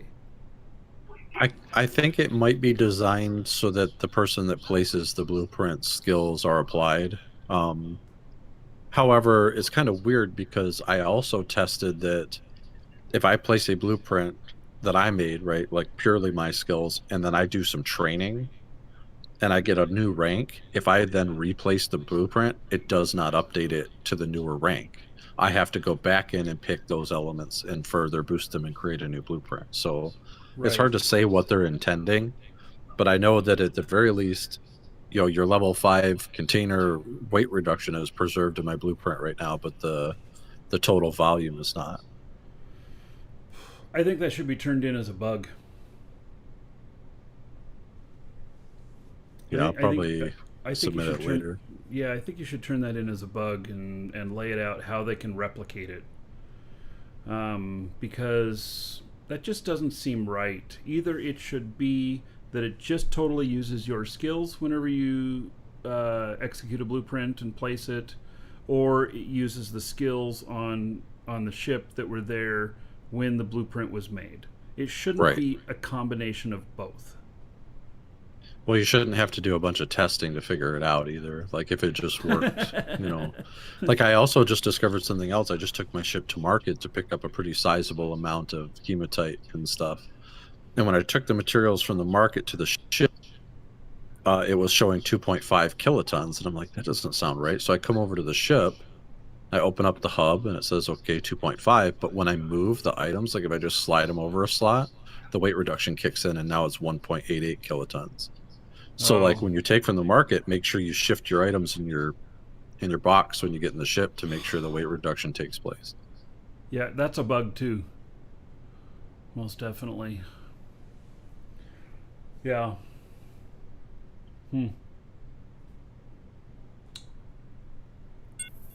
Interesting. Well, we are. I can say one thing about this with the bugs and stuff like that, that they've been making some hires, new hires and stuff, and they've been working on a lot of stuff. We're gonna see one of the first really big projects on Monday that should be actually very transparent to most of us, but they're replacing the whole back end in the website, and so all the functionality should all of a sudden work in there. Well, after a couple of days, bug fixes on the when they put it in. But it's kind of the same thing for their devs and stuff as well. We're gonna start seeing a lot more stuff get fixed at a more rapid pace, I think. So I'm kind of thankful that a lot of the bugs are simple display errors and things, though. That stuff there is not particularly game breaking, but it'll be nice once it's fixed. So Kitpo says in an interview, I believe JC said the blueprint stuff should be fixed in 2 weeks. So this is a known issue. And if they say 2 weeks, guys, you have to give them the video game developer optimism penalty,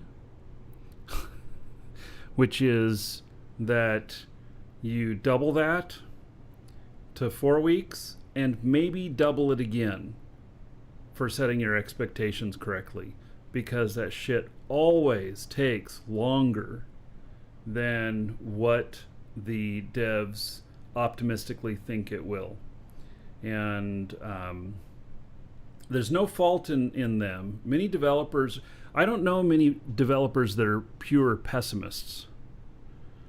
But then they might give you an answer like, well, this shit ain't ever going to be done. But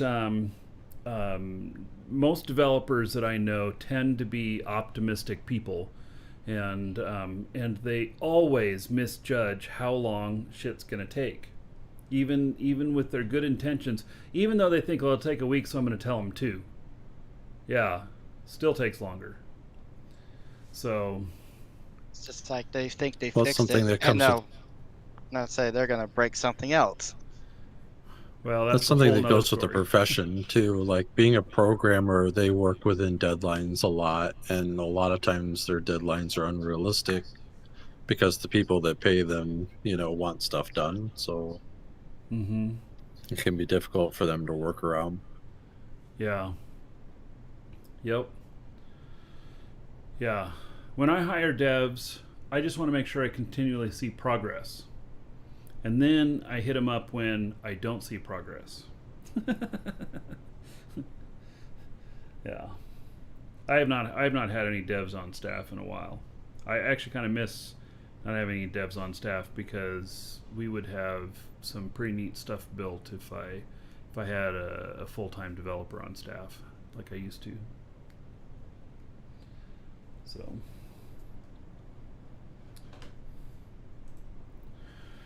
all right. Well,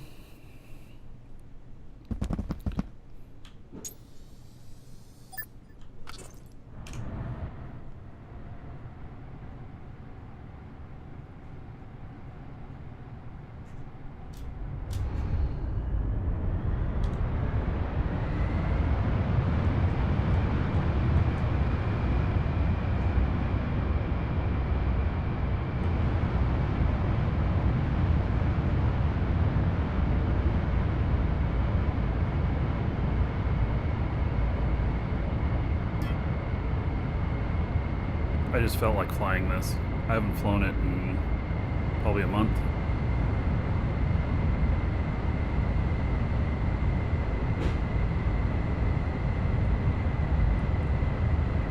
That was the one that I couldn't get it up to full speed coming from Philly.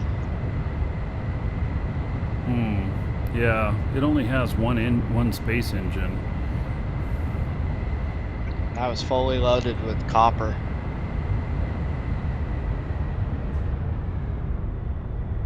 That sounds heavy. Yeah, Oh. you were probably really heavy.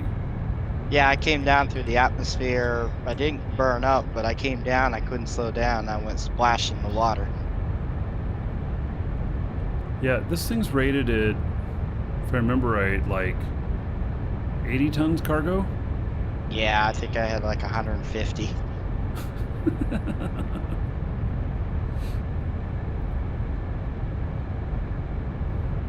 So if you're coming from the moon on Feli to Jago, you'll be okay if you don't get PvP'd. Yeah.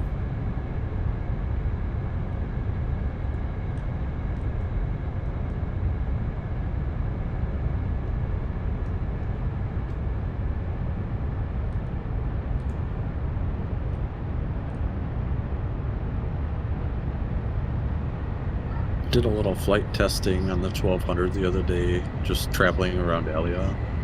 I discovered that it can glide for like well over 10 kilometers with no thrust if you're up at like 3K and just cut.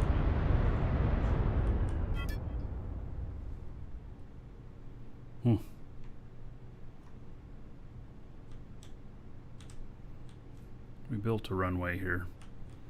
Hard to hit it though. Gotta get down lower.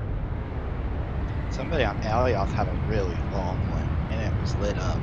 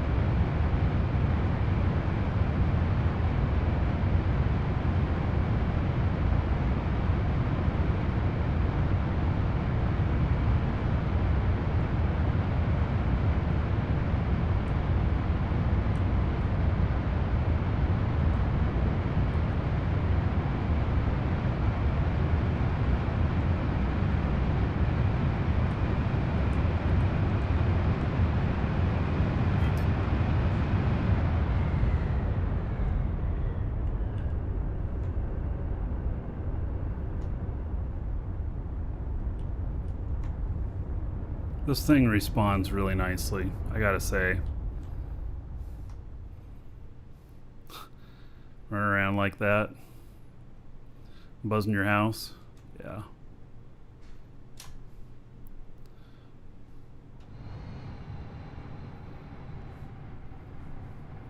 Yeah, this thing responds really nicely.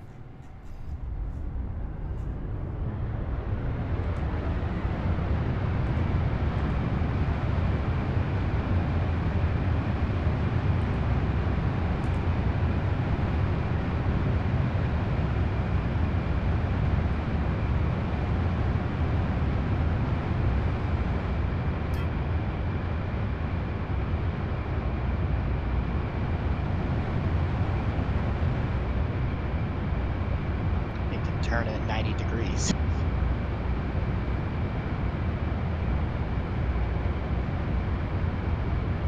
Does pretty good.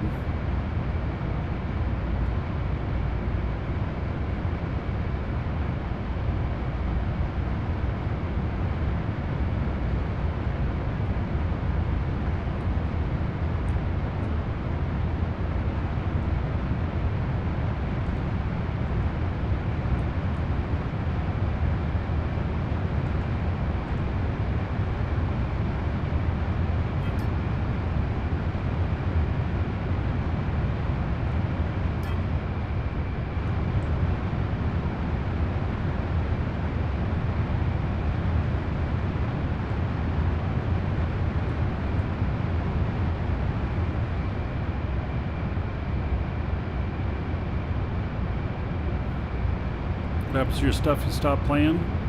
If it's on Sanctuary Moon, nothing. You'll still have it when you come back. Other places are not guaranteed to be forever.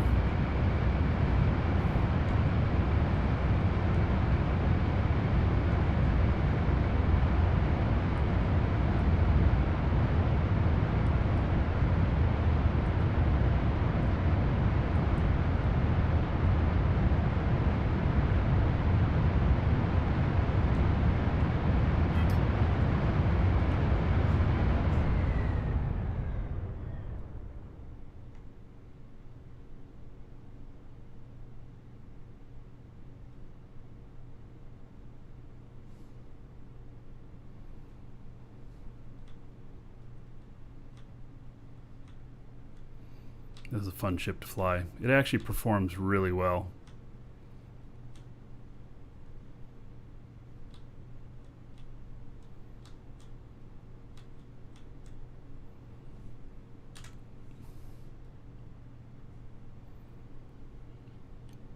Doesn't have a reverse though. Oh, I could bunny hop it though. Well, maybe. That was the wrong kind of bunny hop.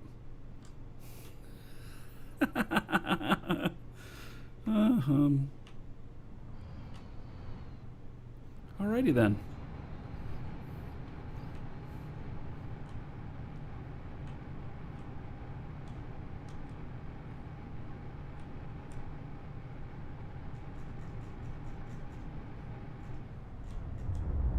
Oh, come on, why am I...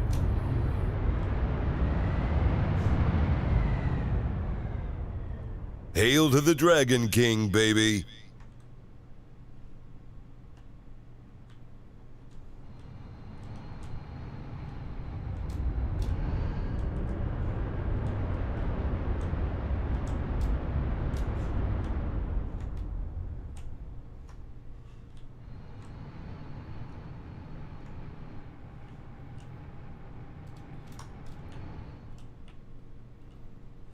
I'm just gonna have to say fuck it and park it right here, and then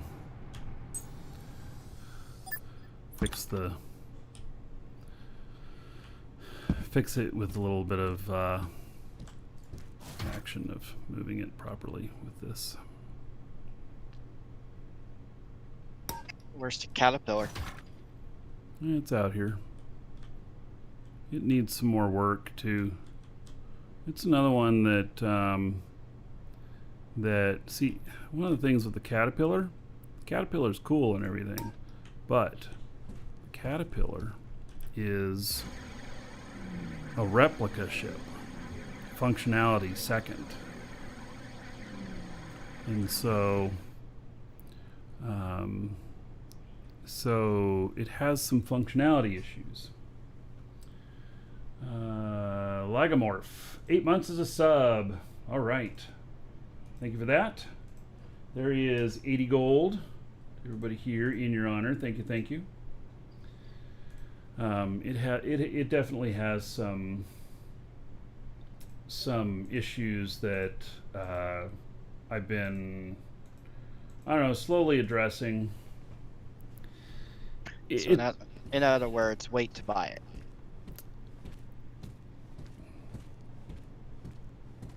Well, no, see, it's a replica ship. So as a replica, you buy it as a replica. You're not buying it for full functionality. You're buying it because of what it looks like.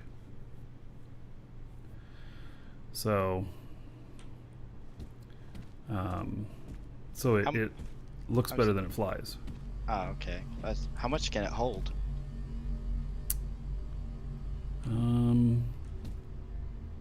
I think it has 2 large containers in it.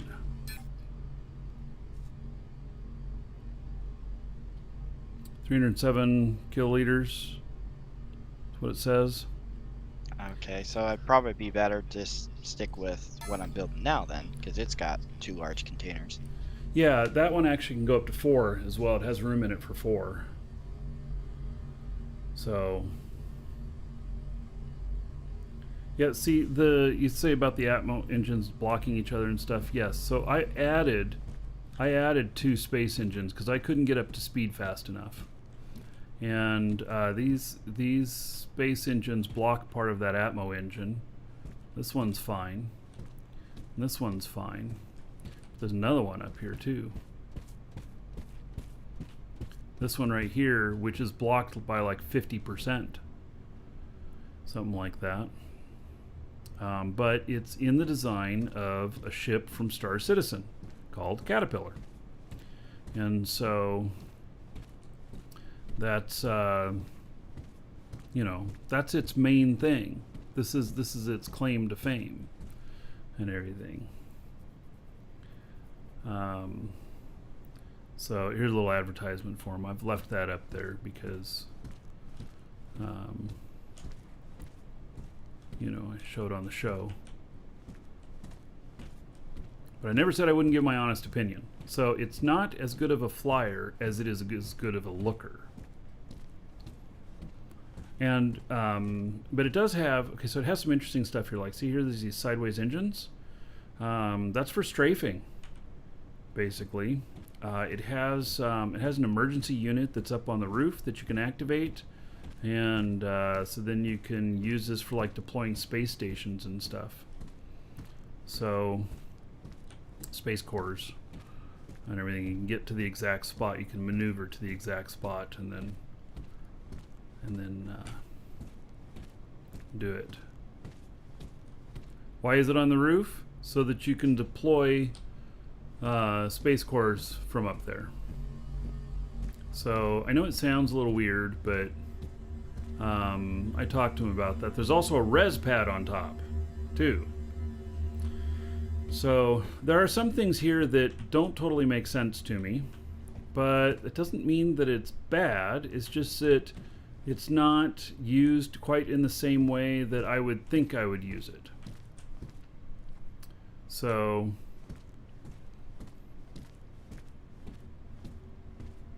I probably wouldn't buy another one, but I appreciate it for how it looks. And it works good enough that I could fly it around.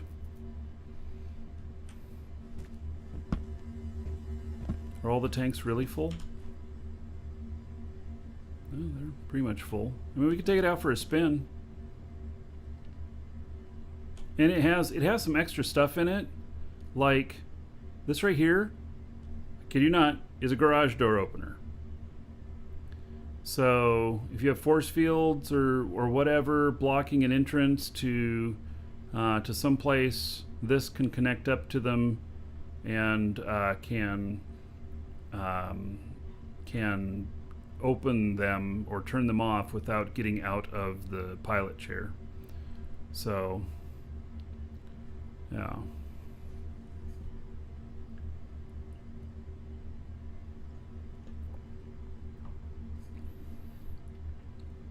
Let's take it out for a little spin.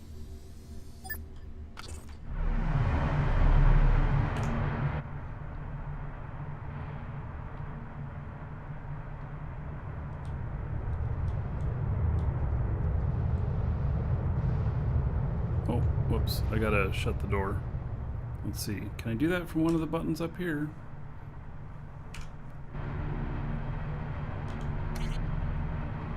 Did that do it? Nope. What about that one? Nope. I forgot to shut this, and that'll mess me up really bad because that'll just keep going out there. So there we go.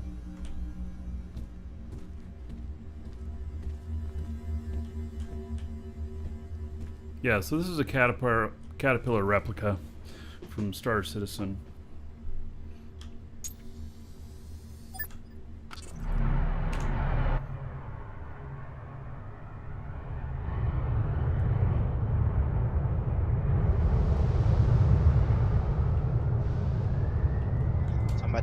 Somebody's really gonna hate me when they come out here and mine ore and find out 5 tiles are gone up to T1. Oh shit! Oh god, I almost ran into that building. that's being built. All right, good thing I didn't. I didn't hardly see it.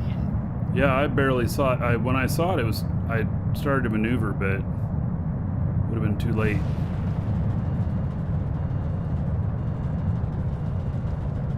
This is the one where I really lit it up.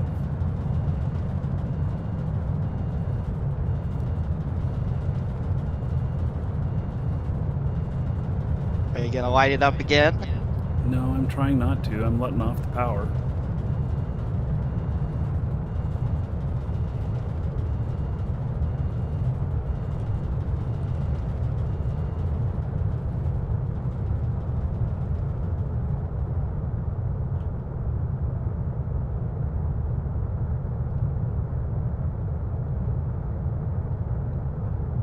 It just seems like it's missing a wing on one side, because you got a wing on one side with an engine and the cockpit on the other side. Yeah, it is a little goofy.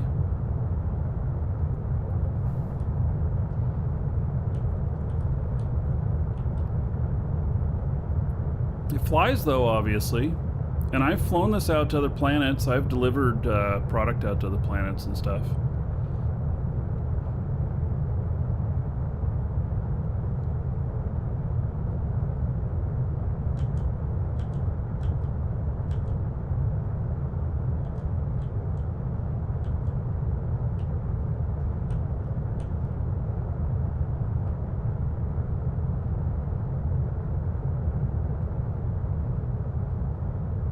So next Saturday out here, at about this time, we're going to be doing Maker's Fair out here. You can bring ships out you want stuff boosted on. And then also, if you have skills that are level 5 for stuff, come on out and boost people. So I'll be doing the container stuff, which is 50% reduction or 50% increase in volume, and then 25% reduction in container weight.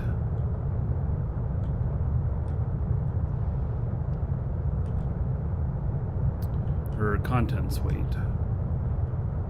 So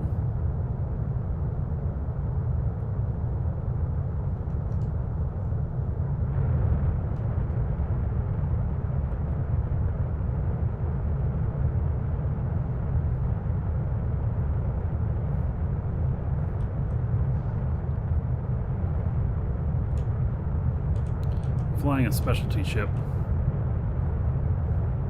That's what I'm flying.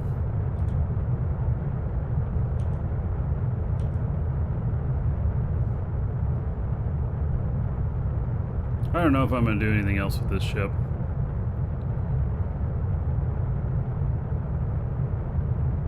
It looks neat, but doesn't quite have the functionality that I want. It has warp drive and everything, though.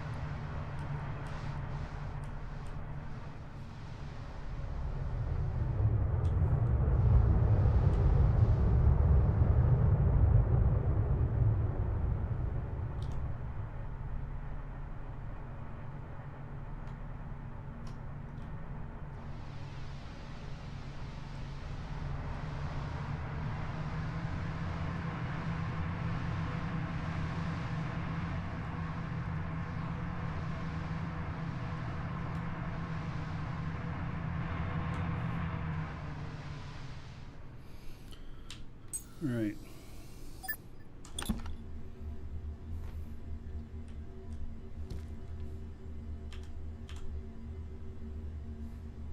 Used up just a little bit of fuel there.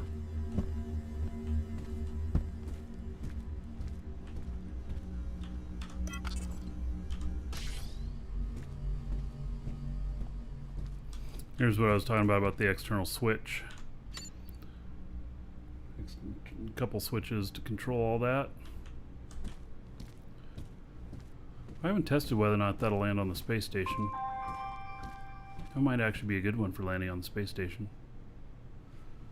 It's so low. It's a medium, that's a medium core ship though.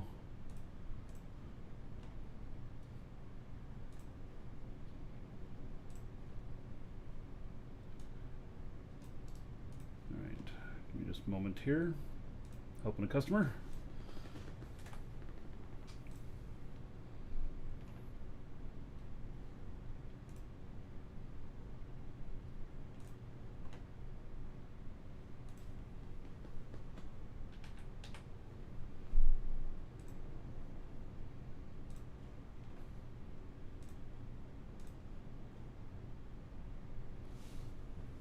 Okay.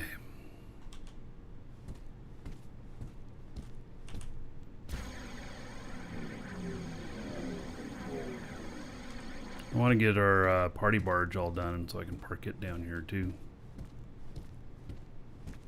Right now it's not done.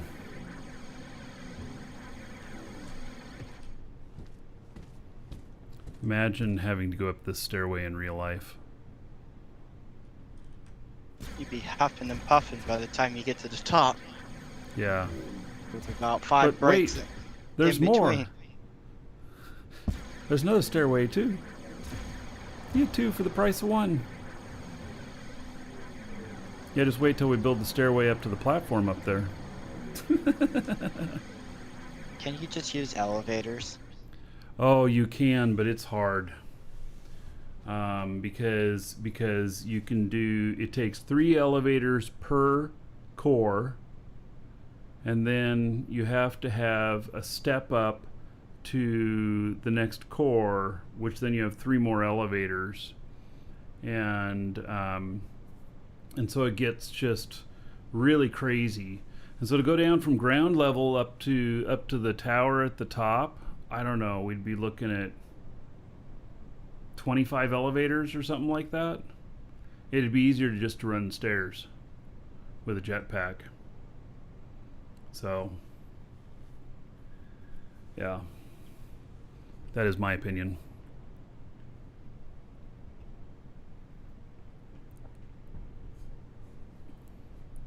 And I'll be working on that more. It needs to be light out though. I hate working in the dark.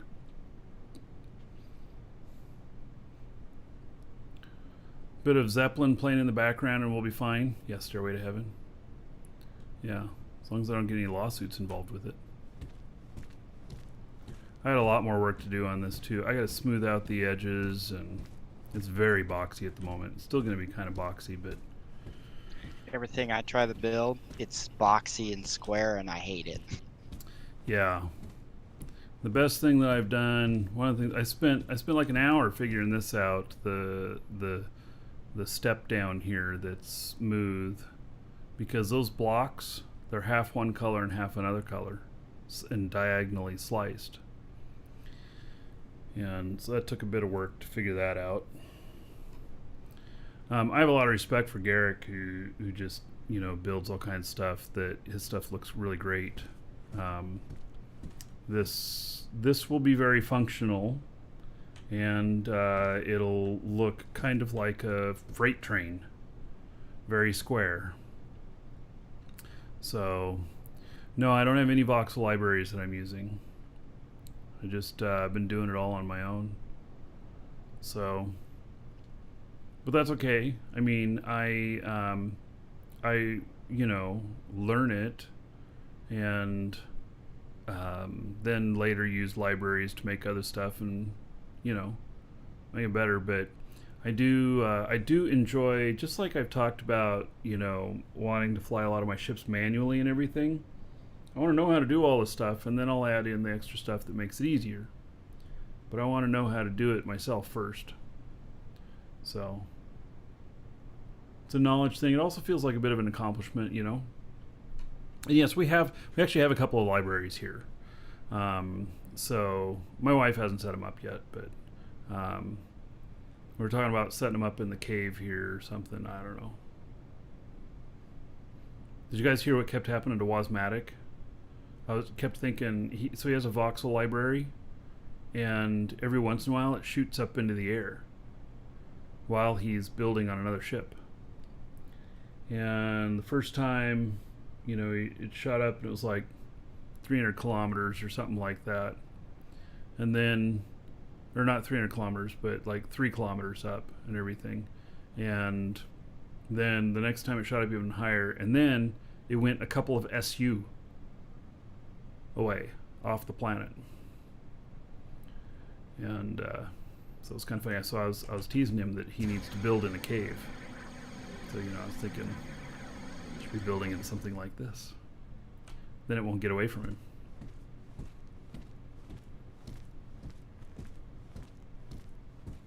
All right, Saffron, are you serious? So Farron, you say that your library, upon placing it, began spinning so fast that it caught fire? That would have been awesome to see. That would have been absolutely awesome to see. I would build one just to see that.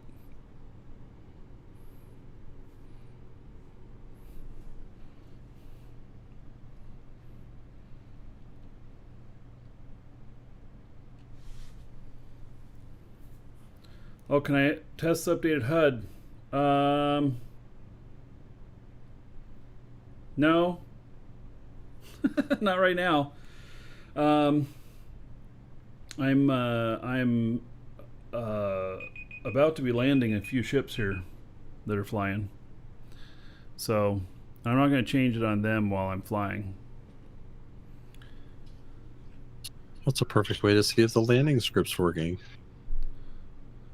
Wait, but it violates every sense of logic that I have to mess around with the controls of a ship as I'm coming in for landing.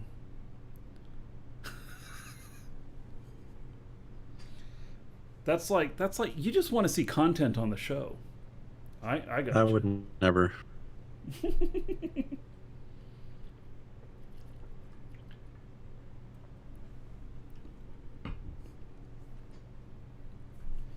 Yeah. So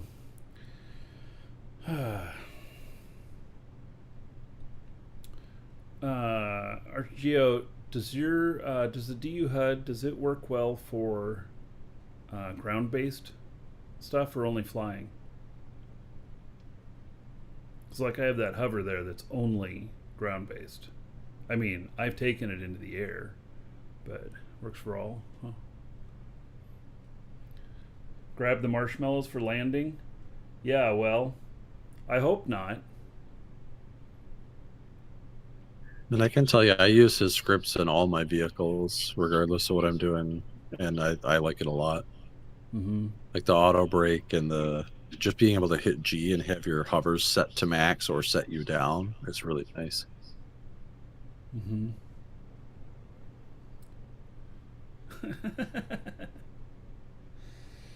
Oh, yeah. Well, we were talking about that earlier. Maybe it was before you showed up. I don't know. But I actually think that I'm going to try... Well, I'll try this other script that he's got, but if I can just find a version that's good, and he said the development cycle has slowed down on it. So that means there's more time to fix things, to find little bugs and squash them. So starts sounding really stable at that point, you know. I haven't had any HUD lag in quite a few versions, and I don't know if that was something on NQ side or theirs, but it's been really smooth for me.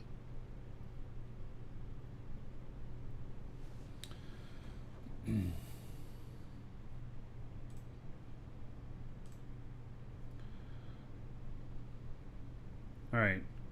Well, I'm going to go get another drink, and then we are going to land one of these ships I got flying. I'll be right back.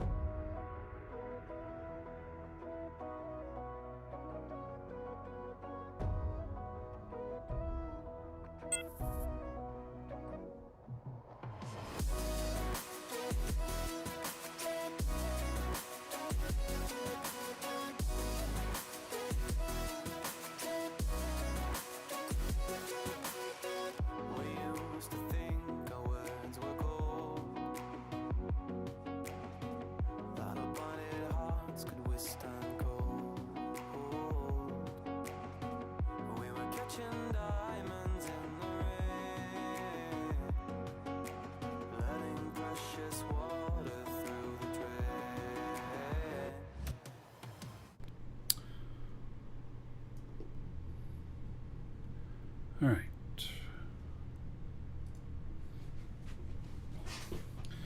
So here is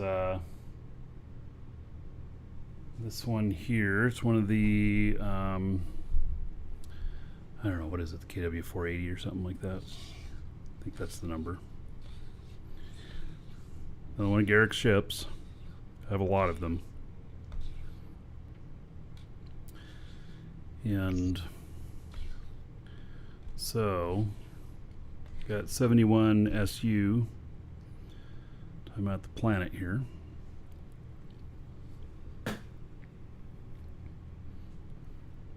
This guy is gonna deploy scanners and territory units at this planet I'm going to.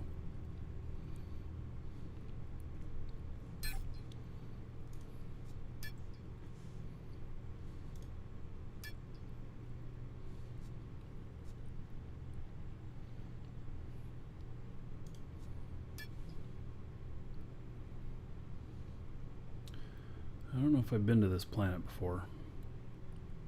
Maybe I bought something at the market here once or something. Not really sure.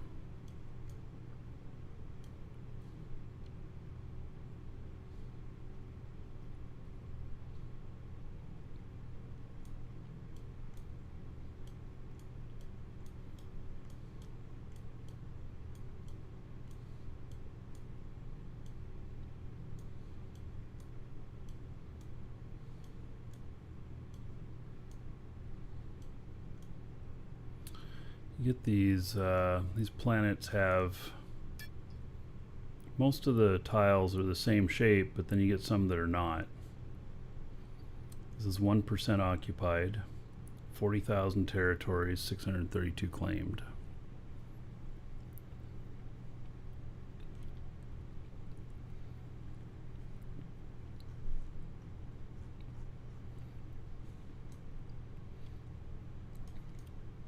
Wish I could see a better density of where things were claimed at.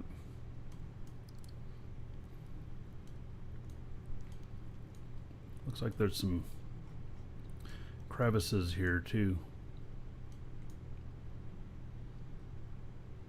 Some canyons.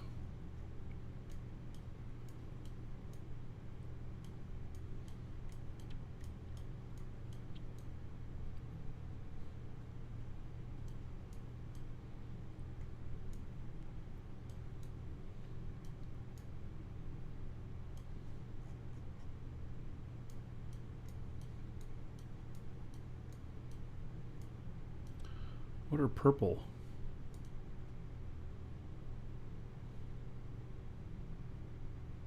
Aren't those owned by Ophelia? Yeah. I've never seen purple before. Wonder if there's an artifact there or something?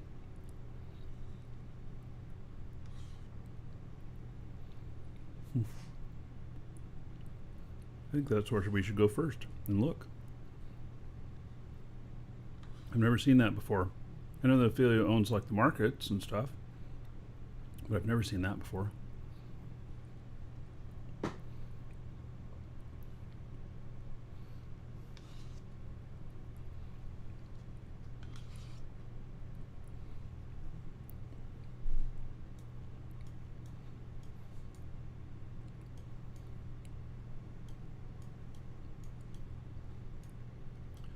Hey, well, set a destination there. And that's where we shall go. We'll go exploring first. See what's what.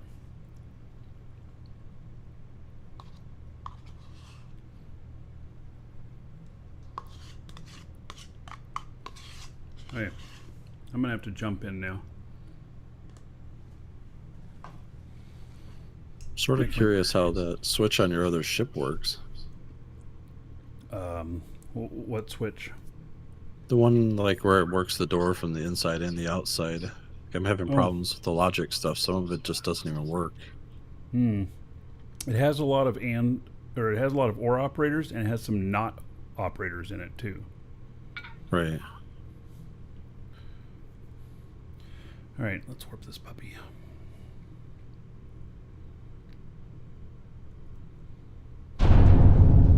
Warp cells. Warp sequence initiated.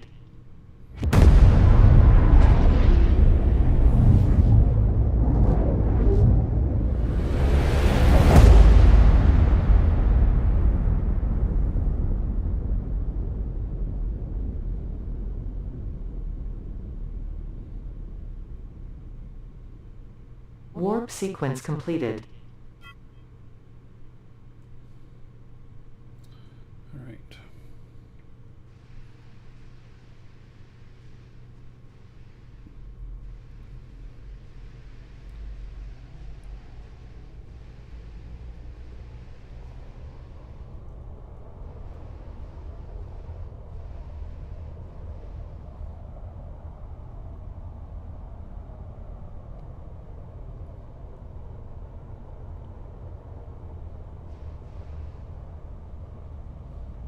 Yeah, you can use warp as a brake. So I just did.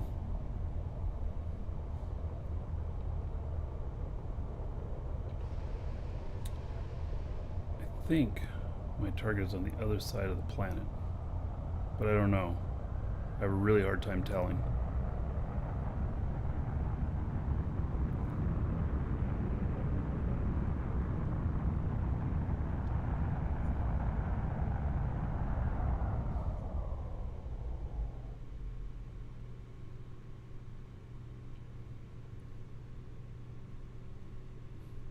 Eve has really changed? Yeah. Not a Eve.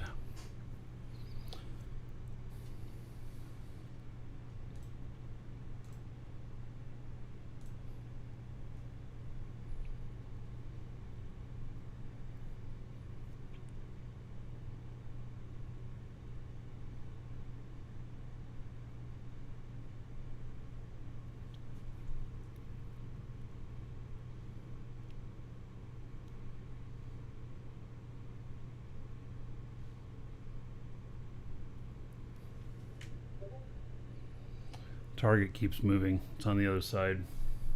At least I can see it since it's light. If it was dark on this side of the planet, I wouldn't be able to tell that.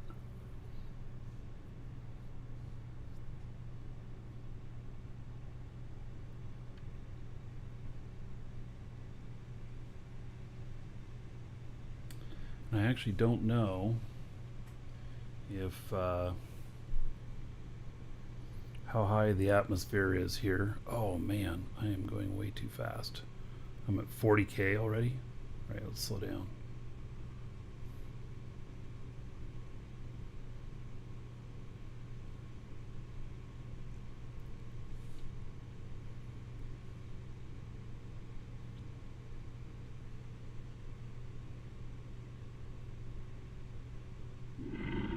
You can use, when you buy from us, on that question, when you buy from us, you can apply the code to any account you want.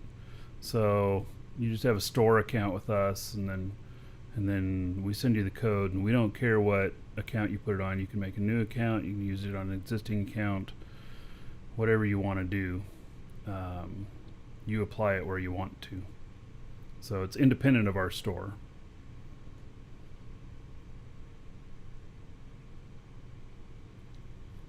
And have you heard? Dreaded is recruiting in Eve. Yes. All right.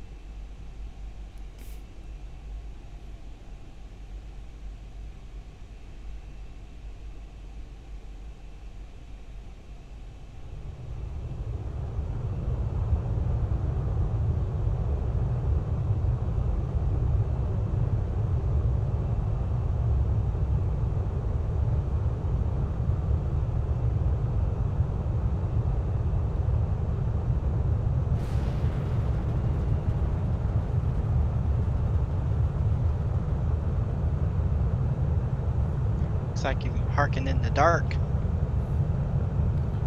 Oh, it might be.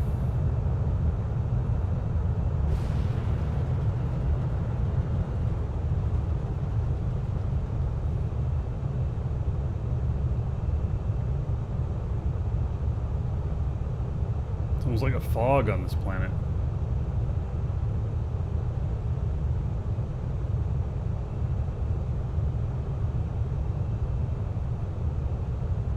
I cannot tell where the surface is.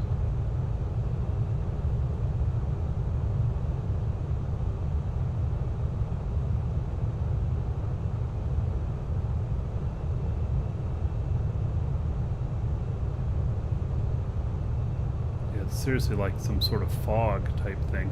It's kind of interesting because that's different. I've never encountered this on another planet. So I kind of like you know, some of the uniqueness of some of the planets. Which planet is this? This is Sinan.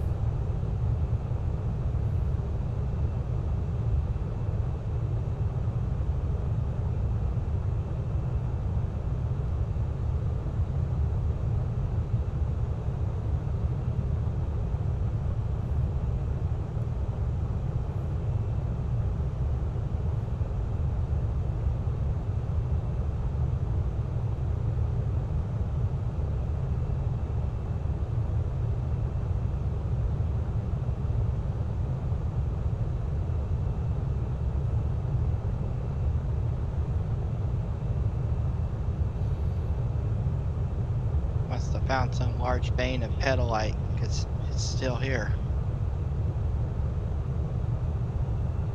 You found one? Well, it's not a mega node, but I'm up to like almost 20,000 units, Hmm. and it doesn't mine exactly super fast. No, it doesn't.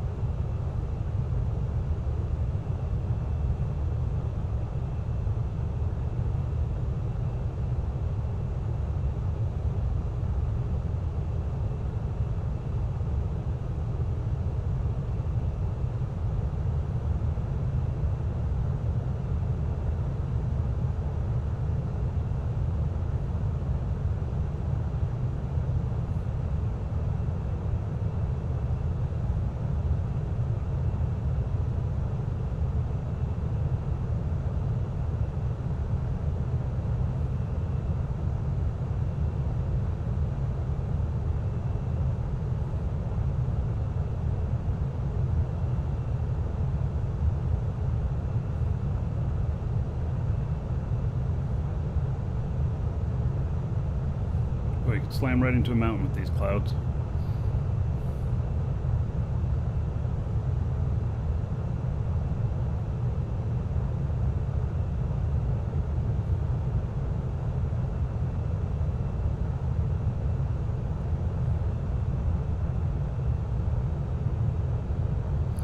Mining is a thing you need to do in Eve, or in here like it is in Eve, but it's also something that if you don't want to do it, man, can't even see shit.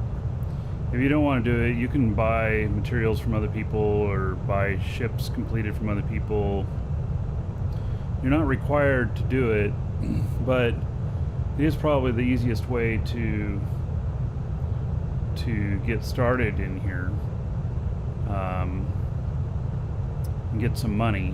But if you can find other ways to earn money, which there are some, but they're not real. I mean, you could build ships and stuff, but then you'd still need the ore from other people so that you could, you know, build them to sell them to make money and everything. It's not a,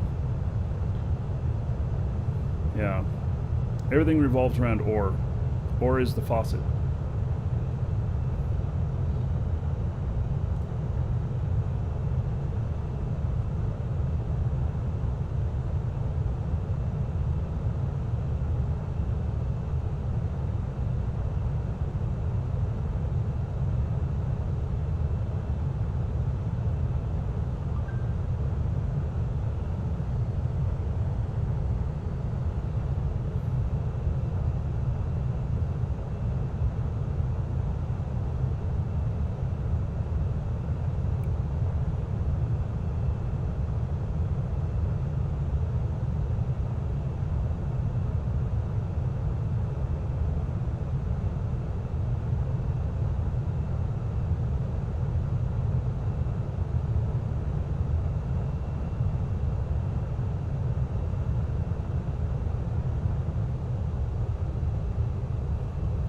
So I don't know why these are owned by Ophelia up here, but maybe we'll see something. Or maybe it'll be too dark to see and we'll have to just explore it later.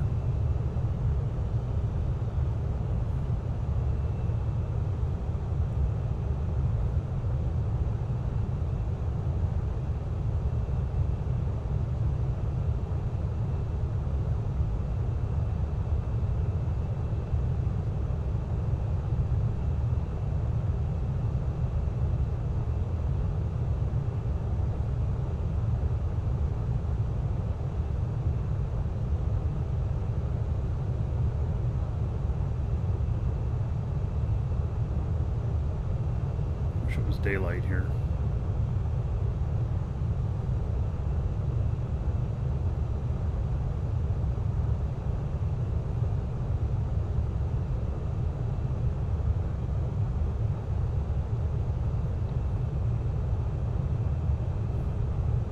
If you change time on your computer, It changes the time in game. Yeah, troll.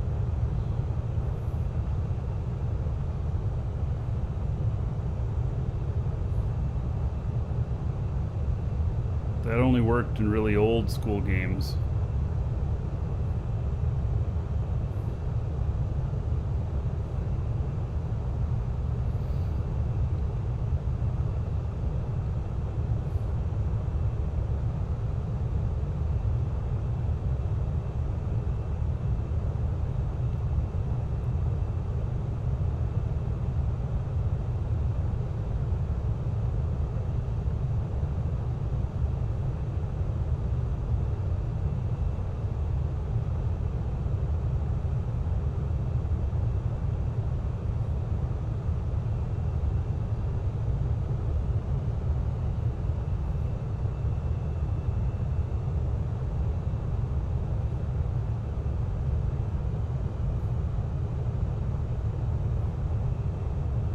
Oh, there's something here.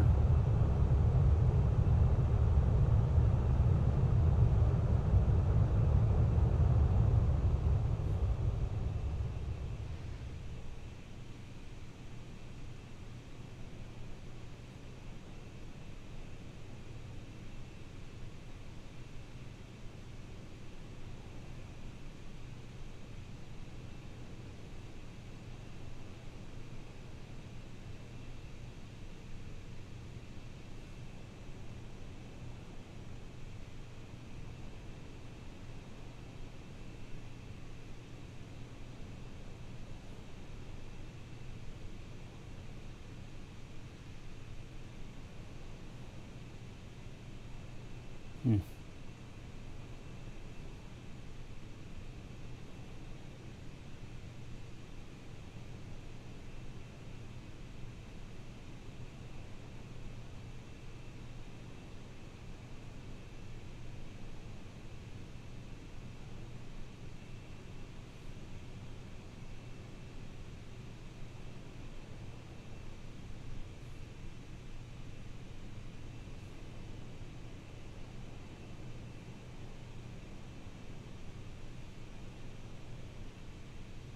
I don't know if this is a very good place to land. It looks pretty not flat. Oh yeah, that's not such a good spot.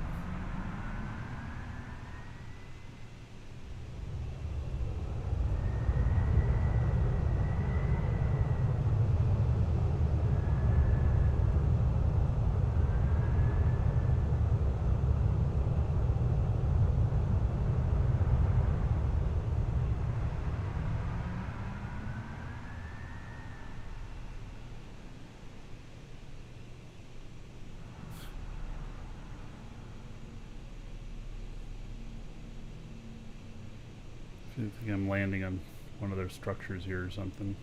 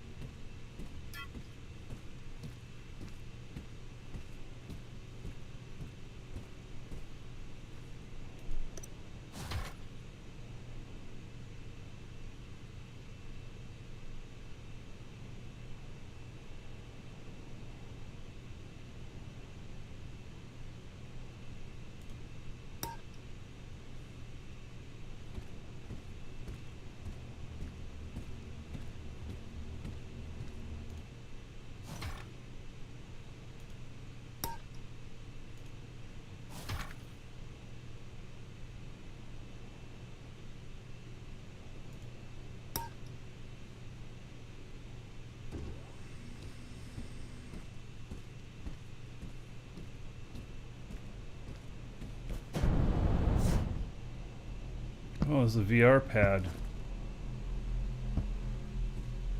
This is one of the places to visit.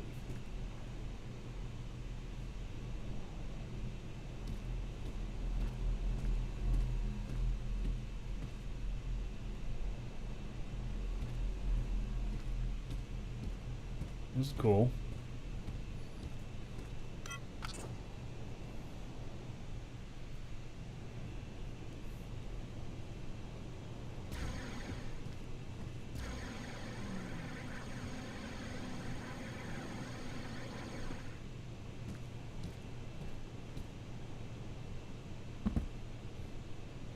Airspace Museum.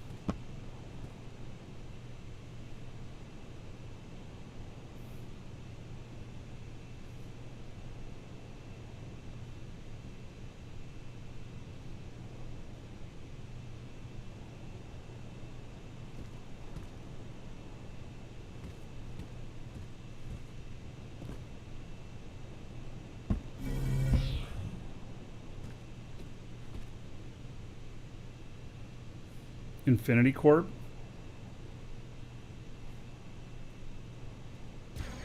Wait, why is there an anti-grav pad up there?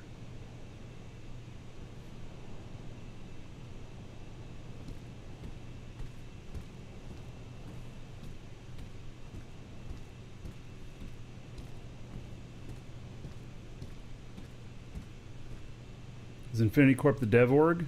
Oh, I don't know.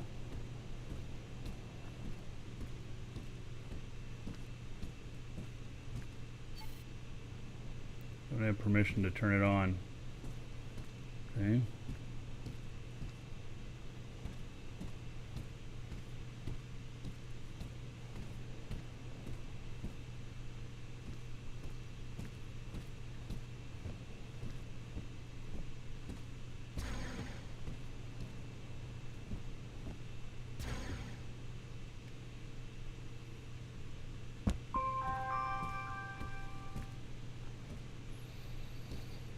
Hmm.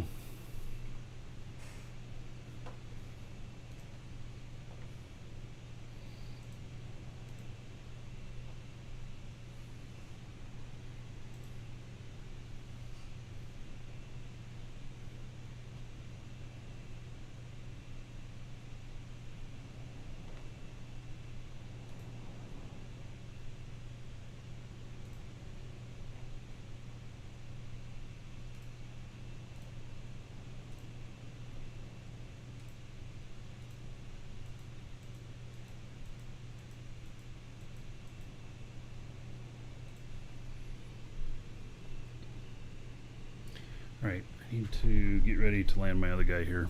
I'll be back in just a moment.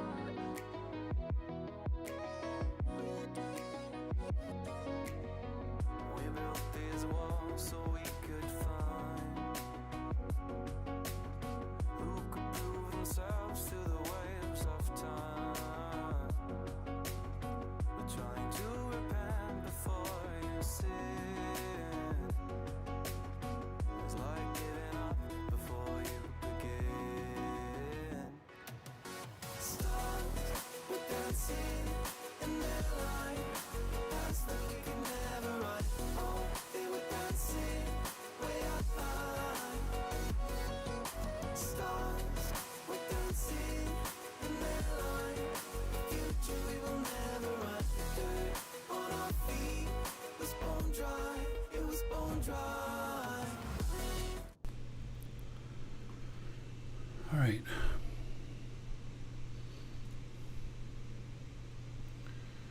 So, getting pretty close with this guy.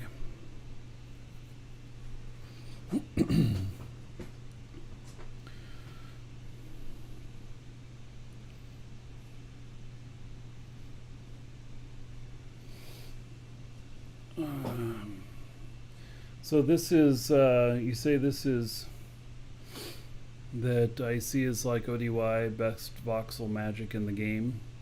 So,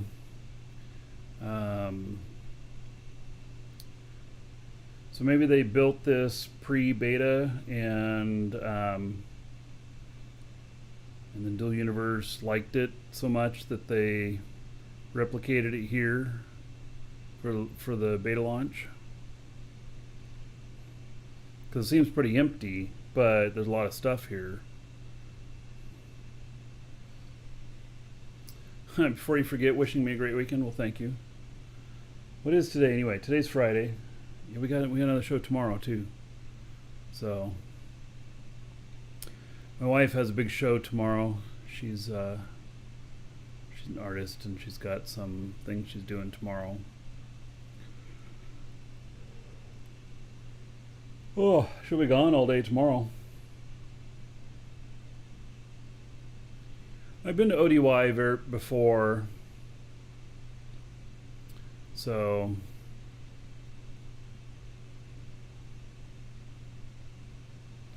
does this game have software to calculate all the different fuels and everything? So there are calculations. People here know it. There are websites that will help you with that. There is Lua script that you can get that you can use in the game that will show you these things. So the answer is yes. And is it like Eve with jump freighters and figuring out fuel and everything? Yes, but in a different way. But it could be compared to that. So, why did you give Welcome Dragon 10,000, Black Talon? Welcome Dragon's a bot.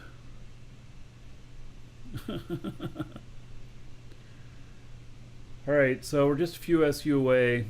The closer I get, the less it will cost in warp cells for my warp stop. Oh, you typed in the wrong name. Oh, damn. Yeah.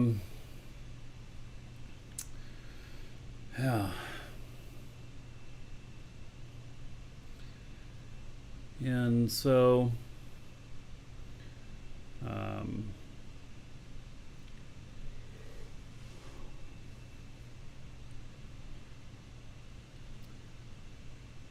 we'll be pulling the trigger here, probably like 10 SU or so.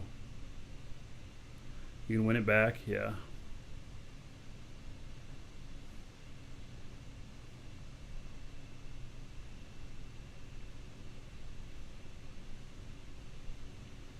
I'm very pleased with how much the fuel tanks are holding and everything. That's nice. This thing's a beast on fuel.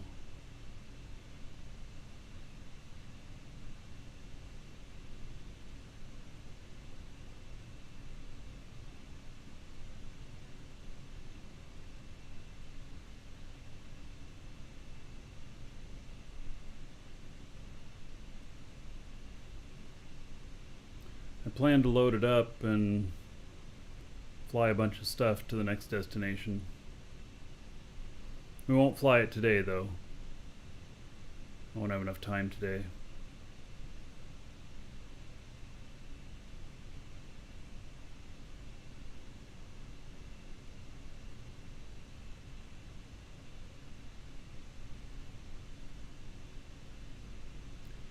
Yeah, this is a pretty nice spaceship. This is made by Garrick.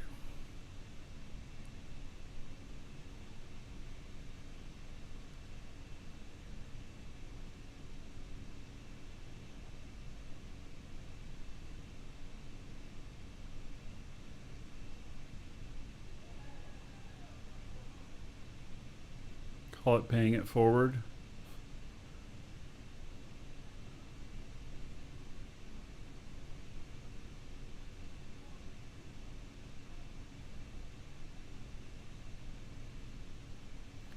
No, so you do not have to be in flying towards or pointing in the direction of the place you're warping to.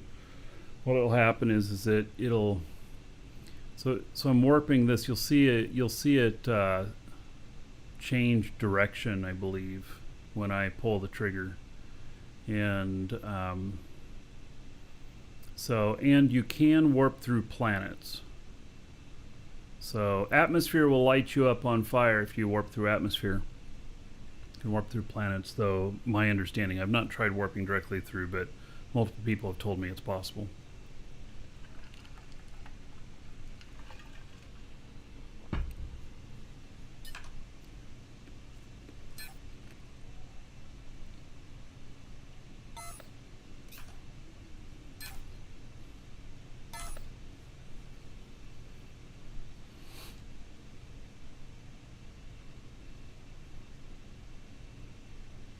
Yeah, so as I get closer, it'll cause more of an angle. We'll get up to about 10 SU. Unless I see PvP targets before then I'll just go ahead and jump.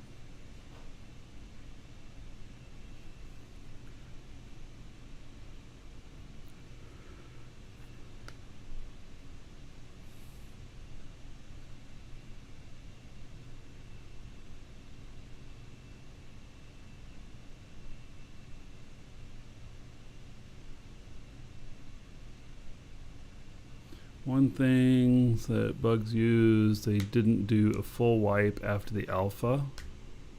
What do you mean?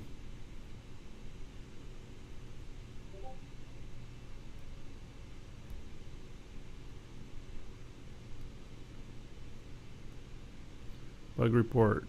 You upped your raid to 10,000. Why'd you only win base at 294?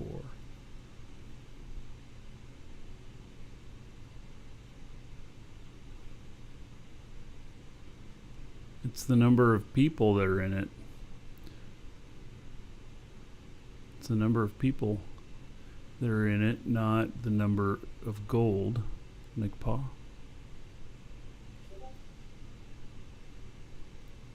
You upped your raid to 10,000. Well, the upping probably didn't work.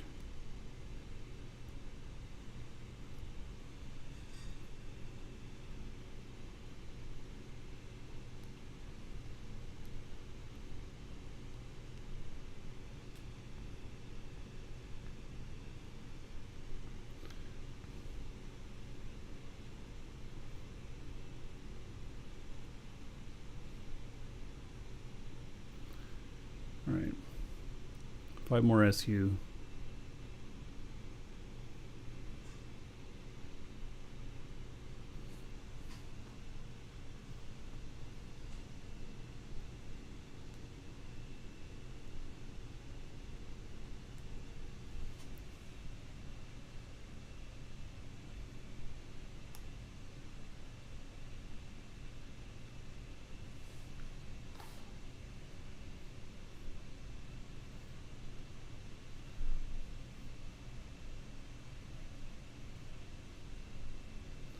Oh, orgs like Infinity knew why I kept things I had during the alpha. Well, so Dual Universe also would want to be able to showcase some stuff. I could see some exceptions made for that. Especially if they'd put in a lot of effort in the alpha and everything. I think that, you know, maybe that rewarded, especially if the effort was put in for the good of the community. I do know that stuff was able to be exported before the wipe, and so they could import the blueprints again, and so they could build stuff, and so maybe they just put it all together after that. Just had to get the parts.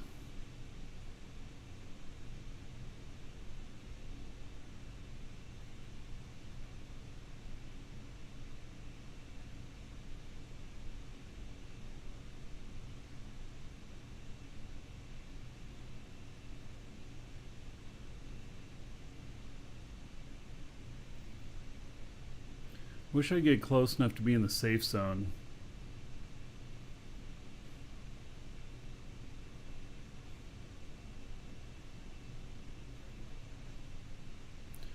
Alright, well, here we go. It should change its trajectory and everything. Yep, there it goes. Warp sequence initiated.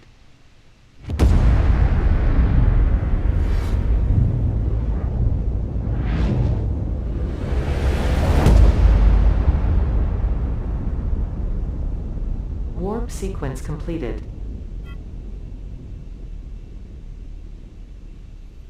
All right. Now I just got to fly around to the other side. Let's see here. This will fly in atmosphere quite nice.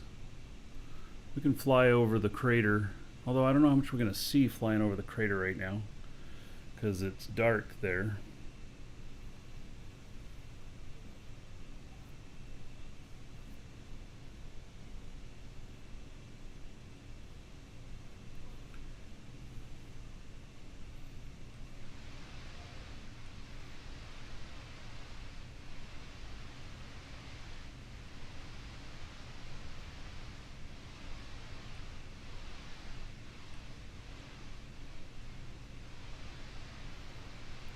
See much, but it's the proper way to go.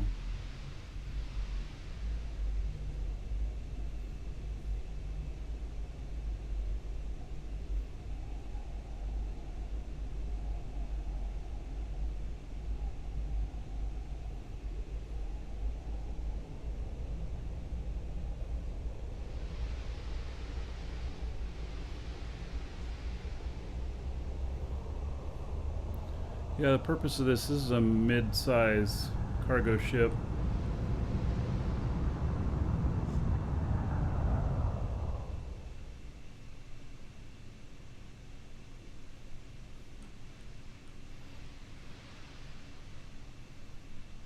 It's not a fighting ship or anything.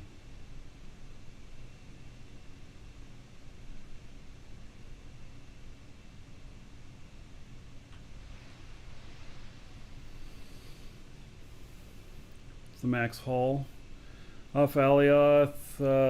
It's been tested at 3.1 kilotons, but then after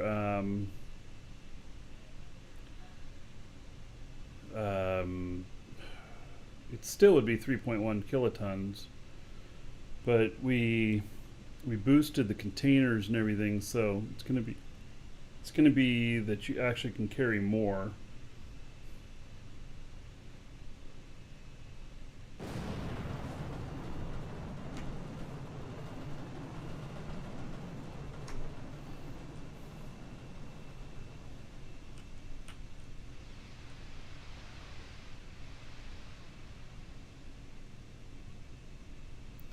Alright, so I hit atmosphere already.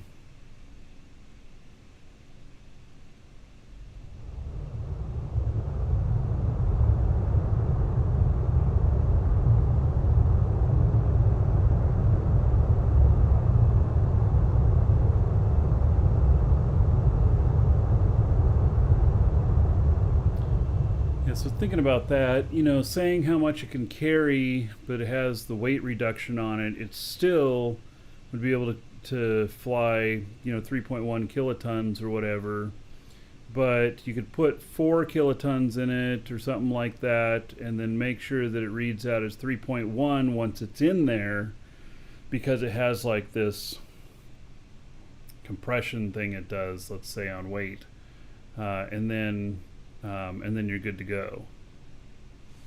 Yeah, this is a small core. This is from Garrick.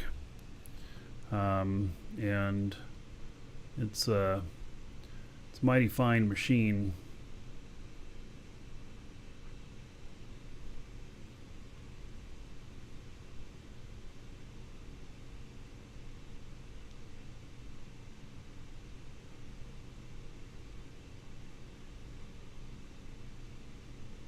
You can't see jack up in the crater up in here, can you? It's too bad.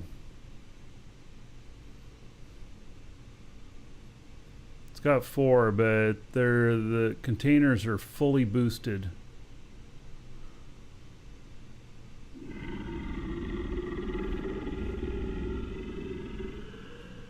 Sarah, the discount's coming. Yeah, all right. Thank you for the support.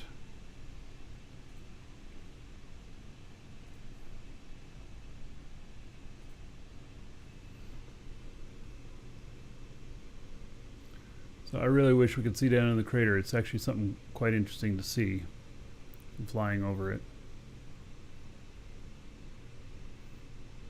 Where are the wings? You don't see them? See them there, crisscross?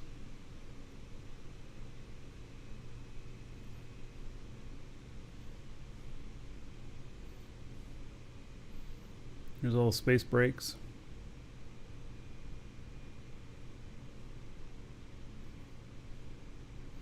Brakes are these grill things on the sides.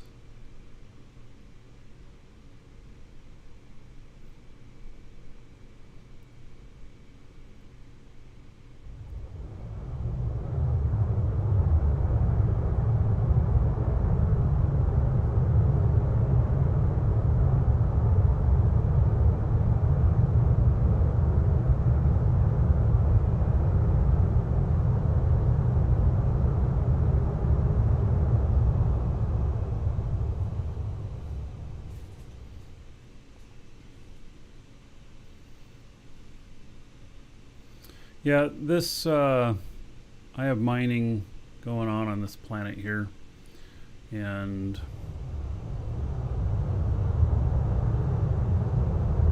I'll probably be hauling a load out of here tomorrow.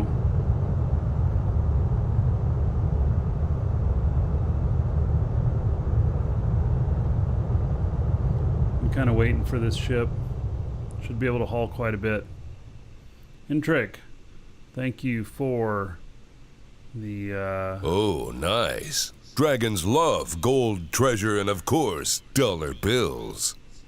the support on YouTube. Much appreciated.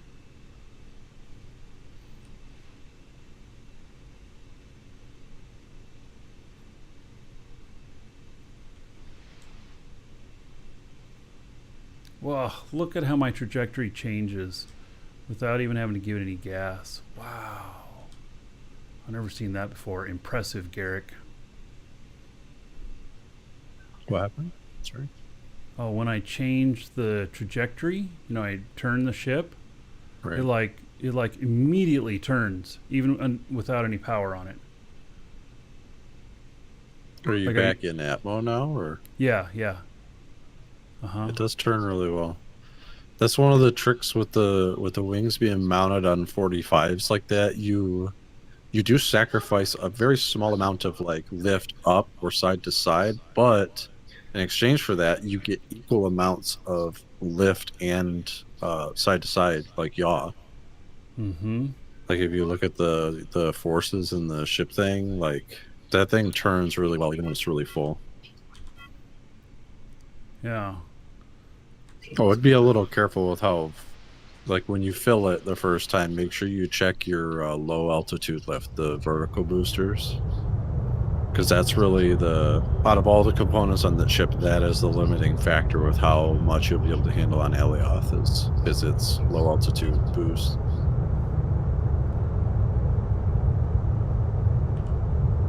All right.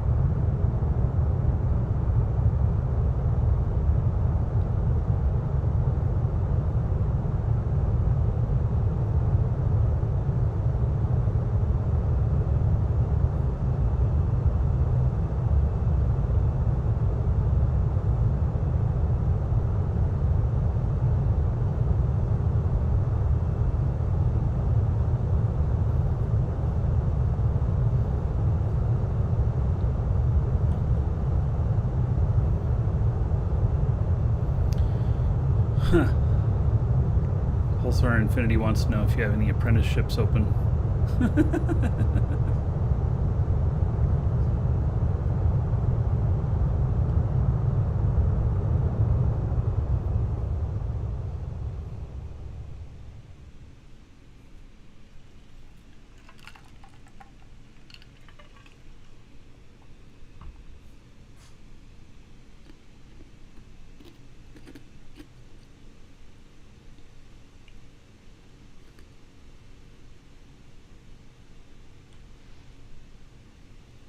Still don't have a height reading.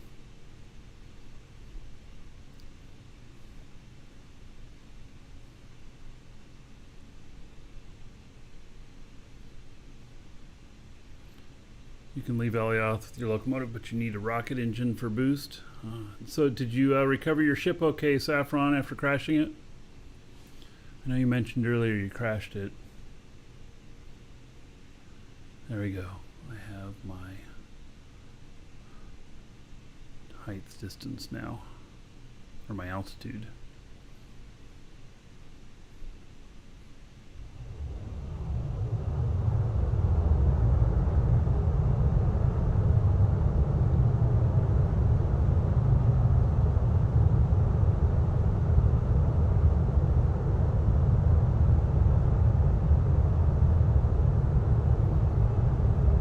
Good. That's what having good org members are for.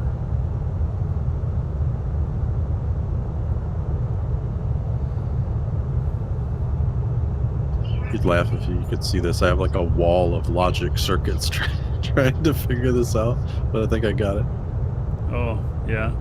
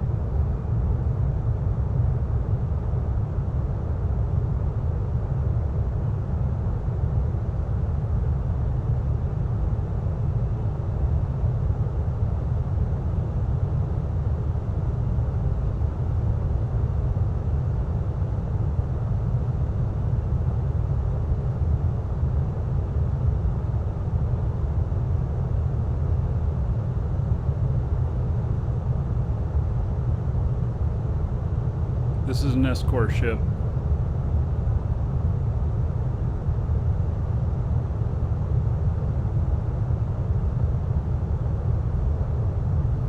Which is really nice because it makes it harder to lock onto for PvP.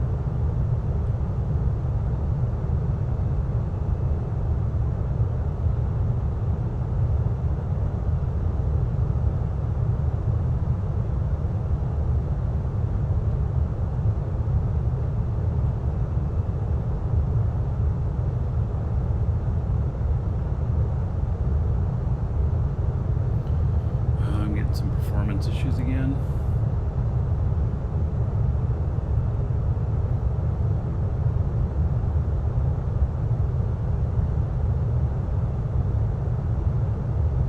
Archer Geo, if you're still around, I'm gonna play with the script you got tonight. I'm not gonna do it on the show.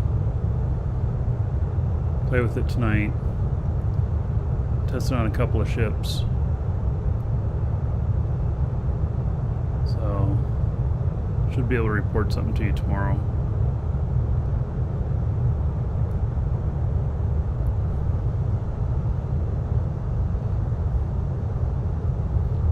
Yeah, and this is a beautiful ship. And if we look inside on it, my FPS is getting a little jumpy, but you know,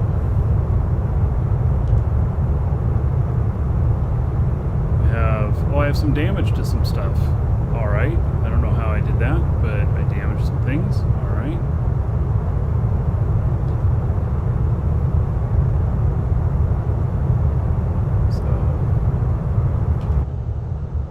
I've damaged some things. All right, so there's the damage report thing, and so I'll be able to repair stuff up. Sort of difficult to see, but in the top right of that damage report screen, there is a on HUD option you can enable, so that when you get out of the seat, you can see arrows that point at what you need to repair. HUD mode? I believe so, yeah. Ooh, I just clicked it. Oh, look at that. I've damaged 131 adjusters? What? No. Maybe That that's how can't be much right. damage it has. Yeah, there's only 16 adjusters on the ship, so you should be Yeah, okay. okay. Oh, that is pretty amazing damage report thing there.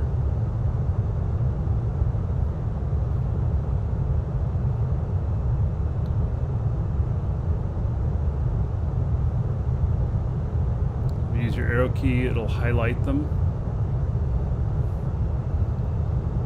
Alright, so tab. Oh, but then this thing gets in the way. Alright, well, let's look at that later. Maybe the more HUD things I have going, maybe the lower my FPS is. I don't know. Actually, I'm using an incredible amount of CPU. Hope that the show doesn't bomb out. It's on the same cores as the show. I didn't set processor affinity on this today. I forgot. It has to be done once you start the game. Can't just tell it to always use certain cores or whatever.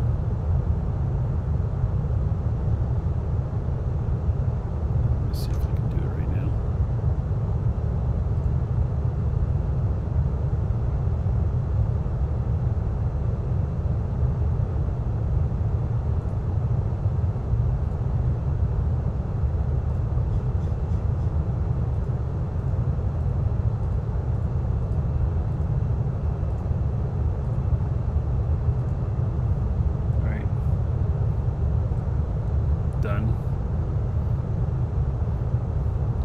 Shouldn't bomb the show now, but I've got 8 cores assigned to this, and they're all maxed out at 100% right now. It's probably because I'm just like loading up a ton of cache and everything. I should run the game on more or less threads. On AMD machines, it's been, you know, some debate that maybe you should be running them on fewer cores, and it has to do with the AVX instructions and how it some AMD processors don't have limiters on how fast it'll run that, and so it just blazes them at 100%. And so then what can happen is if it's using all your cores, then it superheats your CPU really quick, and then your CPU starts to slow down because it's overheating, and you know, so it doesn't burn up, to the Dragons, which then lowers your performance, but they're still trying to run at 100%. It's just not a very good cycle. Grimafi, thank you for following. Welcome. I don't know if it's accurate or not, but I feel like when you turn your threads up, you use more memory too. Because it's not just cores, it's threads, so it's a little bit different. And like mine, like I run mine at 1 core, and I'm smooth all the time, or 1 thread rather. And I'm usually under 5 gigs of RAM, unless I get to the market, but it still doesn't get up into that like 20 range or anything. Yeah, I'm in a pretty high range right now. Let's see how much memory it's using. I'm only using 8 gigs right now.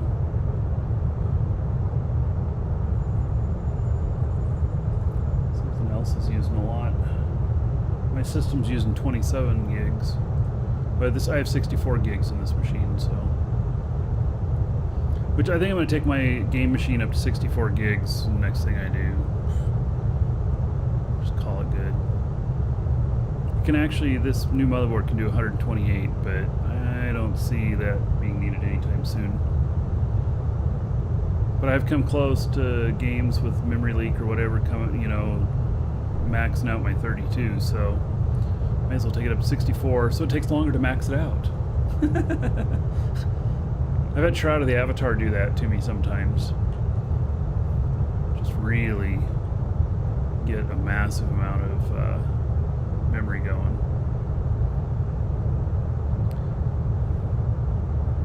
And I think if I log out and log back in again on this, that it would fix this issue. But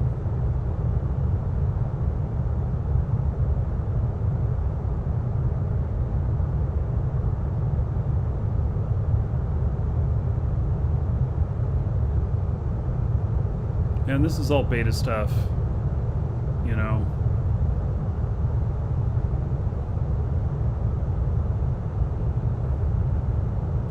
My cores are still at 100%. It's kind of crazy. Good thing I have water cooling on here. part of that processor is hot.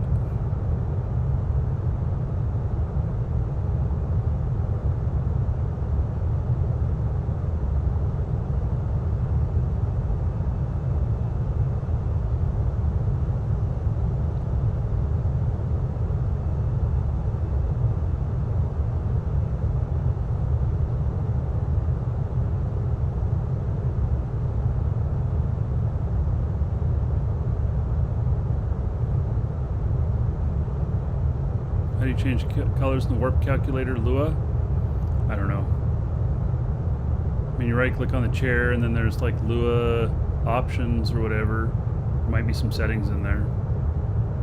Let me change how many cores the game runs on. You go into your graphics settings. And there's a core number there and you can move it from auto to manual and you can lower it. And then restart the client and see if that helps you.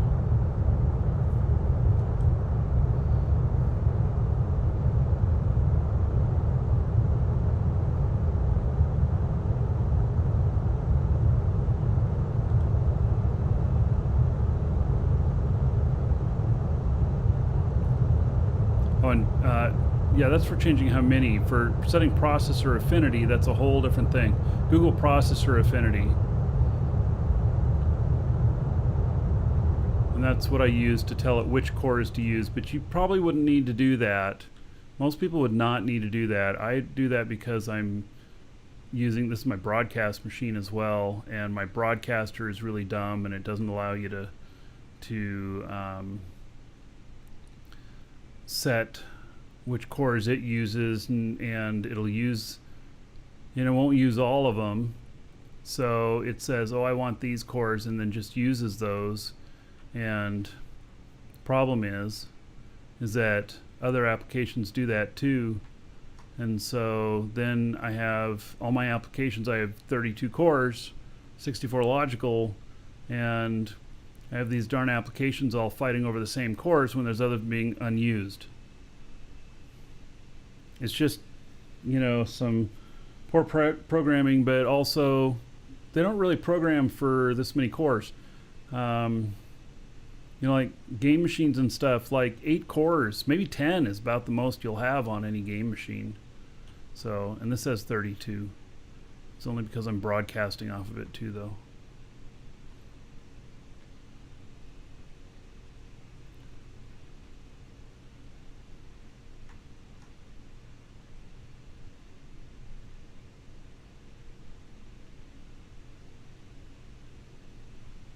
God, I look like I'm so big, I'm just going to munch all over whatever I land on.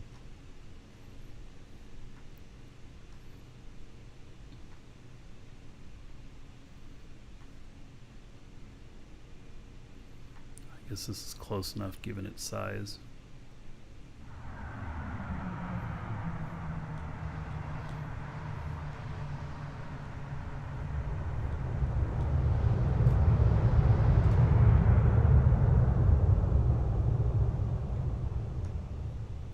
Those vertical boosters sure are strong.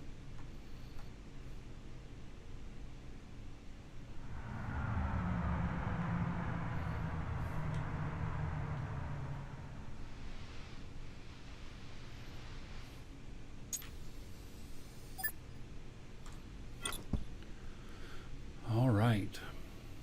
So now I have some things to repair. Let's look at this thing here.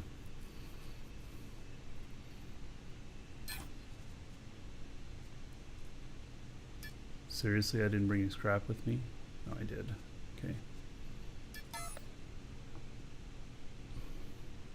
We made it! Woohoo!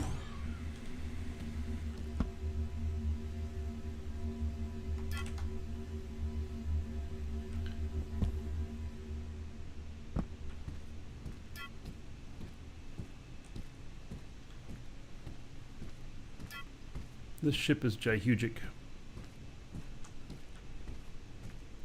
Look at these. Man, these arrows. Now, how did I bust that up there? I love these arrows. Who did the programming on this again? That's Dorian the Gray. Dorian the Gray. This is brilliant, man. Absolutely brilliant.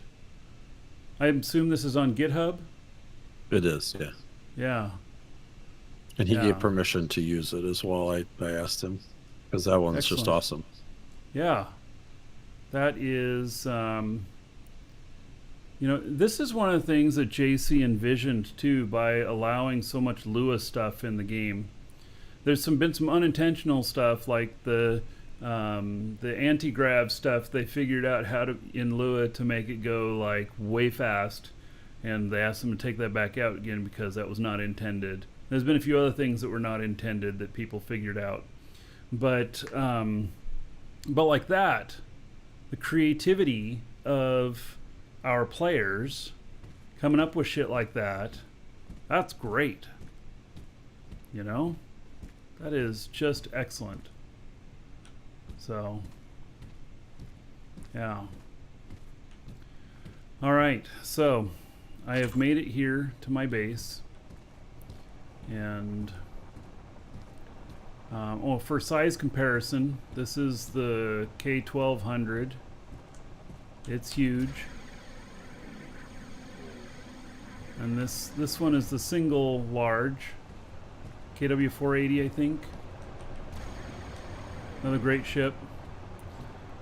You can see it's the right ship for the right job, is the way I look at it. Some of the stuff you need a bigger ship, some of you need a smaller ship. And so, yeah, right ship for the right job. Now, I have an even bigger one than the K1200. I have one that has 8 containers. And it's scary to fly. That's what the anti-grav pads are for. Well, you could put more containers up on the nose of that where it's flat. Uh-huh. For like hauling lighter stuff. So if you're doing lithium or coal or whatever, Yeah. just slap some temporary containers on and, just don't go over that weight.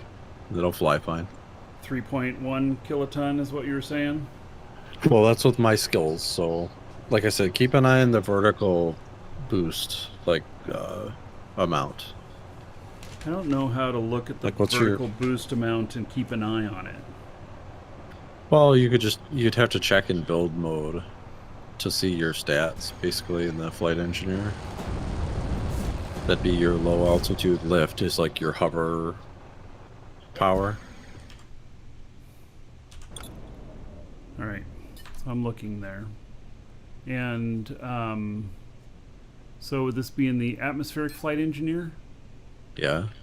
Okay, and then the low altitude lift? Yep. Okay, and then how do I look at this and know what I'm looking at here? So I usually look at it in G's because it's a little easier to understand, what you can change in the cogwheel setting. Essentially what it is if you have greater than 1 G of thrust, that means you can overcome 1 G of gravity. Now, that doesn't necessarily mean you'll get to space, right? Like if you're looking at high altitude lift or thrust, you probably want closer to 2 or 1.8 or something would be kind of comfortable to get up and out of the atmosphere, on the categories. But like if you were on Alioth and you're loading your ship, as long as that's up around 1.1, 1.2 on the low, that means you'll be able to hover.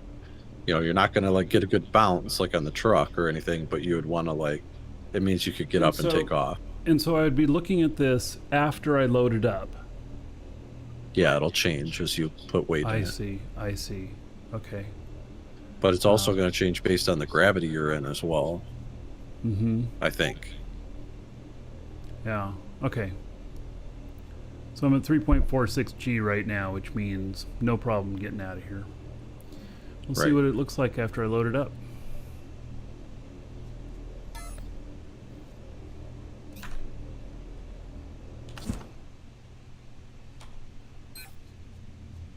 Actually, that readout there might not matter where you are when you look at it, because it's still in G's based on your weight. So as long as that low altitude is over 1, it means you'll be able to land without cratering as long as you're coming down slow, which the brakes will handle you. You're fine.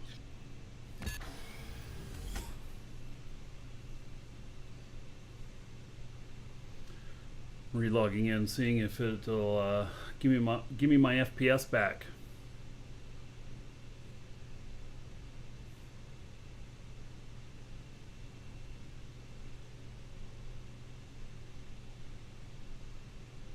No, falling through the planet. All right. Yes, so that feels better on the FPS now. All right.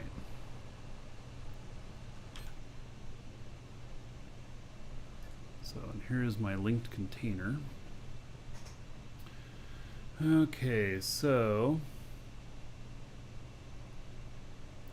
why did this not process? All right, well, I'm going to carry it the way it is, I guess.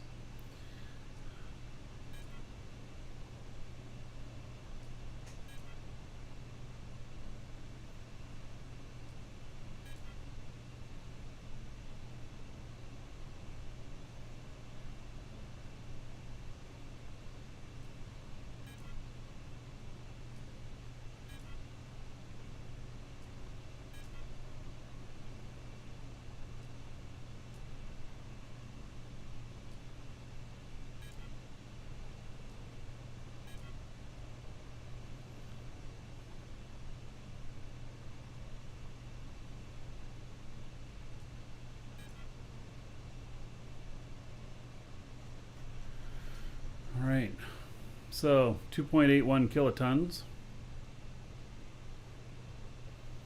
Sounds like a fairly good load.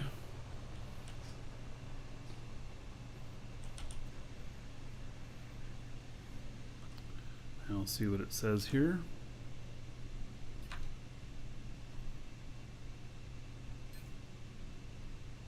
I'm also curious if shuffling those Oh. items in the actual inventory makes a difference either. Okay, we'll test that next. So now it says 1.2 G on low altitude lift. Right, which means you'll still be able to hover, Okay. but you don't Well, want to be coming in at, 120 kilometers an hour with that little amount of boost. You know what I'm saying? Yeah. So, but I'll be landing in 0.5 and I'm taking off from 0.2. And so there's that part of the math as well. Yeah, so you're way over what you need for those gravities. That's like, this would do fine on Alioth with those stats. So Mhm. elsewhere you could handle even more. Yeah. Okay.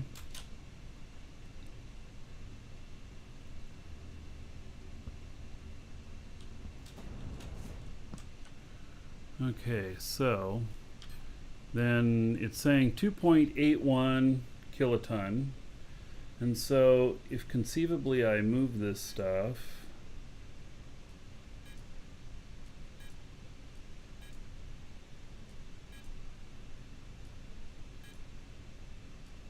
and this is what you're talking about, just moving it one slot or whatever. Yeah. Yeah, it's not changing it at all. Okay, maybe it's just a bug with the marketplace then, where you have to, when coming out of your market container. Yeah. That's good to know anyway. Yeah, so that all worked. So, yeah.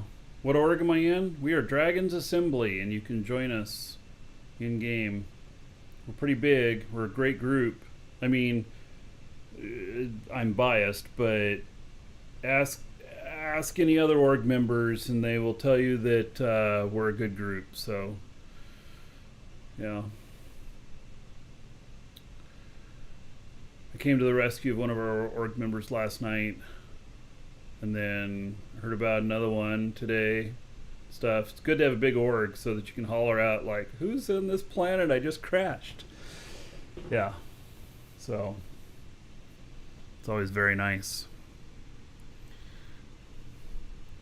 Okay, and the container is 91% full now.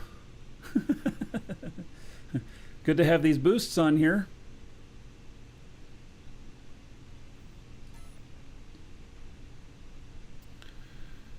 I'm gonna fly my guy after the the Maker Faire, I'm gonna fly my guy all over the place, making these changes on all the ships. I'm gonna set a mission to go find all the ships and reseat all of their containers.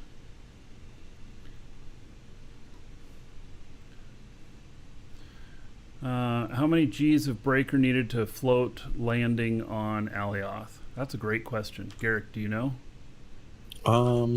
I'd say 7 or higher feels comfortable. All right, I'm at 8.72 on this. Yeah, it should be close to 9, but I might have higher skills for that than you. I like to think I'm really skilled, but let's see here.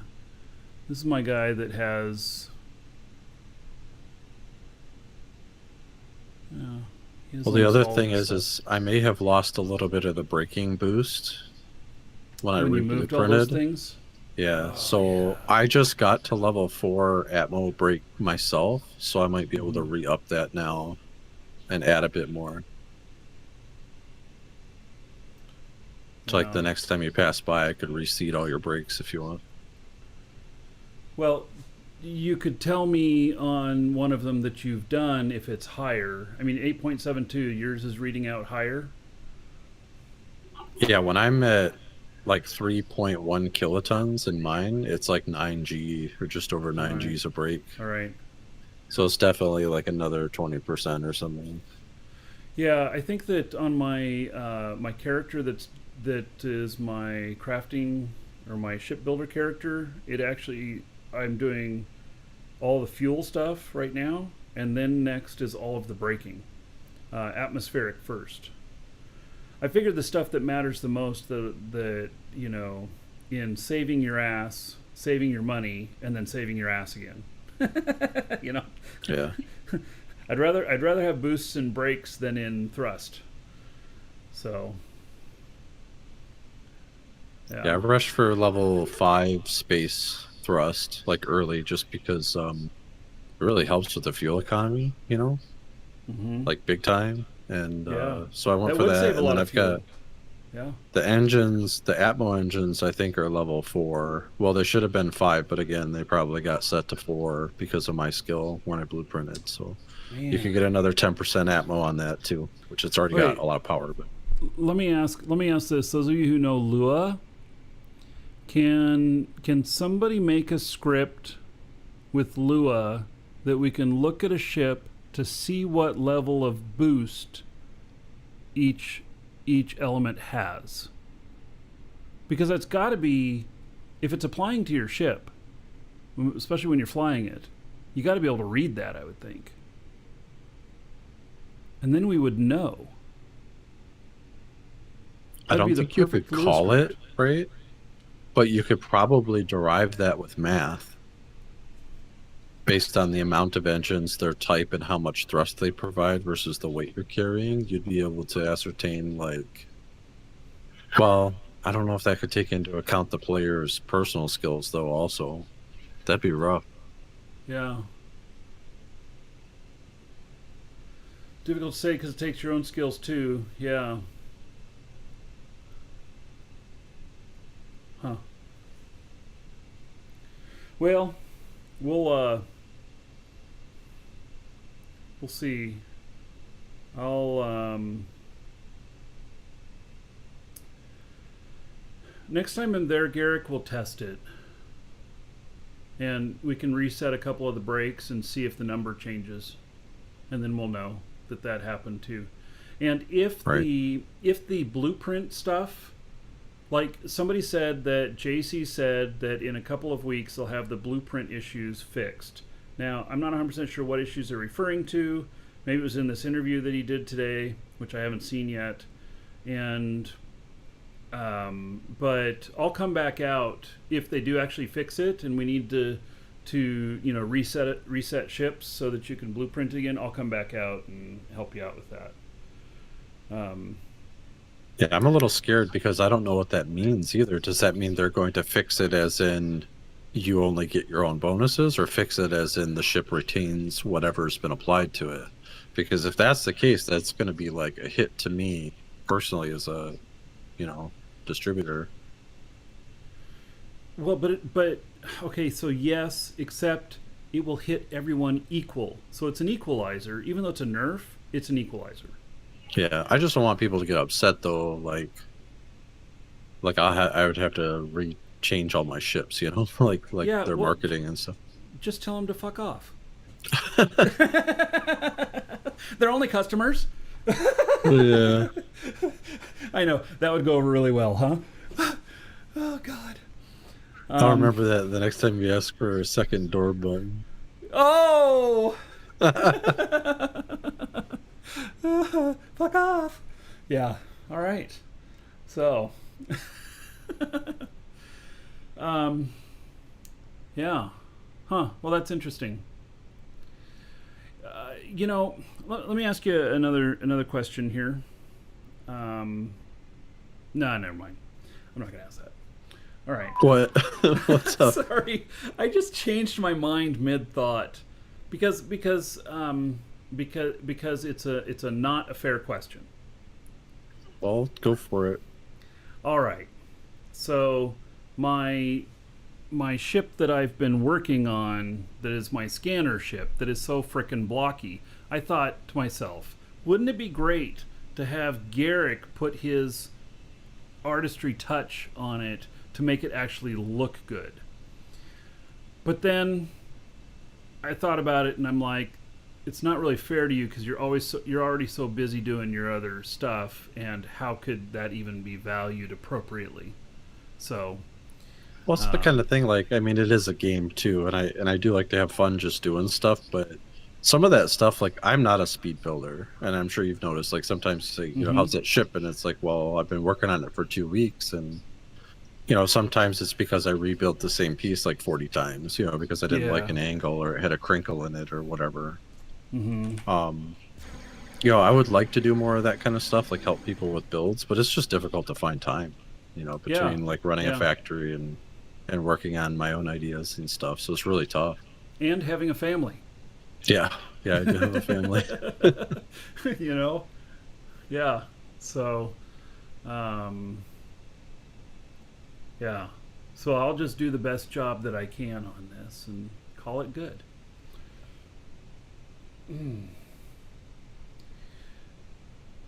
Yeah, if you ever start... No, I'm not going to say that either. Right. Sorry, I was just thinking about, you know, ship sales and stuff, and like, you know, that you know, I should have some of your ships out here for people to pick up and buy, or whatnot, and that could happen vice versa if there's some other good builders out there, but I don't know. So I've you know, I've already been doing that just a very little bit. Like the guys who are in the BSC block warehouse reached out to me and kind of proposed something similar, like, hey, we'd like to have some ships on display over here. Would you like to have one? And they gave me a spot. One of my ships is on display there with an advertisement for, you know, my shop and what I do.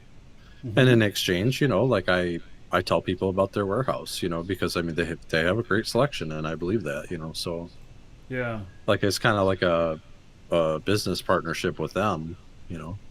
And it's not a bad idea. It's nice to have people see your stuff in different places too, but I have to be mindful of cores and things as well.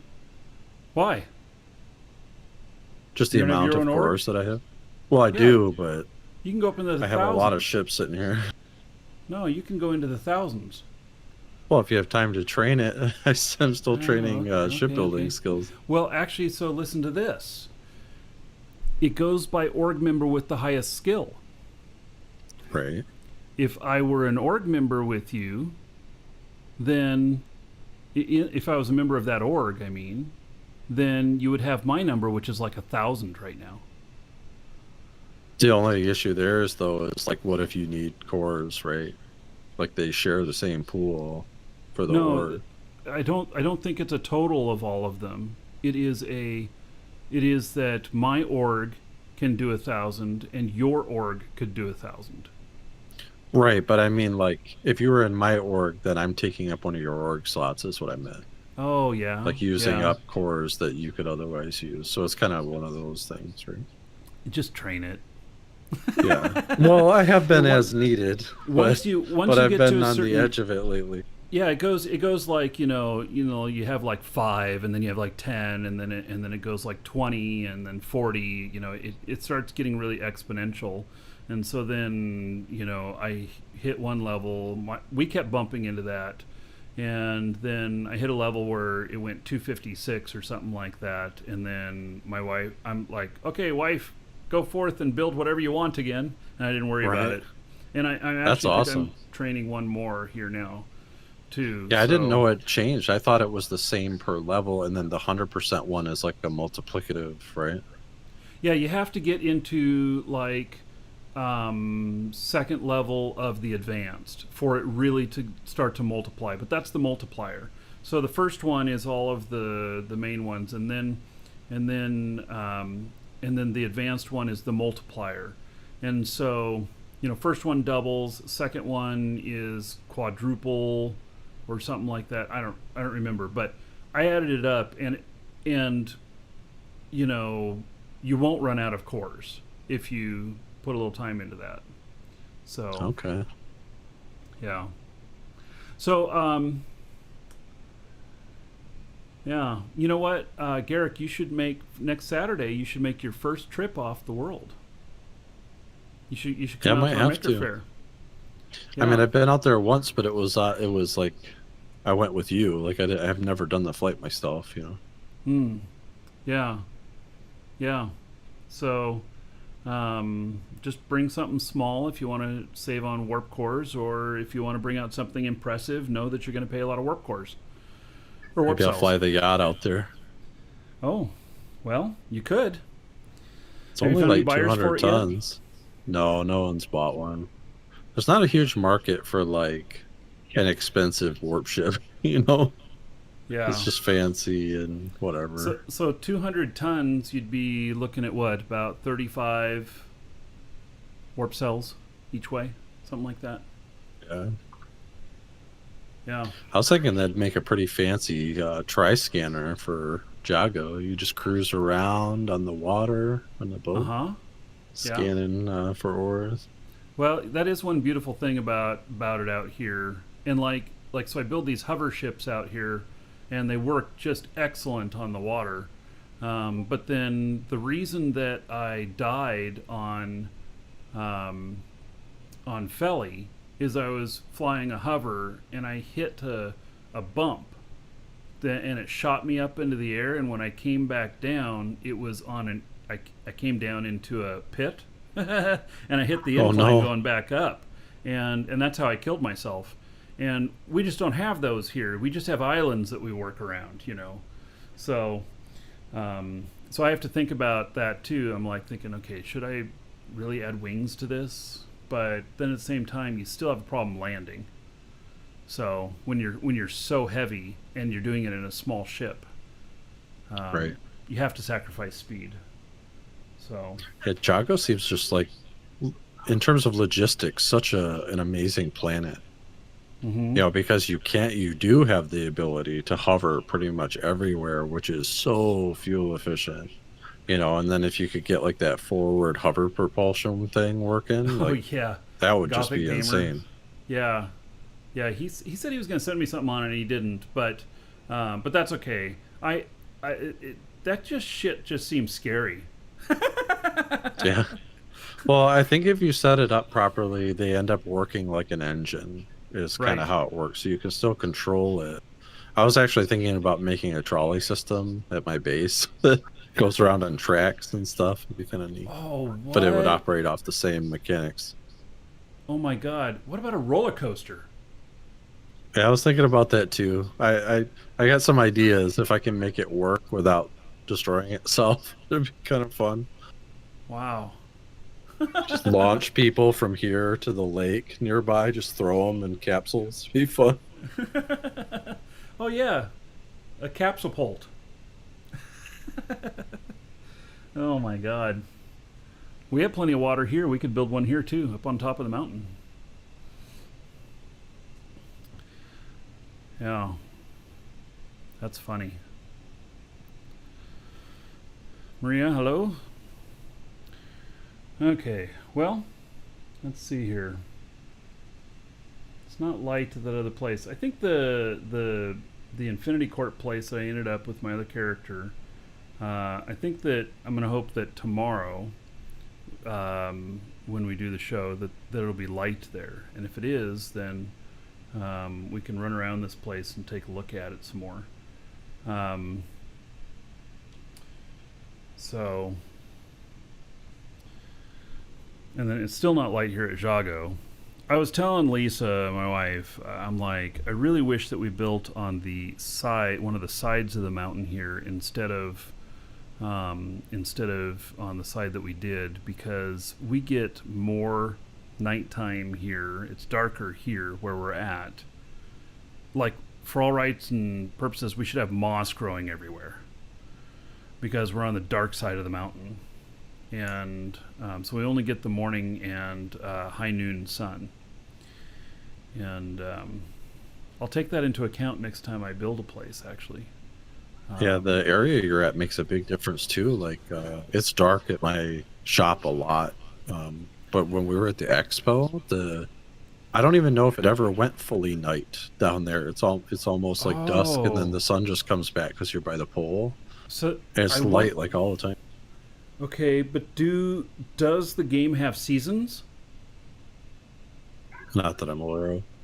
I mean, like, I know that like foliage isn't going to change, but and I know that what actually happens is that the sun rotates around us, and not the planets around the sun.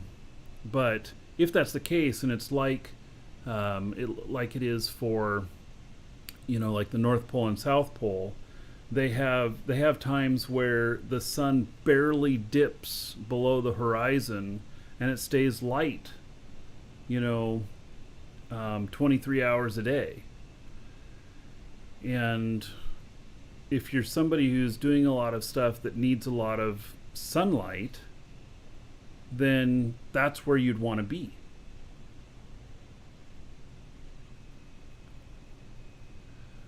Jamma says it's always dark up north. Huh. That's a really good question for the devs. And if that's the case, then does the sun have an axis that it rotates on to where, half the year it's going to favor southern hemisphere and half the year it's going to favor northern hemisphere or something like that?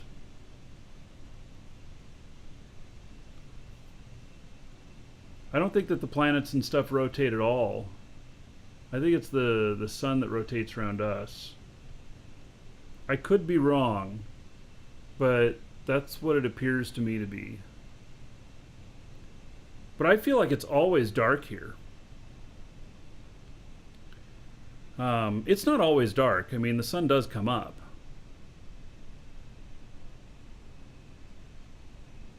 It definitely moves on an angle. It's not just east-west, like, setting. Mm-hmm. Yeah. Well.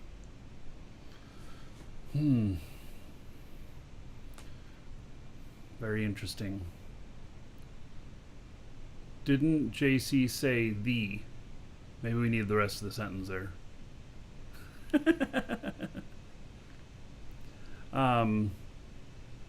I would love it if the planets orbited the sun. I think that would add a complexity to the game that I would really, really welcome.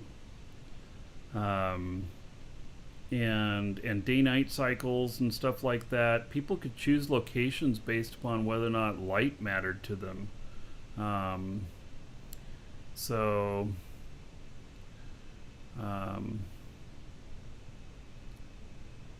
skybox rotates, not the planets. Yeah. Some people from Zenith tried to fly to the sun once, and they flew like 10 hours and it didn't work. Oh. Somebody told me that they reached it and they flew through it, and that there was just nothing there. But I don't know. Maybe Well, it's a really tricky thing, right? Because the world is voxels, which all have to be accounted for. So if we were moving, that'd be like kind of crazy for the server to keep track of. It would. Most definitely, and that's probably why it's this way. Yeah. Why the sun rotates around us instead of us rotating around the sun. And that was my first thought on it, was it's a CPU time thing. Cost of calculation.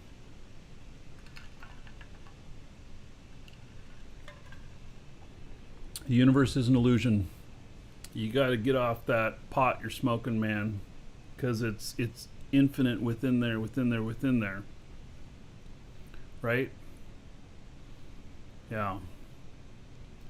You know, each voxel in the game has another total universe in it. Did you guys know that? Oh, yeah. All right.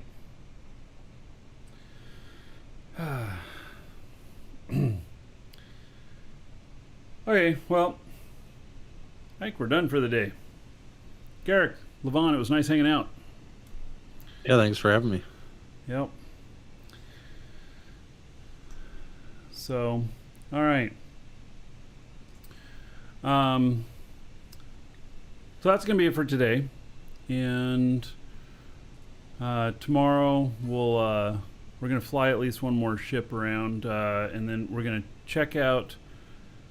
So I'm going to fly the big ship again tomorrow, and then we'll also check out Infinity Corp here with all of this stuff that they have here.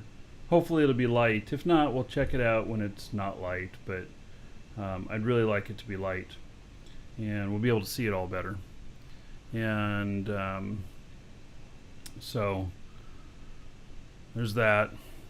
And then yeah, I don't know what else we'll do. Maybe I'll start scanning. I'm out at Sinan looking for silver, so maybe I can actually find something. I don't know. All right, everybody, that's going to be it for today.